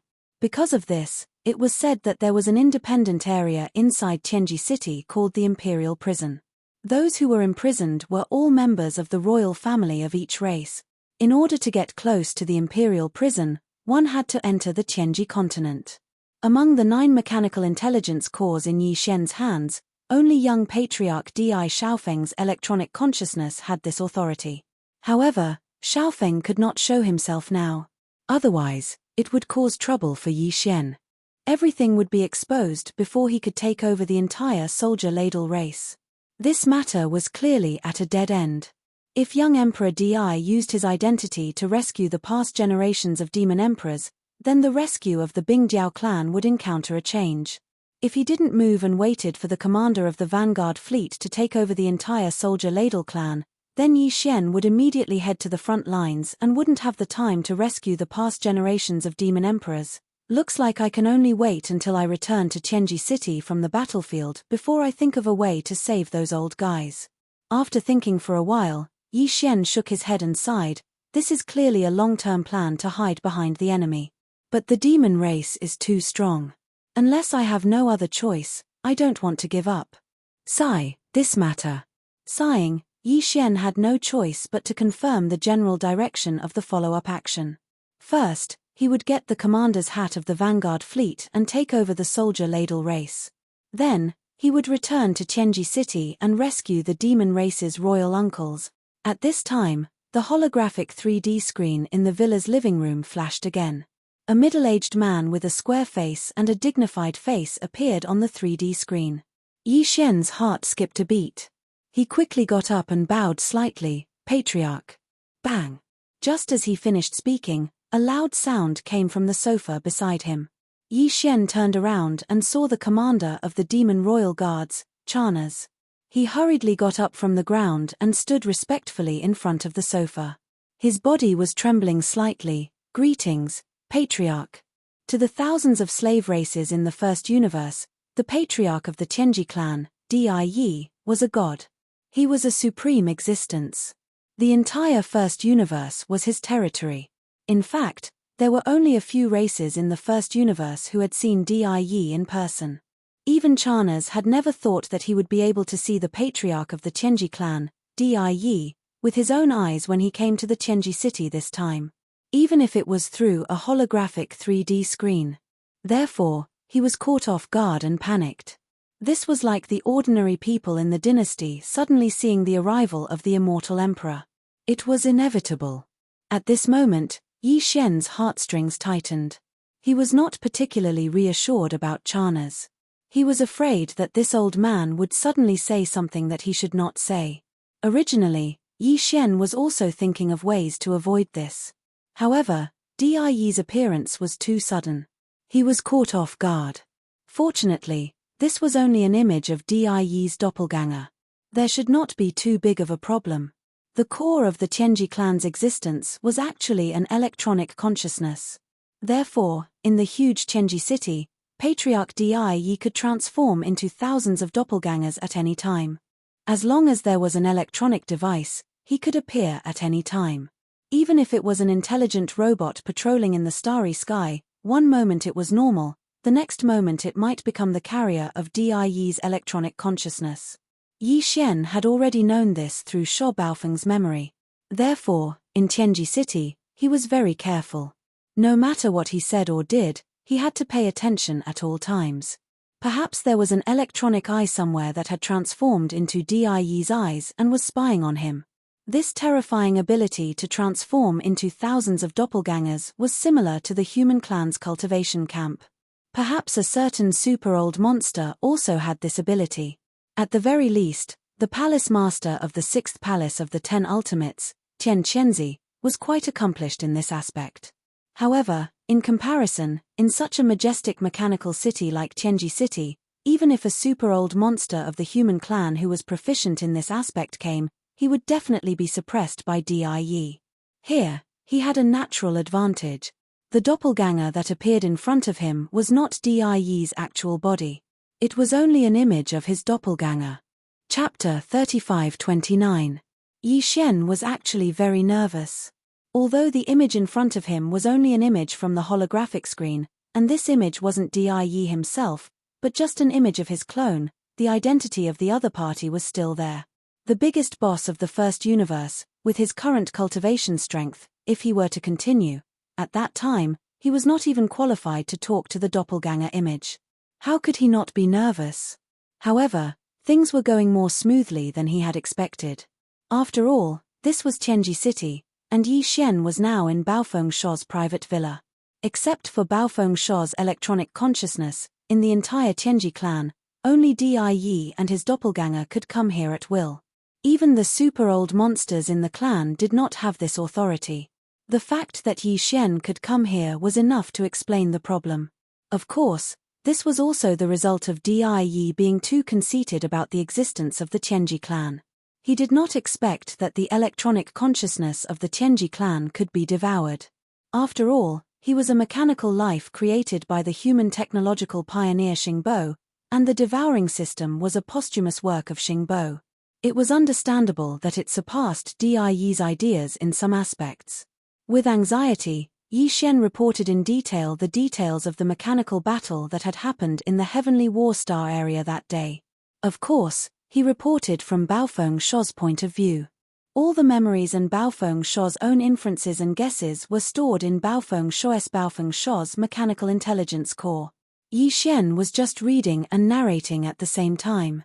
Because he was directly reading Baofeng Sho's memory data, his narration habits, inferences, and guesses were completely consistent with Baofeng Sho's own style. Therefore, until he finished everything, it did not arouse the suspicion of Die's doppelganger image on the holographic three-dimensional screen. Hesitation. In his opinion, Yi Xian in front of him was Baofeng Sho. All his habits and temperament were the same as usual. In short, Yi Xian passed this test smoothly. As the clan leader of the Tianji clan, Die couldn't come to talk to him and ask questions every few days. Die had countless trusted subordinates of the younger generation like Sho Baofeng. The reason why he had sent a doppelganger to question Yi Xian was because he had personally experienced the great battle with young Master Linghu and possessed first-hand information. Otherwise, when Yi Xian came to Tianji City this time, he might not have the chance to see Die, even if it was just a holographic image of his doppelganger. In other words, after passing this hurdle, as long as nothing unexpected happened, Yi Xian would not have too much trouble in Tianji City. He would need to carefully deal with them. Of course, the upcoming Machinery Grand Tournament was an exception. He had to fight for this. Otherwise, with Sho Baofeng's character, if he gave up for no reason, he would attract suspicious gazes. You should have heard the news of Xiaofeng's accident. This is an opportunity for all the trusted subordinates of the younger generation. After Yi Xian reported everything in detail, Die's doppelganger did not make any comments. Obviously, he was also puzzled by the fact that young Master Linghu had also displayed the ultimate secret technique of the Tianji clan, the machinery fusion ability. For the time being, it was difficult for him to discern the truth. At this moment, Die's doppelganger continued. Whether or not Xiaofeng has encountered an accident, this scale selection is of great significance to all of you. You fought young Master Linghu. That guy is indeed extraordinary. Even now, I can't figure out the key points. With the Star Sky Black technology in his hands, that battle must have inspired you a lot. Perform well. If something has really happened to Xiaofeng, you should know what this scale selection means. I've given you the opportunity. Whether you can seize it or not is up to you. Thank you for your guidance, clan leader. Yi Xian secretly breathed a sigh of relief and lowered his head even more. Just as he was speaking, the holographic three-dimensional screen in front of him flashed and went silent. At this point, the commander of the Demon Royal Guards, Charnas, who had been trembling on the side but had never been looked at by Di's doppelganger, finally came back to his senses. With lingering fear, he glanced at the holographic three-dimensional screen that had disappeared beside him. Then, a look of surprise appeared on his face. He cupped his hands and walked over to Yi Xian. Sho. Sir Sho, congratulations. Clan leader clearly has the intention of cultivating you. No wonder you. Ha ha ha, so you've already expected it. As soon as these words came out, Yi Xian was so scared that he immediately trembled. This guy was too reckless, saying such things in Tianji City. If Di's doppelganger had not left but remained dormant, just these two sentences alone would have ruined everything. Shut up. No one will take you for a mute if you don't speak. Yi Xian's heart trembled slightly. He immediately shouted softly, interrupting Chana's words. At the same time, he glanced at the holographic three-dimensional screen that had already gone silent. Chana's was stunned, and then his face turned completely pale. This guy was not a fool. Just now, because of the sudden turn of events, he was so happy that he forgot himself. At this moment, when he was reminded by Yi Xian's soft shout, he was so shocked that his back was full of cold sweat. The machinery competition will begin tomorrow. Before that, I have to go and get my base fortress back. When I went to the Devil Emperor planet to carry out the mission, I asked the base fortress at the periphery of the industrial circle to improve its performance. After all, it is my personal vehicle. It will be more convenient for me to use it in the competition this time. Turning his head and glancing at Chana's, Yi Xian directly walked out of the villa after he finished speaking. This was also why he was so meticulous. The machinery grand competition was no small matter. Baofeng Shou's vehicle was a large fortress with a diameter of 100,000 meters. With his personality, he would not abandon his own vehicle and use the demon battle horn that he brought from the demon race as a temporary means of transportation. However, if that was the case, then there would be a new problem in front of Yi Xian. That was, although the Life Fortress Starfield could change its appearance at will, as long as Yi Xian obtained the various performance data of Baofeng Shou's vehicle, he could directly change its appearance. However, the scale was very difficult to change. Baofeng Shou's vehicle was a large fortress with a diameter of 100,000 meters, while the Life Fortress Starfield was only a small fortress with a diameter of 50,000 meters. The difference was too big. If Yi Xian really brought Baofeng Shou's vehicle into the competition, he would definitely lose. Although he had the electronic consciousness of the Tianji race and had done some research on the integration of machines, how could he compare with the real Life Fortress Starfield? If he wanted to win, he had to use the Life Fortress Starfield to change into Baofeng Shou's vehicle. Chapter 3530. A short while later, Yi Xian and Chana's arrived at the outer industrial circle. They saw Shou Baofeng's ship, Baofeng, in the star dock of a huge industrial star. Yi Xian had Shou Baofeng's electronic consciousness, so he entered this huge fortress without any hindrance. He immediately copied all the performance data of this huge fortress and entered it into the database of the Devouring system. Through the Devouring system, it was transmitted to the star dock. The Wild Fortress. However, even with these performance data, the Wild Star Dock could not directly transform into Baofeng's appearance. The size of the Wild Star Dock was a shortcoming. The Wild Star Dock had to increase its size from its current diameter of 50,000 meters to 100,000 meters. If it was in the past, this would definitely be impossible to accomplish in a single night. However, Yi Xian still had a Master Life Crystal. If he reluctantly used it, he could still accomplish this. Previously, when he won the system competition mission against Fairy Inxia, The prize that Yi Xian obtained from the exchange store was a Master Life Crystal. The reason why he wanted this Master Life Crystal was because it had a miraculous effect on the evil spirit slimes. This way, the fairy crystal that Yi Xian needed would definitely be of a higher quality. This was an important problem that had always been troubling him. One of them. The fairy crystal came from a creature called the evil spirit slimes. It was the crystallization of the energy within the evil spirit slimes. This crystal was one of the natural life energies that the world bugs could absorb. The evil spirit slimes were an alien race in the first universe. They were very ugly, and their bodies secreted a dark green poisonous liquid. Even among the hundreds of slave races of the Tianji race in the first universe, this race was an extremely disliked existence. Yi Xian had discovered this by accident. The crystal in their bodies was one of the energies that the world bugs needed to grow. After the Master Life Crystal was used, the world bugs' evolution slimes grew crazily. Countless micromolecules erupted, and in the end, the Wild Star Dock grew into a small fortress with a diameter of 50,000 meters. After that, Yi Xian won 3 competitive quests from the system. His targets were the Unfettered One, the Fallen Demon Child, and the Witch Dust Lady. Among them, he didn't find any Master Life Crystals from the system exchange store of the Carefree Master and the Demon Dust Maiden, so he chose other treasures that were also extremely precious. However, Yi Xian found a second Master Life Crystal in the exchange shop of the Fallen Demon Son and chose it immediately. And now, this Mother Life Crystal had come in handy. Yi Xian immediately retrieved this Mother Life Crystal from his Undying World and threw it to the devouring system. Ding! Congratulations to host for obtaining Mother Life Crystal. Quality: pure and flawless. Effect: Life Evolution Energy Crystal. Can rapidly and continuously increase the life level of evil spirit slimes. Do you want to use it now? The system notification sounded in his mind very quickly. Following which, a golden crystal the size of a baby's fist was directly absorbed by the devouring system and injected into Yi Xian's Undying World, the Wild Star Fort. Shaw shaw shaw, rumble. Soon, low and continuous muffled sounds rang out from within Yi Xian's body, accompanied by a dense amount of weak rustling sounds. It gave off the feeling that countless silkworms were eating, nibbling away at the mulberry leaves in a sea of mulberry leaves.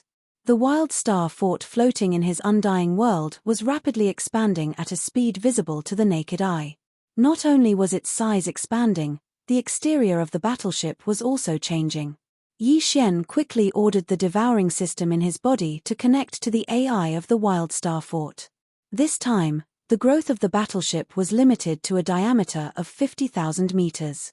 After reaching this standard, the growth of the battleship would immediately stop, and all the micromolecules that were multiplying after that would all be thrown into strengthening the battleship's performance and internal and external structure, striving for perfection. All of this unknowingly happened. In a short 10 minutes, the starfield stronghold within Yi Xian's body finally grew to a diameter of 100,000 meters. From then on, it stopped growing.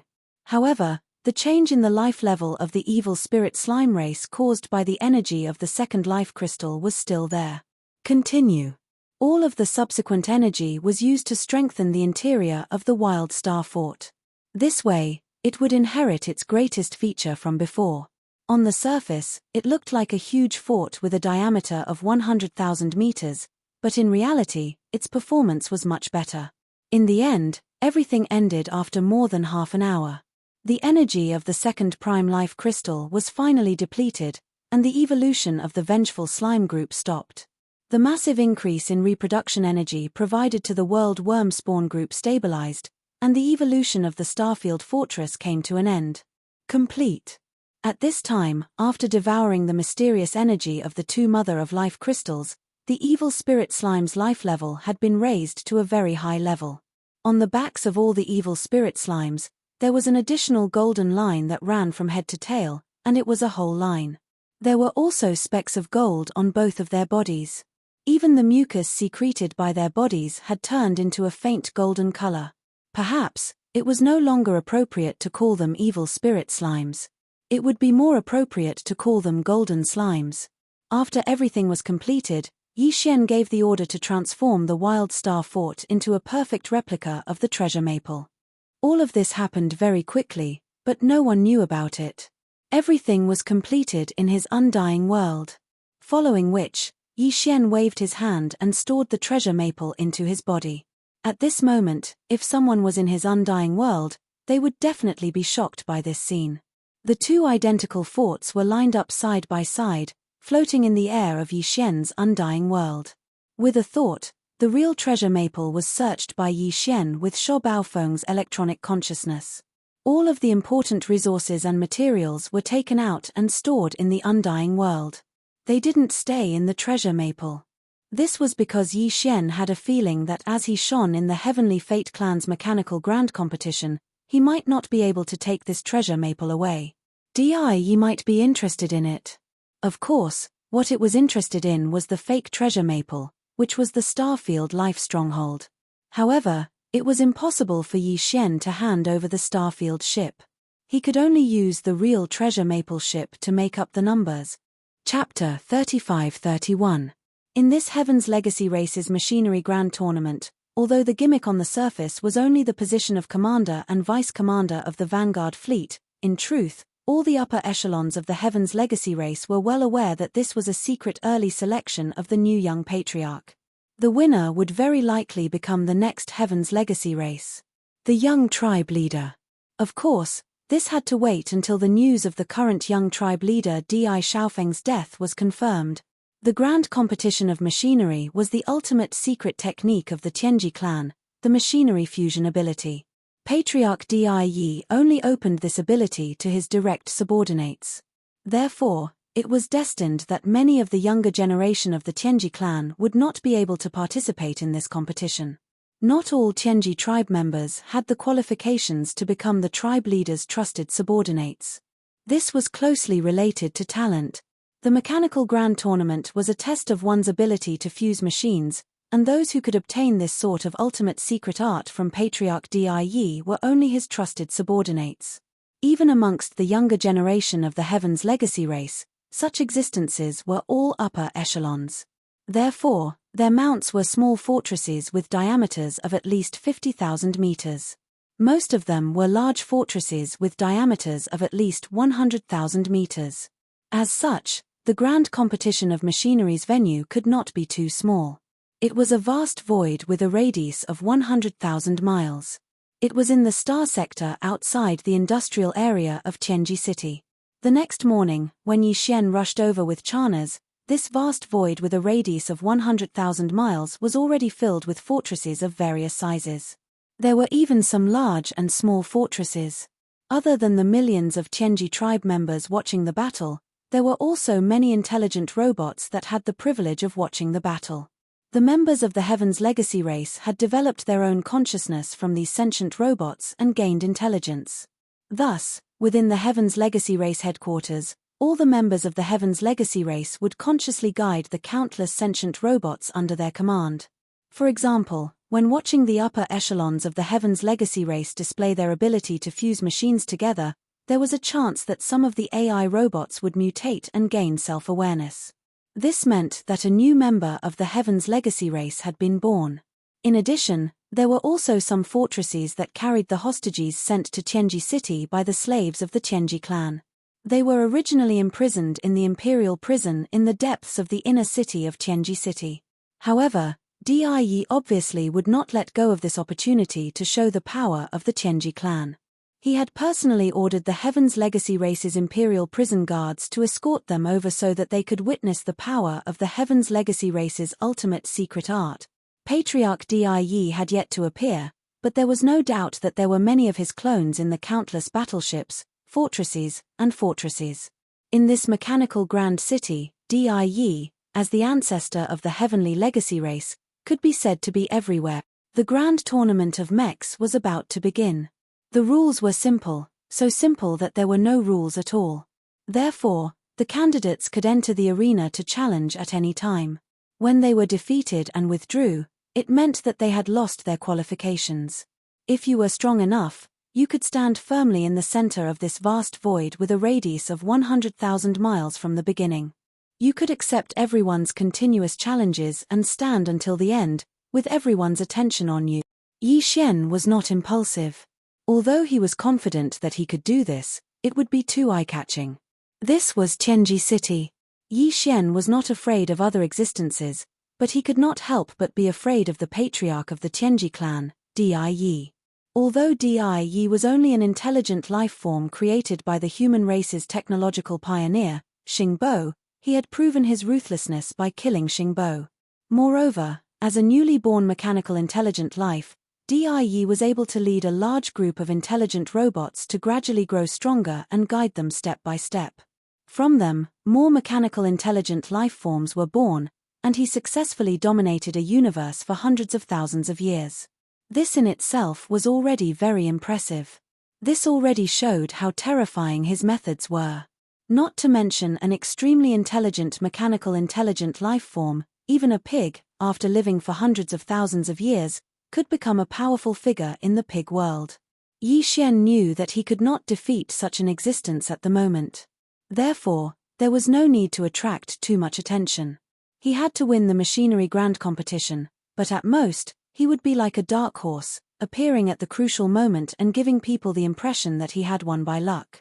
Otherwise, if the tree stood out from the forest and attracted Di Yi's suspicion, it would be really troublesome.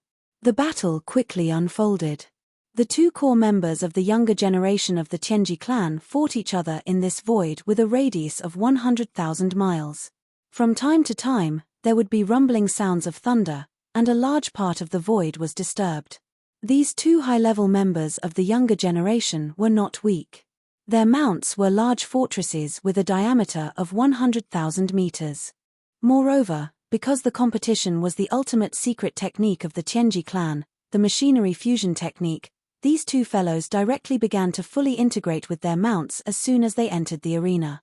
Both of the mechanical battle insects looked extraordinary. One turned into a mechanical knife puppet, similar to Sho Baofeng's original form, but more powerful, and walked the path of strengthening close combat. The other one turned into a starry sandworm. Its entire body was covered with dense barbs and soft tubes that looked like mouthparts. Each soft tube was actually a cannon muzzle. It walked the path of long-range combat strength enhancement.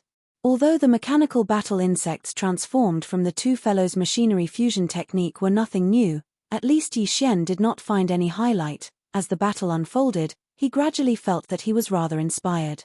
The Tianji clan was indeed full of talents. When it came to the cultivation of the human race's cultivation methods, the cultivation of the demon's mental power, and the cultivation of the bloodline talents of the various races of the Second Universe Federation, the Tianji clan was nothing, and definitely was not outstanding. However, in the field of machinery and electronics, every member of the Tianji clan definitely had a unique talent. And the core members of the younger generation who were able to become the trusted aides of clan leader Di were naturally the best of the best. The degree of transformation of these two mechanical battle insects was not amazing, and Yi Xian even felt that they were a little too conservative and backward. However, as the battle unfolded, Yi Xian opened his eyes in terms of the battle skills of these two fellows after they had fully integrated with their mounts. Yi Xian did not miss any of this. He directly transmitted the images to the life fortress that had transformed into the Baofeng through the devouring system in his body. Chapter 35-32. In the previous battle, the two core members of the Tianji clan's younger generation had transformed into a mechanical blade mantis and a space sandworm after activating their mechanical fusion ability with their mounts.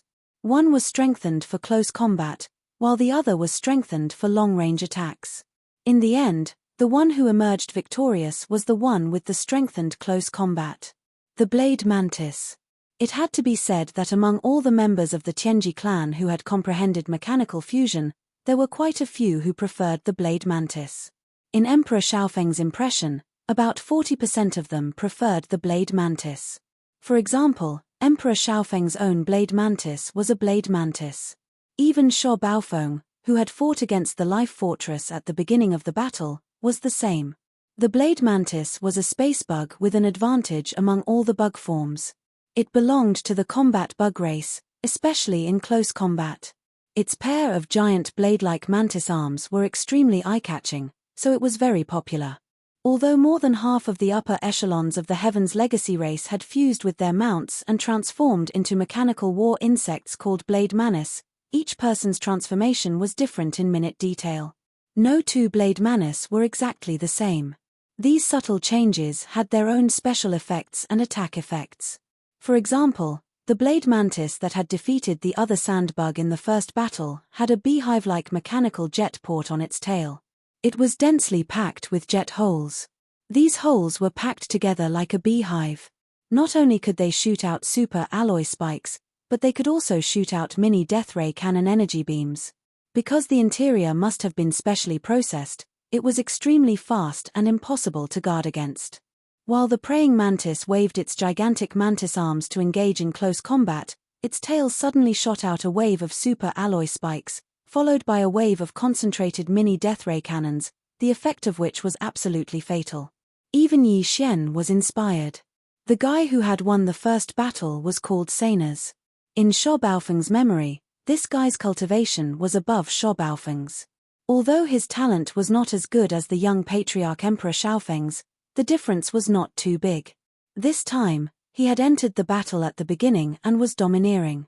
It was clear that he wanted to dominate the competition from the very beginning and seize the first place with an absolute advantage. There were almost no rules in the grand competition. As long as you had the ability, you could go up the stage from the beginning. What you would face would be one battle after another. This seemed to be a huge disadvantage, but in reality, as long as you displayed enough strength, you would be able to scare off many competitors. However, the allure of the Vanguard Fleet Commander truly wasn't small, and the allure of the future young patriarch was even greater. No matter how strong Saners was, the core members of the younger generation of the Heaven's Legacy race couldn't all give up without a fight. The second challenger quickly went up. This battle was even more intense and lasted for almost an hour. Finally, Saners won by a narrow margin. However, he was still brimming with vigor, not at all tired after fighting 2 battles in a row. This was related to the special characteristics of the Tianji race mechanical life form. The total amount of cultivation power of the human race experts was limited, and it was continuously depleted in battle. Moreover, there was no time to replenish it. This was the same for the experts of the various races of the Federation of the Second Universe. This was because no matter how boundless one's physical strength was, it would still be depleted in an intense battle. However, the Heaven's Legacy race couldn't do this. After activating their mechanical fusion ability, as long as the energy in the kinetic energy cabin of the stronghold didn't run out, any member of the Heaven's Legacy race could always maintain their vigorous energy and strongest battle state. To put it bluntly, as long as the electricity didn't run out, they would always be full of energy. Is there anyone else who isn't convinced? He had defeated 2 opponents in a row, especially the second one. Amongst the core members of the Heaven's Legacy race's younger generation, he had a very high reputation. At this moment, Saners was in high spirits. His 100,000-meter-long mechanical blade hovered in the air, exuding a domineering aura as he loudly roared. Perhaps they were scared off by his previous battles and extraordinary might, but for a moment, the surrounding void was filled with discussions. However, no one stepped up to accept the challenge again. Yi Xian frowned. Just as he was about to step forward and prepare to enter the arena, a cold laugh sounded out from the left side of the void. His figure flashed as he entered the large competition space. This was a purple-haired young man who looked quite demonic. His temperament and aura were both cold and gloomy. The aura he exuded was at the 11th stage of the mystic light realm, the same as Yi Xian. As for Saners, he was at the 12th stage of the void realm, the peak of the 9th stage of the void realm. On the surface, it seemed that Saners had the upper hand in this battle. This was because although the battle between mechanical life forms depended on the comprehension of the upper echelon of the Heaven's Legacy race in terms of mechanical fusion, as well as the basic capabilities of the stronghold, the cultivation of the person fusing with it was also a factor. Saners' cultivation was a whole realm higher than that purple-haired young man. After fully fusing with the mechanical life forms, he could control them much more smoothly. However, in reality, after seeing this purple-haired young man enter the arena, Saners' expression immediately changed and became somewhat gloomy. On the other hand, That purple-haired young man had a calm expression, as if he didn't put sadness in his eyes at all. "Yi Luo, when did you return? How come I didn't know?" With a gloomy expression, Senez asked, calling out the purple-haired young man's name. His tone was filled with obvious fear. Yi Xian's heart skipped a beat as he immediately remembered who this person was. Yi Luo, in the younger generation of the Heaven's Legacy race, his talent in electronics was second only to the young patriarch, Di Xiaofeng. Back when Di Xiaofeng wasn't the young patriarch yet, only this person had the strength to compete with him. Although the position of young patriarch eventually landed on Di Xiaofeng's head, Yi Luo's electronics talent wasn't erased. Among the younger generation of the Heaven's Legacy race, his electronics talent was still publicly recognized as one of the best, second only to the young patriarch, Di Xiaofeng. However, Yi Luo had been sent out to carry out a secret mission 2 years ago and wasn't in the race. It was precisely because of this that Saners and the other younger generation experts of the Heaven's Legacy race, who were weaker than him in terms of electronics, were moved and wanted to seize this opportunity to fight. What Saners didn't expect was that Yi Luo had actually returned and appeared in today's competition. This made him feel uneasy because he didn't have much confidence in fighting against Yi Luo. Yi Luo's electronics talent was very strong, and his comprehension of mechanical fusion was even stronger. He had surpassed Saners. Chapter 35-33. Each one of them is more arrogant than the other. Yi Xian raised his hand and rubbed his forehead. He already felt that Saners was arrogant enough, but he didn't expect Yi Luo to be even more pretentious than him. It seemed that the core members of the younger generation of the Heavenly Legacy race were all like this. He flipped through the mechanical intelligence cores of young Emperor, Baofeng Shuo, and the other 8 and found that this was indeed the case. Baofeng Shuo was also a very arrogant person. Yi Xian had thought that it would be best to win this battle by a narrow margin and keep a low profile, but now it seemed that this wasn't possible. Baofeng Shuo was arrogant to begin with, and if he kept a low profile, it would instead arouse suspicion.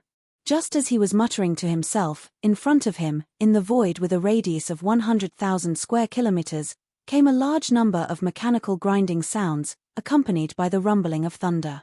After Yi Luo stepped into that light purple illusory fortress, he immediately started the mechanical fusion.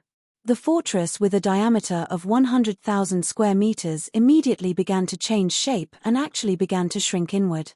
Once the Heaven's Legacy race's mechanical fusion ability was fully unleashed, the largest size of the mecha battle bug would be the diameter of the stronghold itself. As for the smallest size, it would depend on the mecha race clansman's comprehension of this ultimate secret technique. For example, young Emperor Xiaofeng's fortress was 100,000 square meters in diameter, so after fully activating the mechanical fusion, the mechanical battle insect that young Emperor Xiaofeng and his fortress transformed into could be 100,000 square meters in length at most. This was related to the original performance of the fortress, so it was a hard limit. As for the smallest, it could reach 5,000 meters. This was already an extremely impressive comprehension ability. Among the 8 Heavenly Legacy clan members that Yi Xian killed in the Origin of All Evil Star region, there was also a fellow who had a large stronghold that was 100,000 meters in diameter.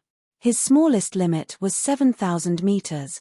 This person's talent in electronics was only second to young Emperor Xiaofeng and Yi Luo, and he was ranked 3rd among the younger generation of the Heavenly Legacy race.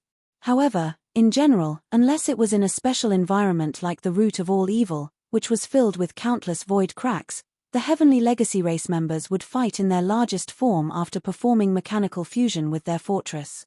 At this moment, Yi Luo was doing the opposite.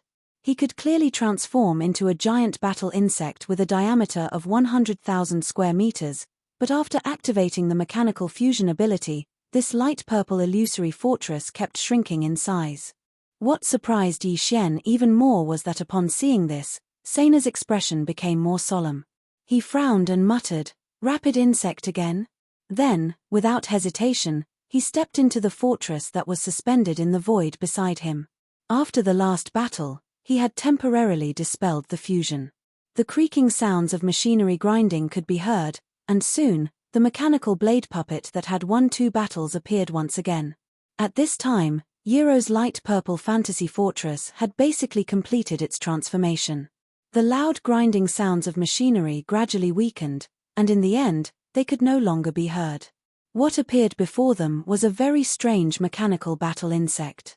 It was only 5,000 square meters in size, which immediately drew cries of surprise from the surrounding void. Heavens, 5,000 square meters? Yi Luo's comprehension of the mechanical fusion ability actually broke through again.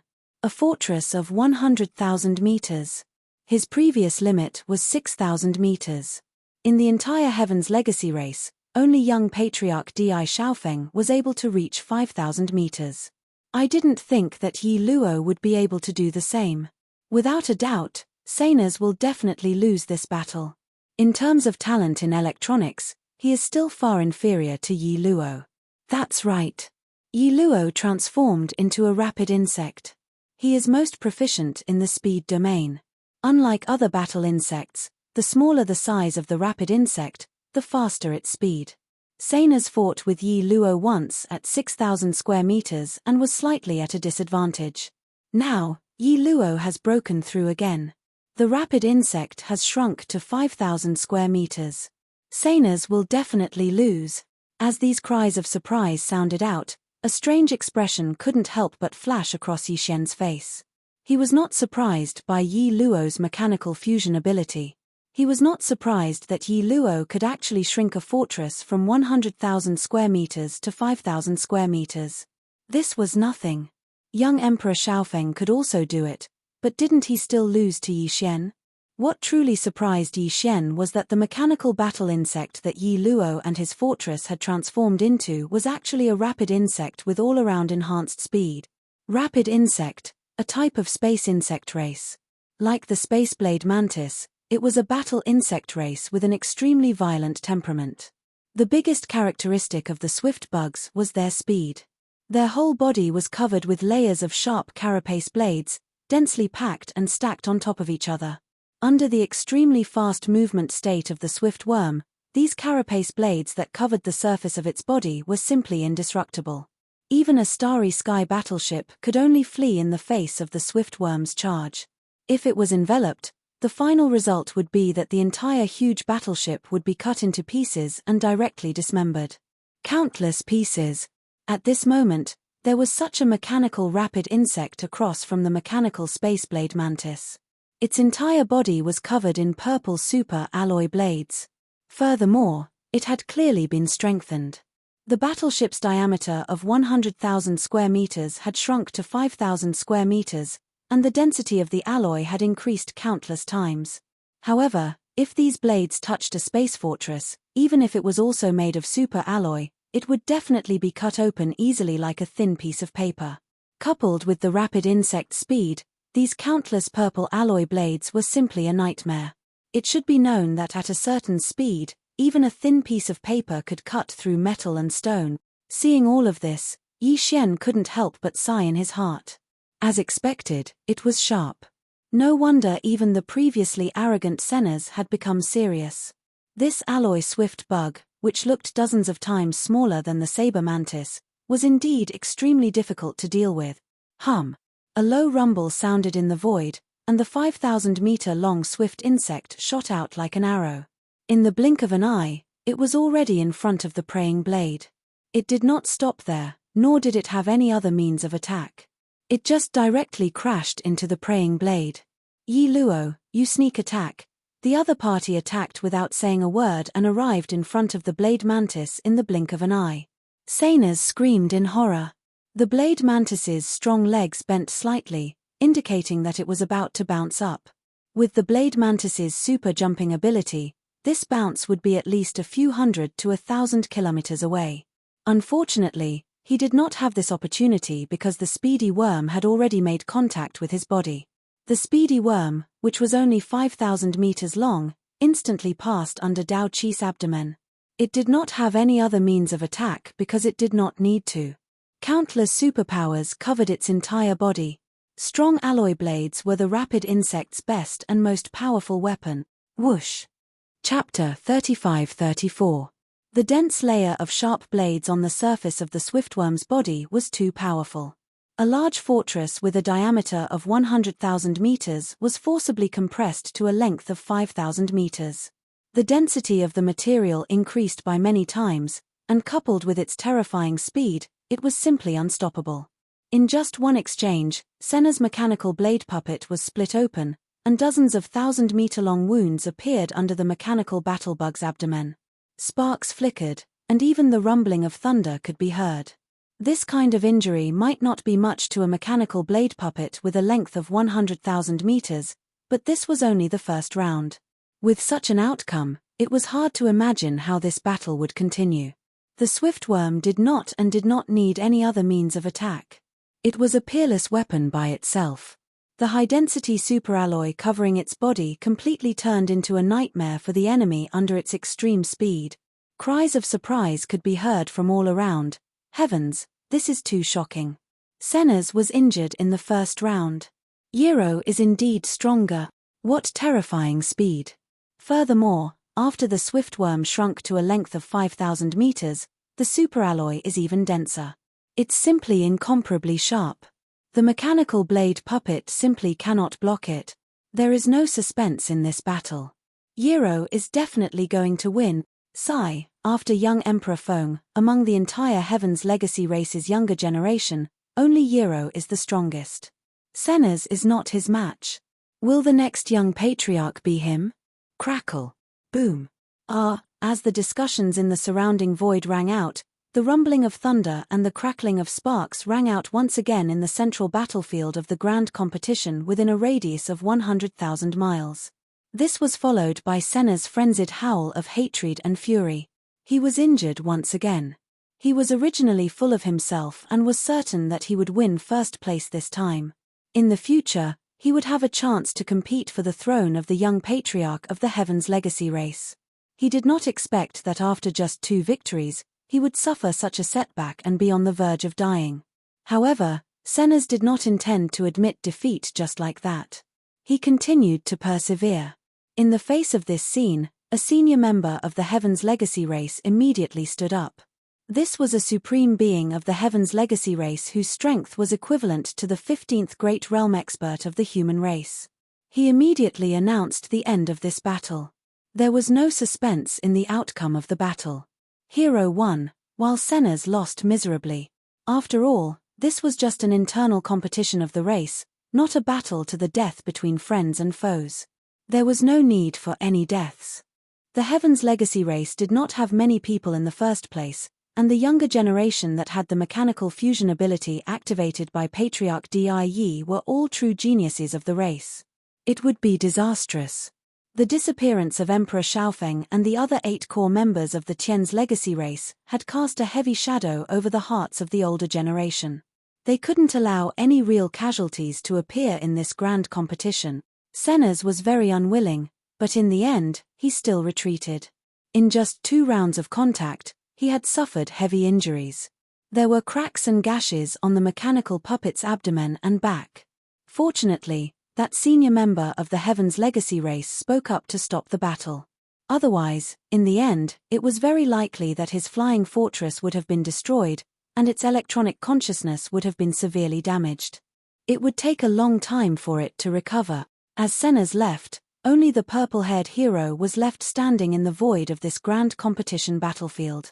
He had already removed the mechanical fusion state with his flying fortress, and that light purple illusory fortress was floating beside him. Hero stood there with his hands behind his back. In the void, sighs and laments could be heard again. Sigh, the dust has settled. The vanguard fleet commander of this battle is none other than Hero. This is an indisputable fact. It's just that we all thought that Hero had not returned to the race. Perhaps even the Patriarch did not know. Otherwise, there would be no need for this mechanical grand competition to continue. That's right. Among all the geniuses of the younger generation in the race, other than the young Patriarch, Di Xiaofeng, who else can defeat Hero? The speedy bug is too scary. Furthermore, Hero's understanding of the mechanical fusion ability has reached such a level. He could actually shrink a huge fortress with a diameter of 100,000 meters to only 5,000 meters. This way, the power of the speedy bug has skyrocketed again. It's simply invincible. What do you mean by simply invincible? It's already invincible, okay? Now, in the race, other than the experts of the older generation, who else in the younger generation can be Hero's match? Even Senna's lost miserably in just 2 moves. Sigh, this mechanical grand competition should be over. Senna's will be the vice commander of the Vanguard fleet. To him, this is even more of a humiliation. With the 2 of them working together, I'm afraid there will be many unexpected episodes. In the surrounding void, some of the spectators had already started to leave. The huge black fortress that carried a large number of slaves and hostages from the imperial prison had also started to move slowly in the direction of the Tianji continent. Obviously, everyone thought that this mechanical grand competition had already ended. Hero was so powerful that no one in the younger generation would show up and jump out to be abused. Even Hero himself thought so.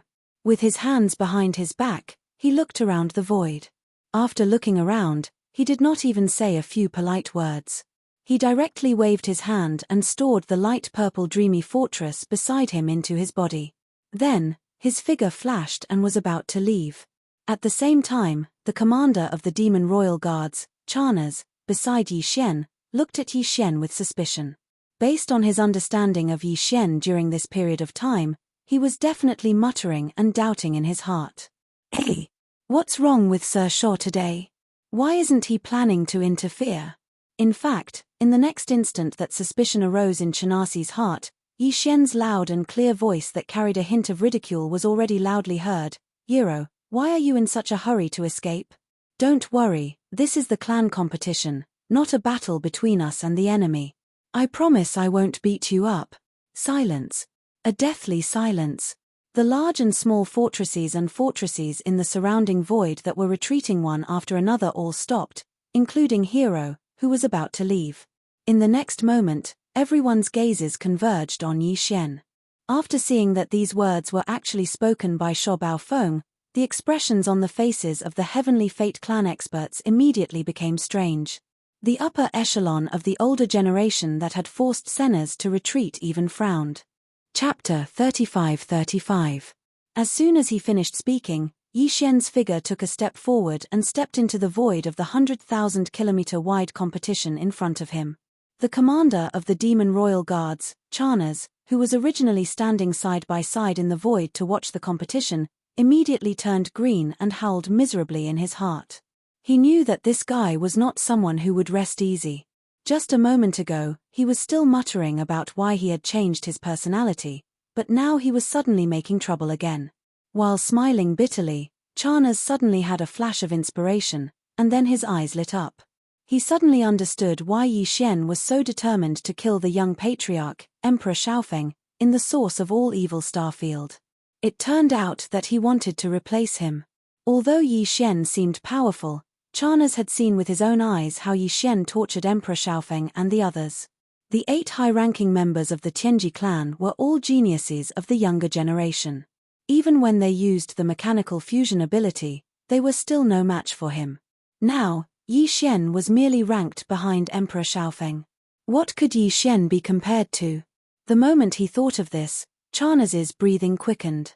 The reason why he followed Sho Baofeng to the headquarters of the Tianji clan was to get promoted and become rich. If Lord Sho could become the young patriarch of the Tianji clan, it would be tantamount to reaching the heavens in a single step for him. It should be known that this journey was full of hardships, and he had been through it with Lord Sho. Didn't Lord Sho say it himself? We are grasshoppers on the same rope.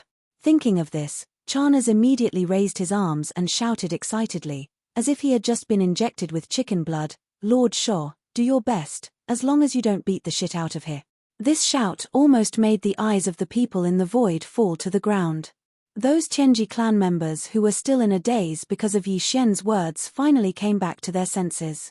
All kinds of discussions instantly broke out, most of them ridiculing Yi Xian. On the one hand, Yi Xian did have a lot of supporters. On the other hand, more people believed that he would be the next young patriarch of the Tianji clan. At this moment, they deliberately shouted to show their goodwill. Heavens, it's Sho Baofeng? What's wrong with this guy? You're actually courting death. There's a good show to watch now. Yi Luo will definitely beat him to a pulp. I was just thinking that I wasn't satisfied enough just now. I didn't expect there to be such a pleasant surprise. How laughable. A fellow that's ranked far out of the top 20 of the younger generation actually wants to challenge the second-ranked Yi Luo. This kind of confidence is simply unimaginable. Young Master Linghu must have damaged his brain. This guy just suffered a big loss in the heavenly battle starfield not long ago. I didn't expect him to be so forgetful and want to die as soon as he comes back. That should be it. Young Master Linghu must have damaged his brain. Otherwise, how could he be so confident? Not only did he challenge Yi Luo, he even dared to boast that he would beat the shit out of him. His brain damage knows no bounds. What a pity. After this battle, Yi Luo's ranking among the younger generation will most likely fall below the top 100. This is because he was previously recognized by the Patriarch and was granted the ability to fuse machines. Otherwise, he would be at least below the top 1,000. As these one-sided discussions and evaluations spread, Yi Luo, who had stopped leaving because of Yi Xian's arrogant words, took a step forward and returned to the center of the battlefield. He looked at Yi Xian with a sneer and said, "Baofeng Shuo, did you just challenge me? I'll give you one more chance. You can change your words now." "Can I change my words now?" Based on Baofeng's character, he would never keep a low profile if he had the strength to defeat Yi Luo. Therefore, even if Yi Xian didn't want to be in the limelight, he could only follow Baofeng's temperament at this moment. Otherwise, it would arouse suspicion. In the face of Yi Luo's arrogant words, he did not show any trace of politeness. He rolled his eyes and continued, "You, on the other hand, if you change your mind and admit defeat now, I will definitely fulfill my promise and not beat the shit out of you." "Ha ha ha, interesting, interesting. I didn't think that your brain would really be damaged by young Lord Linghu." In the face of Yi Xian's unyielding attitude, Yi Luo was so angry that he laughed. He waved his hand and brought out the light purple fortress that he had just put into his body. Before he stepped in, he looked back at Yi Xian and raised his right hand. He put his index finger across his throat and made a throat-sealing gesture. "I won't. What promise did I make? Be careful in this battle. I've been in a bad mood recently, so I can't guarantee that I won't go too far. If you die, don't blame me. If it was before, you would indeed have the qualifications to say such words in front of me." Yi Xian sneered as he replied forcefully once again. Moreover, he gave the surrounding Heavenly Legacy clan members a precaution in advance, so as to prevent them from displaying an overly powerful mechanical fusion ability and attracting unnecessary suspicion. However, ever since my battle with young Master Linghu, this kind of thing has never happened. You've already lost your qualifications. That's right. In that battle, this Great One was indeed beaten quite badly by young Lord Linghu, but I wholeheartedly accept my loss. You didn't even have the honor of fighting such a peerless genius, so what right do you have to be so arrogant here? Taking advantage of this opportunity, Yi Xian shamelessly praised himself. Although this Great One lost, this Great One's gains in that battle are beyond your imagination. It's too shocking. Even now, when this Great One thinks about it, this Great One can't help but be fascinated. If this Great One had the chance, this Great One would really want to be beaten by young Lord Linghu again. Because the gains were too great, so great that this Great One only had to be beaten by him once, and this Great One's comprehension of mechanical fusion ability is enough to surpass what you have painstakingly comprehended for 100 years. This battle, this Great One will let you see, amazing. From my progress, this Great One will let you be fascinated by young Lord Linghu's peerless genius. Sigh, what a pity. No matter how fascinated you are, no matter how much you cry about wanting to die and want to be beaten up, in the end, you won't have this chance. Young Lord Linghu is a hero, and has already, as he spoke, Yi Xian gradually found the feeling. His figure stood in the void, shaking his head with a regretful expression. It was as if he deeply regretted that he couldn't have another chance to be beaten up by young Lord Linghu. This scene was too strange. Everyone was stunned. All the members of the Heavenly Legacy race in the void were dumbstruck. Even Charnas was dumbstruck. He suddenly wasn't so sure. This Lord Shaw in front of him didn't look like the kind of person who had been scheming for a long time. On the contrary, He didn't look like an old schemer. It was more like his brain had really been beaten up. With this thought, Charnas felt unwell again. Chapter 35-36. Rumble. Kachacha. As Yi Luo stepped into the light purple fortress, the sound of machinery grinding could be heard. He once again activated his mechanical fusion ability.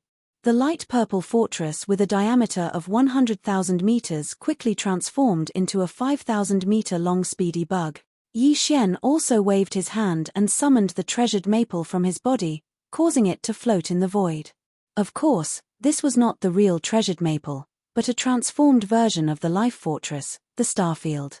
After all, it was a life battleship, made up of countless micromolecules derived from the world bugs.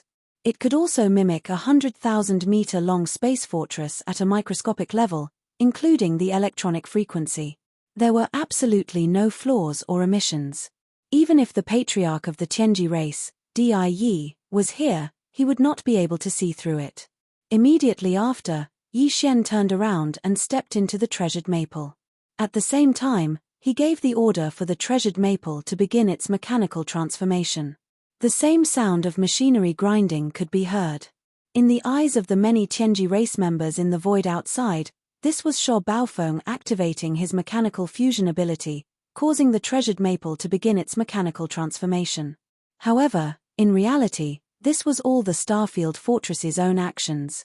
Yi Xian did not participate at all. He was just leisurely waiting in a small cabin inside the treasured maple. Of course, once this transformation was completed and the fortress entered battle mode, Yi Xian would still use Sho Baofeng's electronic consciousness to control it. No matter how flexible the life fortress was, it did not have any battle experience. This was all up to Yi Xian. After all, the opponent now was not an existence like Sho Baofeng, but the second most talented person in the younger generation of the Tianji race. It might not be safe to leave everything to the life fortress. Previously, when he was fighting with young Emperor Feng and the others in the source of all evil, Yi Xian had used Sho Baofeng's electronic consciousness to enter the life stronghold and used his own battle experience to control the mechanical demon insects to fight. Otherwise, if the life stronghold were to fight by itself, it definitely wouldn't have such a result. As the grinding sounds of machinery came from inside the treasure maple, the shape of the enormous ship began to change. The gazes of all the Tianji clan clansmen in the surrounding void all gathered on the ship, including more than one unknown doppelganger of clan leader Di Yi. They were all very curious about what the treasure maple would become. Based on Sho Baofeng's usual habits, he should have used a 100,000-meter-long mechanical puppet. However, considering the speed and attack characteristics of the swift bugs, Sho Baofeng should have shrunk the size of the mechanical puppet. That way, the pressure would be much less. In the past, when Sho Baofeng performed a complete mechanical fusion, the smallest size of his Baofeng could be shrunk to about 10,000. The surrounding experts didn't think that it would be the same this time. In the beginning, the surrounding experts of the Tianji clan did think that Sho Baofeng was out of his mind to provoke and even infuriate Yi Luo. However, after hearing what he said later, the experts of the Tianji clan had a different opinion. The Tianji clan had indeed received news of Sho Baofeng's recent battle in the third universe. Many of the higher-ups were shocked. The black technology possessed by young Master Linghu was still a mystery to this day. He had actually surpassed the Tianji clan, who had always possessed extraordinary talent in electronics and machinery manufacturing. The Tianji clan of the three major dimensions. In that battle, Sho Baofeng had indeed lost miserably. However, in his own words, this fiasco was not unjustified at all. Young Master Linghu's peerless demonic talent had even amazed many of the higher-ups of the Tianji clan. Medicine, artifact, and array masters. He also had the terrifying starry sky black technology. In this world, only Prince Shen, the invincible god of war, and the person who had caused an uproar in the second universe not long ago. Even now, he had provoked a Star-Lord old monster to roar and chase him all over the world, but no one could find him. Only young Master Nether Ming and the other two could be compared to him. It would be a lie to say that he had not gained any inspiration and gains from fighting such a peerless demonic talent. Therefore, when Yi Xian ridiculed Yi Luo with such words just now, not only did the latter not get angry, but he also became serious. Although he was not convinced by young Master Linghu, he was actually fascinated by the other party's demonic talent. It could be said that whether it was the higher-ups of the Tianji clan in the surrounding void or Yi Luo, who was about to fight Yi Xian, at this moment, there was an inexplicable expectation in the bottom of their hearts. They were all looking forward to Sho Baofeng really gaining something from that battle and not just bragging. Yi Luo was so fascinated by young Master Linghu. Although he could not fight young Master Linghu because the other party had been proven to be exiled, if he could beat Sho Baofeng, who had suffered a crushing defeat at the hands of young Master Linghu and had gained some inspiration and gains, he would be scared witless again. Because, at least on the surface, from a certain perspective, his demeanor was at a level comparable to young Master Linghu. At least he was not inferior. As for the higher-ups of the Tianji clan in the surrounding area, their expectations were related to the entire clan. There was no doubt about Yi Luo's strength. If Sho Baofeng could really defeat him, even if it was a tie, it would be enough to prove that there would be another peerless genius in the Tianji clan. Although this genius was trained by the peerless demonic talent of the human clan, it did not matter. Being able to constantly improve oneself in battle with the enemy was the attitude and talent that a real expert should have. If Sho Baofeng could do it, the higher-ups of the clan would regard him more highly from now on. So what? So what? Yi Xian was completely unaware of all of this. Following his orders, the sound of machinery grinding could be heard from the inside of the Baofeng. Very quickly, the mechanical changes were completed. Yi Xian did not choose the combat form of the mechanical demon bug. The speed of the rapid bug was too fast. Although the mechanical demon bug had a strong jumping ability and 4 antimatter death ray cannon barrels, it was very likely that it would not be able to lock onto the target. Therefore, Yi Xian chose the combat form of the humanoid alloy war god this time. Of course, while the Baofeng transformed into the humanoid alloy war god, its original terrifying size of 100,000 meters was also constantly shrinking. In the end, when the humanoid form of the alloy war god was completely revealed, its height of 100,000 meters was also constantly shrinking. When the alloy war god was fully formed, its height had reached only 5,000 meters. This was not Yi Xian's limit.